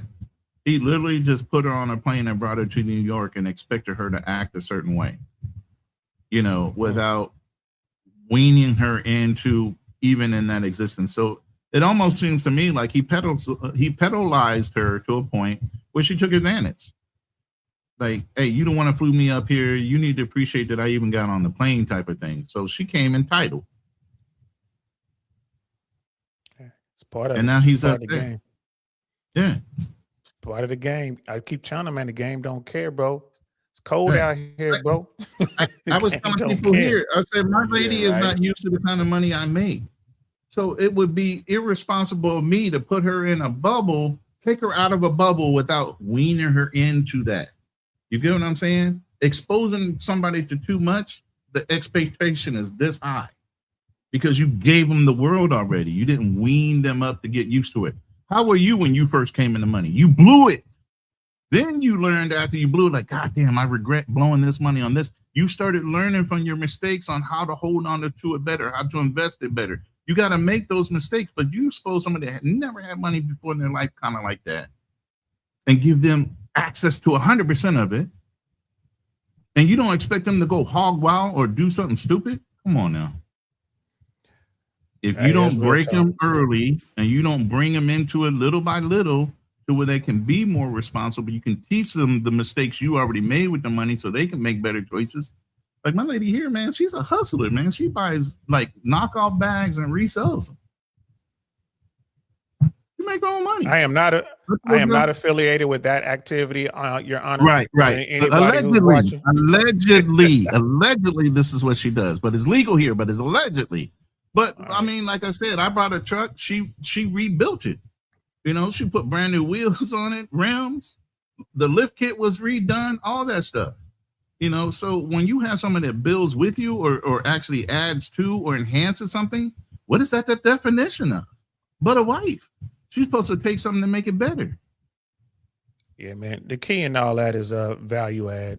If you're dealing with a woman, she has to add value. If you want to take it, if you want to do the shock value thing and take her from where she is to take her to where you at, and if that's a vertical jump for her, yeah. I mean, you can do that. You can do that, but you got to be prepared. You got to be absolutely prepared. No, if she screws it up, right? You got to get rid of her ASAP. Ain't no talking about it, no nothing. She's showing you who she is. Ain't no talking about it. It just gotta move on. That's the game. Now, most people don't know how to play the game, especially when it comes to beautiful women, and they gonna struggle. It is what it is. You know what I mean? It just you gotta, if you want to get good at this game, like any other game, man, get your swings in, pay attention to what you're doing, right? You gotta self-assess, right? After action reports. She said he sold her. She said she sold Zoe a dream and lied. Yeah, pretty much. That's what they'll do. That's the game. I mean, Filipinos are famous for it. The Filipinos been dealing with Americans since the 1800s. We owned them until the 1940s. You don't think Filipinos had every game in the book? You know how many Navy, Marine, Army, anybody was stationed on the Philippines married a Filipino bar girl. 2 years she played him, and the next thing she knows, she got 2 kids and a green card, and she's out of there. The house is empty. To the land of That's the big PX. Yeah, take me to the land of the big PX. And if somebody comes off with just that as a word or a phrase, you already know the objective is to get to the money, not you. Take me to the land of the big PX. Oh, bitch, you about money. It ain't about me. It ain't about love. It ain't about shit about you having access. It is what it is. But I'm gonna have to shut this down because shit, I'm trying to get my eyes closed before the sun comes up. It's almost 5 a.m. Yeah, it's almost 5 a.m. here already. Yeah. It's only in the afternoon for us. Yeah, Exactly. So you can still go outside and play. I'm about to go to sleep. I'm And about to go my downstairs and sit down with my lady and have a nice little talk and maybe munch on something. It's 4:52 in the afternoon. This Sunday was afternoon. amazing, brother. Next time we get together doing football season, especially, man, if you don't take down that Man, nasty ass Steve. Kansas City rag, bro. Man, what's your team? What's your team? I'm from Cincinnati. Oh, goddamn it. you know we got a problem with the Bengals. Oh, With your man, little overrated quarterback. What? Your little overrated quarterback. Somebody's feelings. No. I can guarantee you, DL, when they are playing each other, we're gonna be on a live and watching it, and you won't get your feelings hurt on live. Oh, we could definitely do that because right. Do we play y'all this season? I think we got you on the schedule this season. Yeah, I'm sure we do. If we don't have your regular season, we're definitely gonna see you in the playoffs. Yep. You know what I mean? So I'm sure we do. You have my word. When that matchup happens, we're gonna do a live. We're gonna do a live. Bengals versus the Chiefs. 100%. That's gonna be fire, brother. Financial. And your boy Fearless is a Cincinnati fan. He's from Ohio. Oh, that's what's up. I'm from Cincinnati. I grew up, born and raised in Cincinnati. So y'all can talk.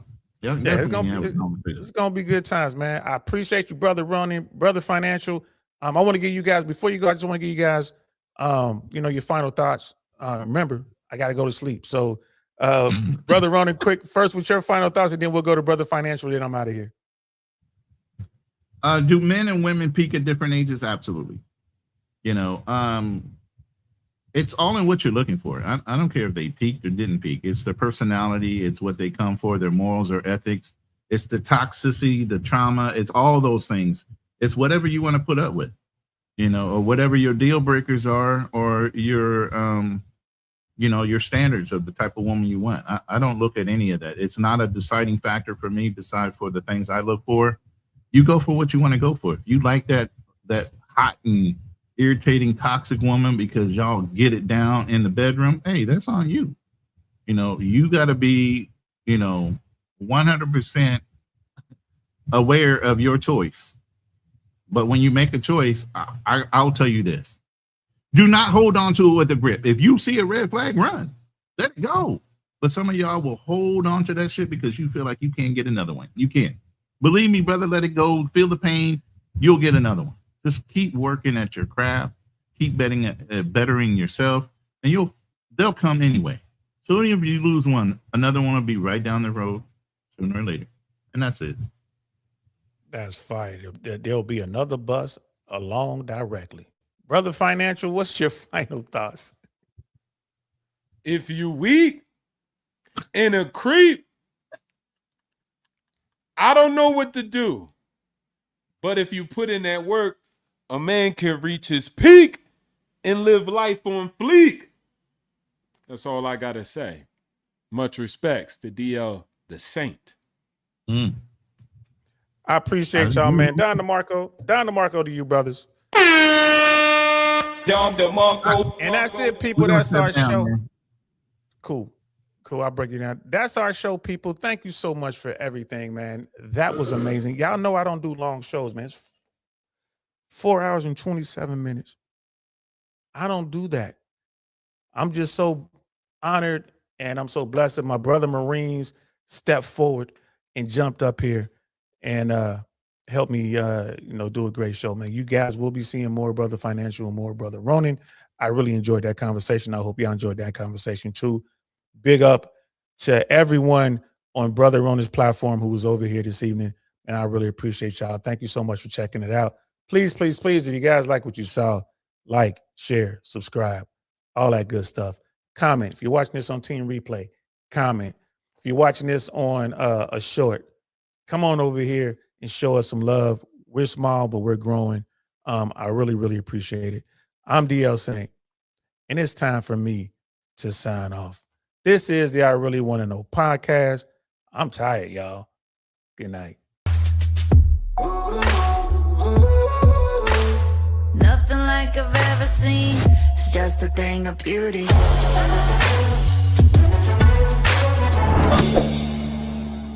Darn, that's the end.